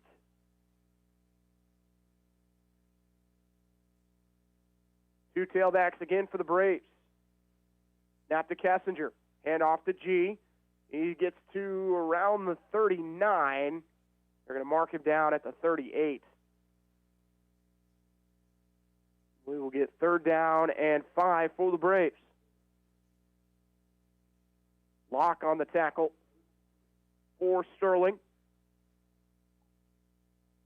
And Ottawa just looking to run some time here. 8 minutes and 13 seconds to go.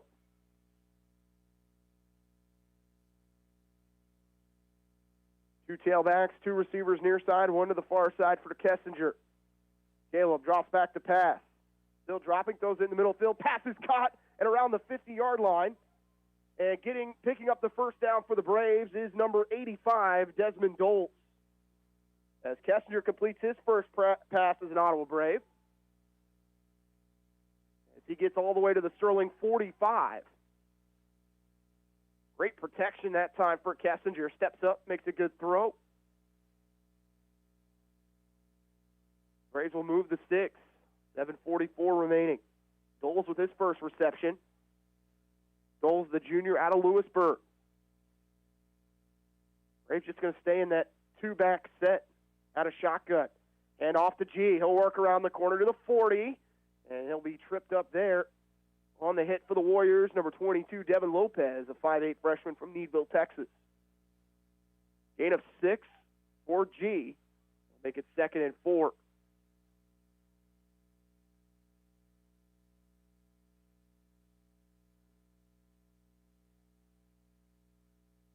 So Kessinger completes his first pass. He's 1 of 1 for 16. Great sign here for Ottawa, offensively able to figure it out here in the second half after just 14 points in the first 2 quarters.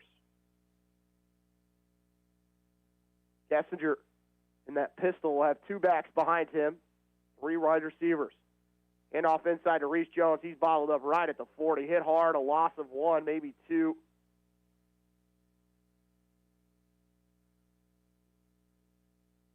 On the tackle for the Warriors, Braden Locke. 6 minutes and 30 seconds to go. Ottawa looking to pick up their 5th win of the season, their 4th KCAC win.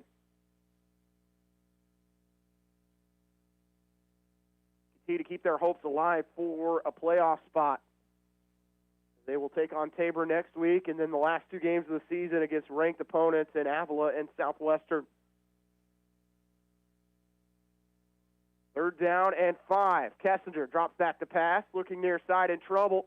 Going to try and run with it. Works to the near side at the 40, and then he's going to stick the ball out, but gets out of bounds at around the 39-yard line. Maybe a yard on the play. Kessinger does step out of bounds with 5 minutes and 58 seconds to go. Ottawa will send the punt team out. See if Coach K tries to take a delay a game here. Wouldn't hurt. The clock is now running. 5:50 to go. 19 on the play clock. Gilbert, 46-yard punt, his first time today. Second one, another good one. Snap to Gilbert. He'll punt it from the 50. Another good spiral, and fielded it around the 15-yard line by the Warriors. 5 minutes and 30 seconds remain. Braves are up by 30, 44-14.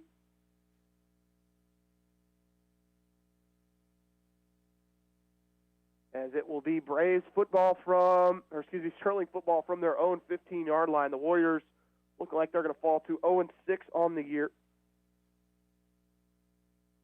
0-6 in the KCAC.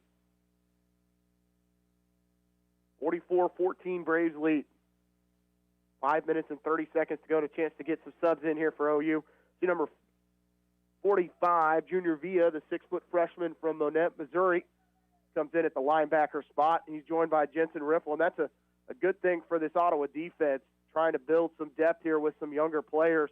Handoff on 1st down goes for 6 yards for the Warriors, as they're going to keep the quarterback, Karoti, out there. I would assume for the remainder of this one, that handoff went to the freshman again, Latrell Sullivan. He picks up 8 yards, and it's 2nd down and 2 out to the Sterling 24-yard line. Karoti with trips to the far side, 1 to the near side. Receiver in motion. Karoti hands off to Sullivan. Leland McKinney tries to make the tackle. He runs through that one. It's going to be a 1st down as he gets near the Sterling 30-yard line. Try and get some other numbers out there for Ottawa. Samad Ali, the 6'1" sophomore from Detroit, Michigan, out there for the Braves. James Gladden also out there. Number 90 for OU, Xavier Gaines, the 6'4" freshman from Tallahassee, Florida. Heard a lot of really good things about him from the coaching staff. Handoff in motion. Nice block there. Oh, it's actually going to be... Looked like it was a shovel pass. Instead, Karoti kept it, and he sacked for a major loss. A loss of 6 on the play. All the way back to the Sterling 24. The 3rd quarterback we've seen from Sterling today. Warming up here on the near side for Ottawa is the freshman Dakota Lind, if Ottawa can get another opportunity with the football. Karoti hands it off to Sullivan. About to get outside, has some space to the 30, 35, near the 38-yard line. Not going to be enough for a 1st down, as that handoff goes to Peyton Pickering, who is a freshman linebacker from Kingman. It is a 14-yard gain, makes it 3rd down and 1 for the Warriors. 3 minutes and 24 seconds remaining. Pickering will stay in the backfield. Trips to the far side. 3rd down and 1. Riffle on the coverage. Karoti's pass is completed at the 45 and out to the 47. Pass is caught by Vincent Conklin, a 5'8" freshman from Cortez, Colorado. 3 minutes to go.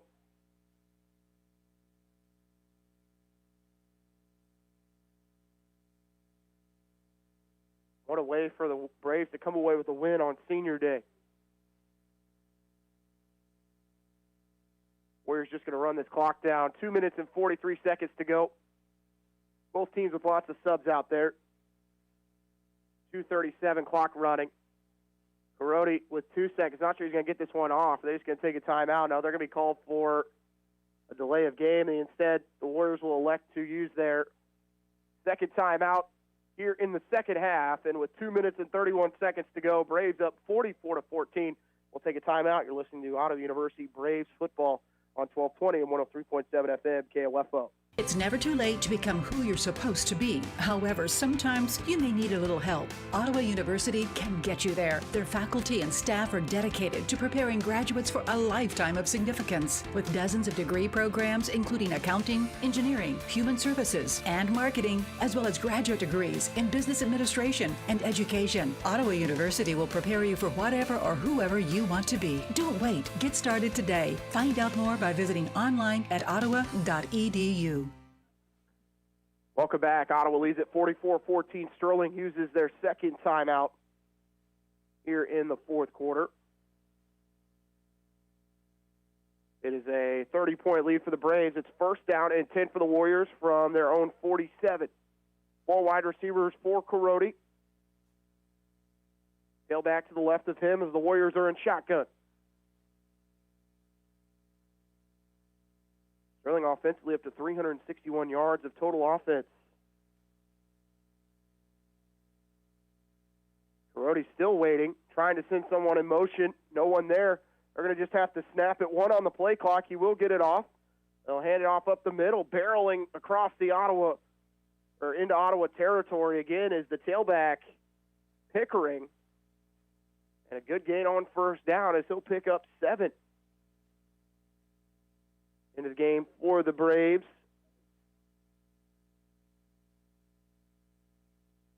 They've got number 30. Ottawa doesn't have a number 30 on the roster, so not sure who that is that just went in the game.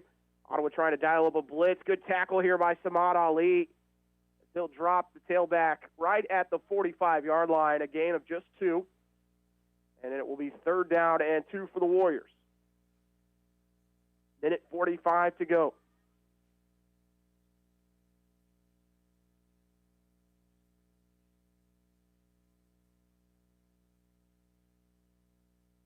Braves up 44-14. Minute 30 left.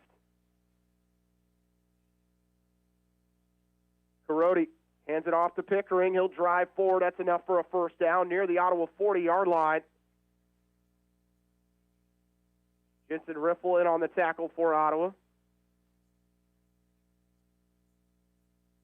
Leland McKinney also in, and Xavier Gaines. Braves, who had a slow start to this one, up just 14-7, have found a way to outscore Sterling 30-7 in our second half. We work towards a minute to play. Carodi looking right side, his pass thrown near side and out of play as Jalen King was looking for an offensive pass interference. Receiver had fallen down and reaching up to try and grab him with Schofield. And it's incomplete. Second down and 10 from the Ottawa 40-yard line for the Warriors. 1 minute to go. Toby Carodi, a freshman from San Antonio, Texas, has been at the quarterback spot for the last 2 possessions. And in motion. Hand off to the near side. Cuts it up inside. This is going to be big yardage out to the 30, inside to the 25 on that carry. For the Warriors is number 87, Cameron Williams. Second carry for Williams. And just like a typical Sterling Warrior team, motion is going to be a large part of their offense. We've seen it most of the day. Ottawa really hasn't allowed a lot of big plays over 20 yards. A good run there by Williams. Again, he'll come in motion to the near side. Hand off to him again. This time he's going to be stacked up at around the 25-yard line, so no gain on the play. Jensen Riffle in on the tackle again. Along with Junior Villa. 25 seconds to go. Braves Going to pick up their 5th win of the season as they'll go to 5-2, 4-2 in conference.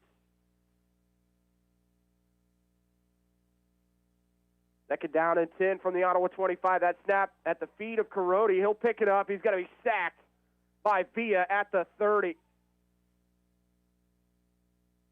And that is going to end our KCAC matchup as Ottawa comes away with the win, 44-14 over the Sterling College Warriors. Ottawa goes to 5-2 overall, 4-2 in the KCAC, and Ottawa will continue to battle for a playoff spot in the NAI playoffs as Ottawa comes away with a win, 44-14.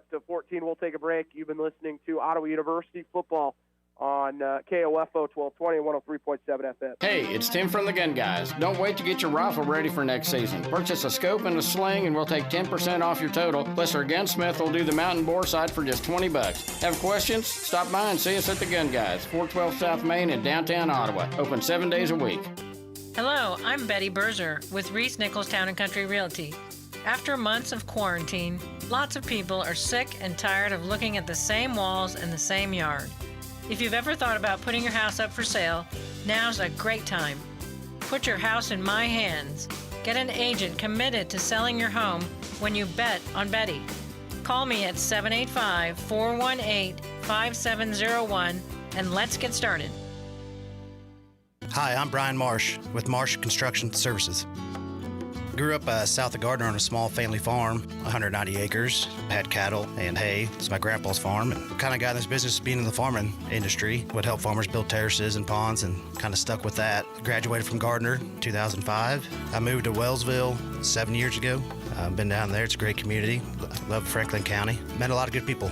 Call us at 913-731-6712 and ask about our Franklin County discount. St. Patrick's Day is coming, so we're giving you the green. Be the first to find the KOFO Lucky Shamrock hidden somewhere in our listening area, and we'll give you $500 in cash. Now that's a lot of green. Listen for the clue every weekday morning at 7:40 during the Dave Edwards Early Morning Show to help you find the Lucky Shamrock. After that, you'll have to visit our sponsors to see the list of daily clues. Our sponsors include Miss Fix-It Computer Repair, CarStar Ottawa, Midwest Auto Center in Wellsville, Maggie's Popcorn and Glazed Nuts, Garnett Flowers and Gifts, and the Ottawa Library. You could be the lucky leprechaun who wins $500 by finding the Lucky Shamrock from KOFO.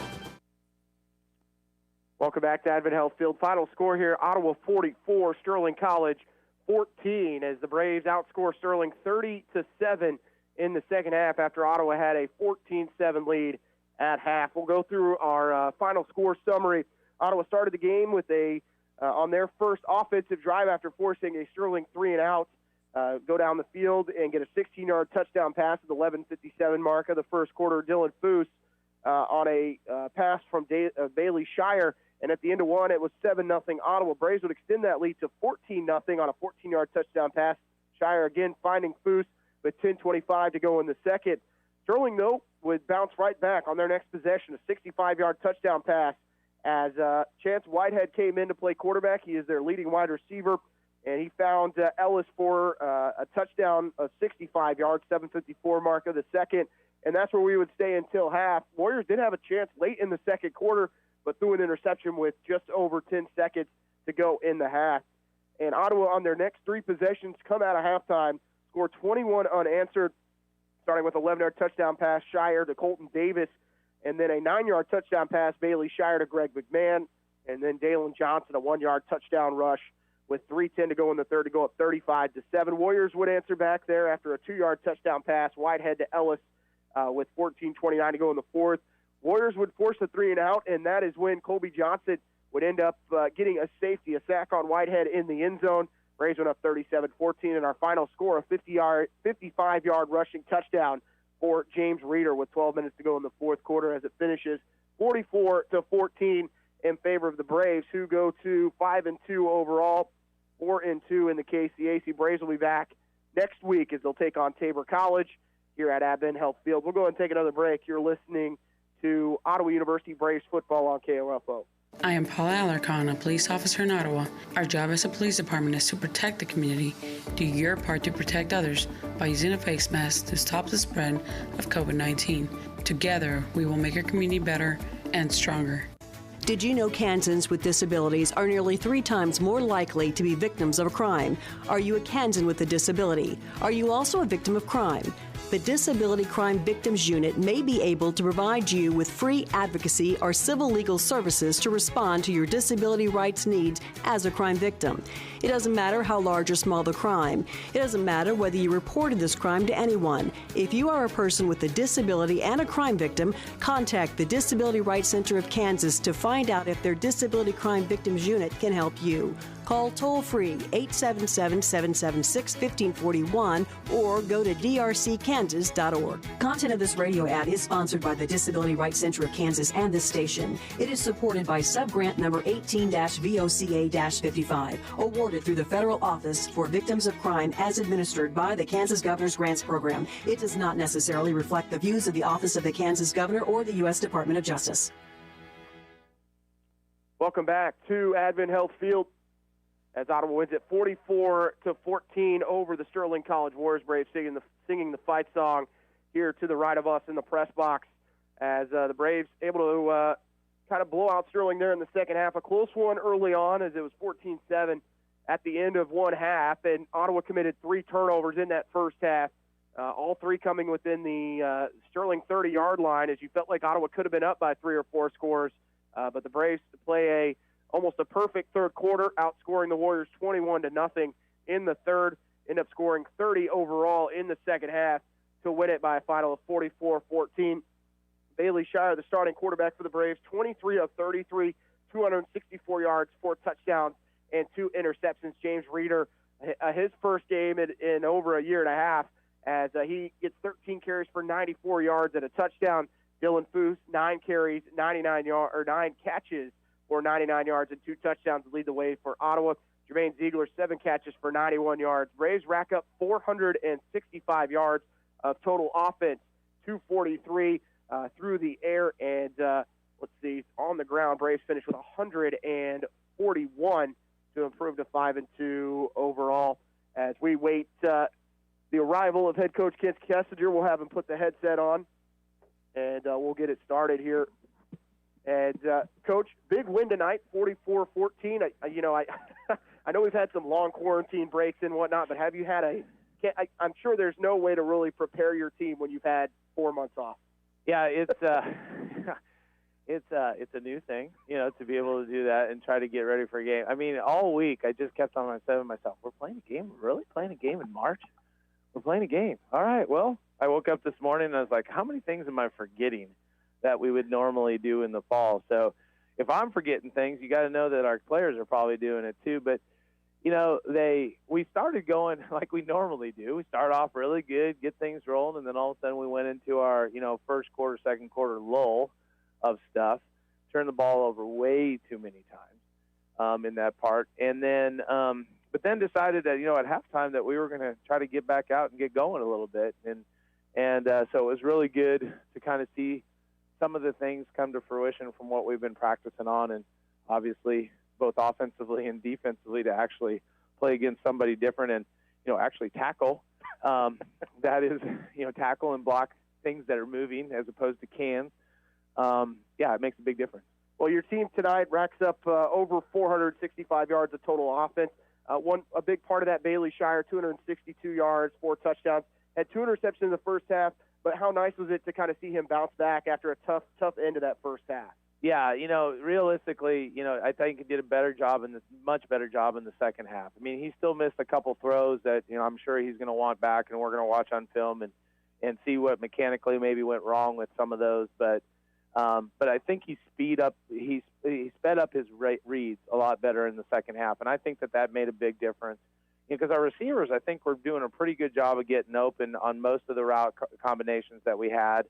It was easier to turn up the tempo and slow it down and huddle and turn up the tempo and that sort of thing in the second half. I think our guys got used to that again a little bit more. But yeah, our O-line, I thought they protected really well today. The one sack that we took was quarterback should have got rid of the ball. I mean, it was all on him basically on that one because he sat back there forever. Looking at one player I want to mention, James Reeder, who's been out, had the injury a year ago. Saw the way the team reacted, after that 55-yard touchdown there in the fourth quarter. Definitely a guy that has battled back from some injuries, and to see him cap that off with a 55-yard touchdown to finish the game. Yeah, he finally got to that next level and was able to be able to stride out a little bit. Before he was kind of getting gummed up and got behind some of the guys a little bit and got, slowed down. And it was nice to be able to get him to get outside. And I think that's just only going to build confidence in him as he goes through the rest of the year. And it was great. I mean, it's been almost 2 years since he's had a touch because of knee injuries and that sort of thing. And Dalen Johnson did a really good job, there as well. Came in and rushed really well. I was glad that we could get him in the end zone. I mean, I was going to call 2 inside running plays to get him in after a couple of those runs that he had on that drive. So it was nice to see him be able to do that. So that was good. And overall, I mean, I thought our defense, swarmed to the ball really good. Our front 3 guys are really pretty tough. Jacob Garcia, I don't know how many tackles he had because they kept on running away from him. But every time that they ran to him, he was in the backfield. He was making tackles, for sure. I mean, it was nice to see those guys do that. I'm going to talk a little bit about, for me, I'm going to talk a bit about special teams, if that's okay for a second. Adam Gilbert, fantastic first punt job today, 46 yards. Yep. His other 2 punts able to bury Sterling inside their 20.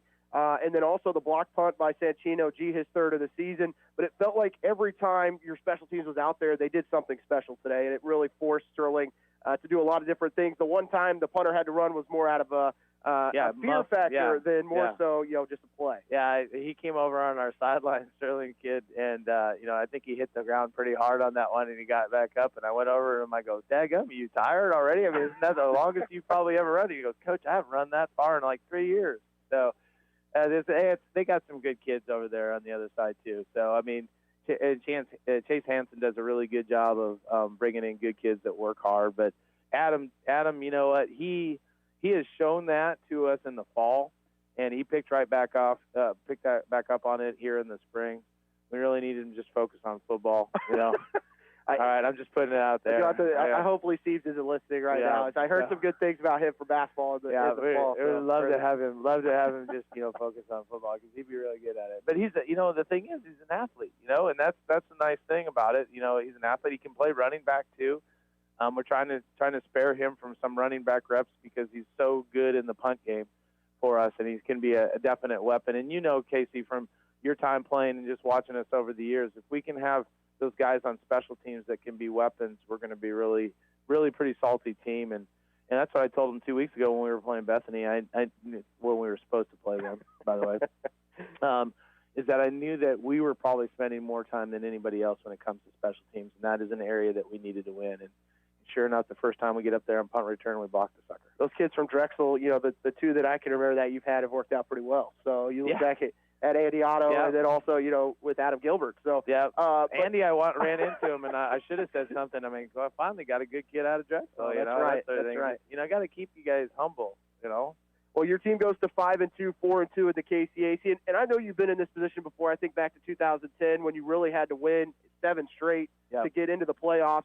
And with kind of where the nation is right now, you went out. Probably a great chance you're into the playoffs. What has kind of been your message to your team? Is it just one at a time? Is it one to pool? What's kind of been the thought process? Well, we've really focused on the one at a time type deal, and we're really looking at this as a 2-goal focus. All right, so our first goal is obviously week to week because we're playing games. We want to win games, but our second goal is actually a long-term goal.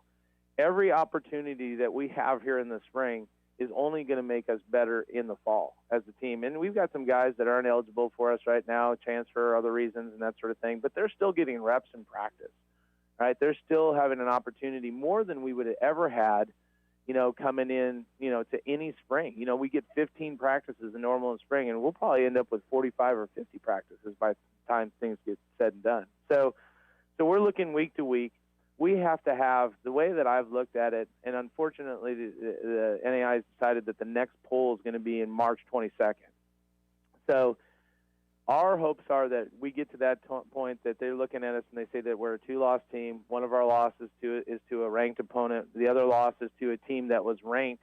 And they'll probably, I would imagine, KW, if they keep on winning, they'll get back into the polls. But that would be our 2 losses, and so that might give us a shot. But we have to have a lot of things. Right now, the Stars need a line, but we can take care of and help ourselves, like you said, by winning week to week. Coach, you have Tabor next week as your team, another 1 p.m. start, another game here at home, which you didn't get to do a whole lot of in the fall. No. That team's always going to be well prepared, as they always are, Coach Gardner and that group. But just anything you kind of take from this week to kind of get ready for the Blue Jays next week. Well, we were talking on the sideline, so we had some opportunities to talk, and I got, obviously we got a new staff member working with our receivers and Coach Heck, and then Coach Mendez had a chance to work with him a little bit on stuff. And as we were talking, we were just trying to point down things that we needed to work on for this week that we saw before we get to film. Being able to even block a little more consistency at the receiver level, or guys move across our face, just the different things like that. So I think that this gives us a really good opportunity to improve. Then going into this next week, we're facing now a different front. So say face a 4-man front, so we're going to have to adjust to that. But I think that our guys, our offensive line and stuff particularly, is going to be able to be much more improved as we go into next week, which is a positive thing. So we just got to shore up on the different blitzes that we're going to see, pressures that we'll see offensively. Defensively, they're going to playing against us is going to be very similar to what Tabor has done recently, right? With throwing the ball and running some of the basic zone stuff. So hopefully defensively we can just figure out, okay, what were our checks? What was this? How do we adjust to empty? How do we adjust to motion a little bit better and improve our communication? So we'll have a tough game, like you said. It'll be here at home, thank goodness. We played the first two games were at home last fall, and then we played everything else on the road. That's right. So that's right. So yeah, I couldn't even remember what we did at home today. No. It seemed like it was 2 years ago we played at home. Hey, and when was the last time we played Sterling at home? It's true. I feel like we never played 1985. That's right. Like 1985. I don't think we've ever played. Well, that last one worked out pretty well. I guess the last one worked out their way, but the one prior to that was the game-winning touchdown in the rain out there. As I mentioned in the broadcast early on, if we had the weather today that we out at Sterling like we had at this point today, I think it would have been a mud bowl and been a little different. So playing out on the turf definitely works out. So some of our guys were like, "Man, it's cold, it's rainy," and Coach Kerr said to him, "Would you rather be down in the mud bowl at Sterling?" And they're like, "Oh, it's not so bad outside." It's not so bad. No, that turf is much better. So. Yeah. All right, Coach. Well, thanks so much for joining us. Appreciate it. Thank you. Hey, thanks for on... filling in. Hey, Bob, hope you're doing better. You got to stay off the, trying to do all those plyometrics and everything like that, Bob. So got to get him out of CrossFit. Yeah, get him out of CrossFit. Find something a little bit, easier on those bones and everything like that. Gosh dang. Well, I'm sure he appreciates that, Coach. Yeah. We're going to take a break. You've been listening to Ottawa University Braves football on KOFO. Here's your exclusive KOFO Weather Center forecast. Want to downsize to a smaller home? Sell your current home by listing it with Daryl Stottlemyre. Reese and Nichols Town and Country Realty, 785-241-0208. A flood watch is in effect until tomorrow afternoon for Franklin, Anderson, and Osage counties, and Miami and Lynn counties until tomorrow evening. A few thunderstorms are possible tonight across the entire area. Be sure to monitor the latest forecasts and possible flood warnings. Those living in areas prone to flooding should be prepared to take action should flooding develop. Tonight, an 80% chance of showers and thunderstorms, then showers and possibly thunderstorms after 10 this evening. Some storms could produce heavy rain, overcast and breezy, the low 50. Tomorrow, 100% chance of showers and possibly thunderstorms, mainly before 5 in the afternoon, then a chance of showers and thunderstorms after 5, overcast and breezy, the high 56. At 12:20 and 103.7 FM, KOFO. Welcome back to Advent Health Field. Final score, Ottawa 44, Sterling 14, as the Braves go to 5-2 overall, 4-2 in the KCAC. Want to thank Brad Howard back at the station for all of his work today.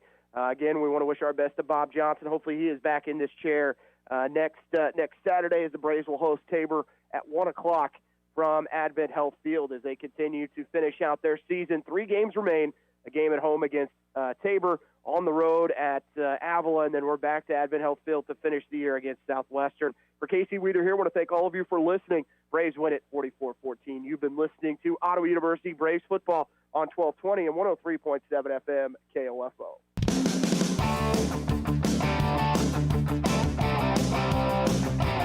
We hope you you enjoyed this broadcast of Ottawa University Braves football on KOFO. Brought to you by Quality Structures, Dingle & Son Mortuary, Sutton's Jewelry, Advent Health Ottawa, and by Ottawa University, Kramer Pharmacy, Ottawa Recreation Commission, and Lamb Roberts Price Funeral Home. OU Braves football on KOFO is also brought to you by Kansas State Bank, Adamson Brothers Heating and Cooling, CarStar, Arvest Bank, the Ottawa Herald, and Smoke Creations. For more information about our OU Braves sports broadcast, visit the KOFO sports page at KOFO.com and listen Monday through Saturday for the KOFO sports calendar. This has been an exclusive presentation from your sports source for East Central Kansas, KOFO.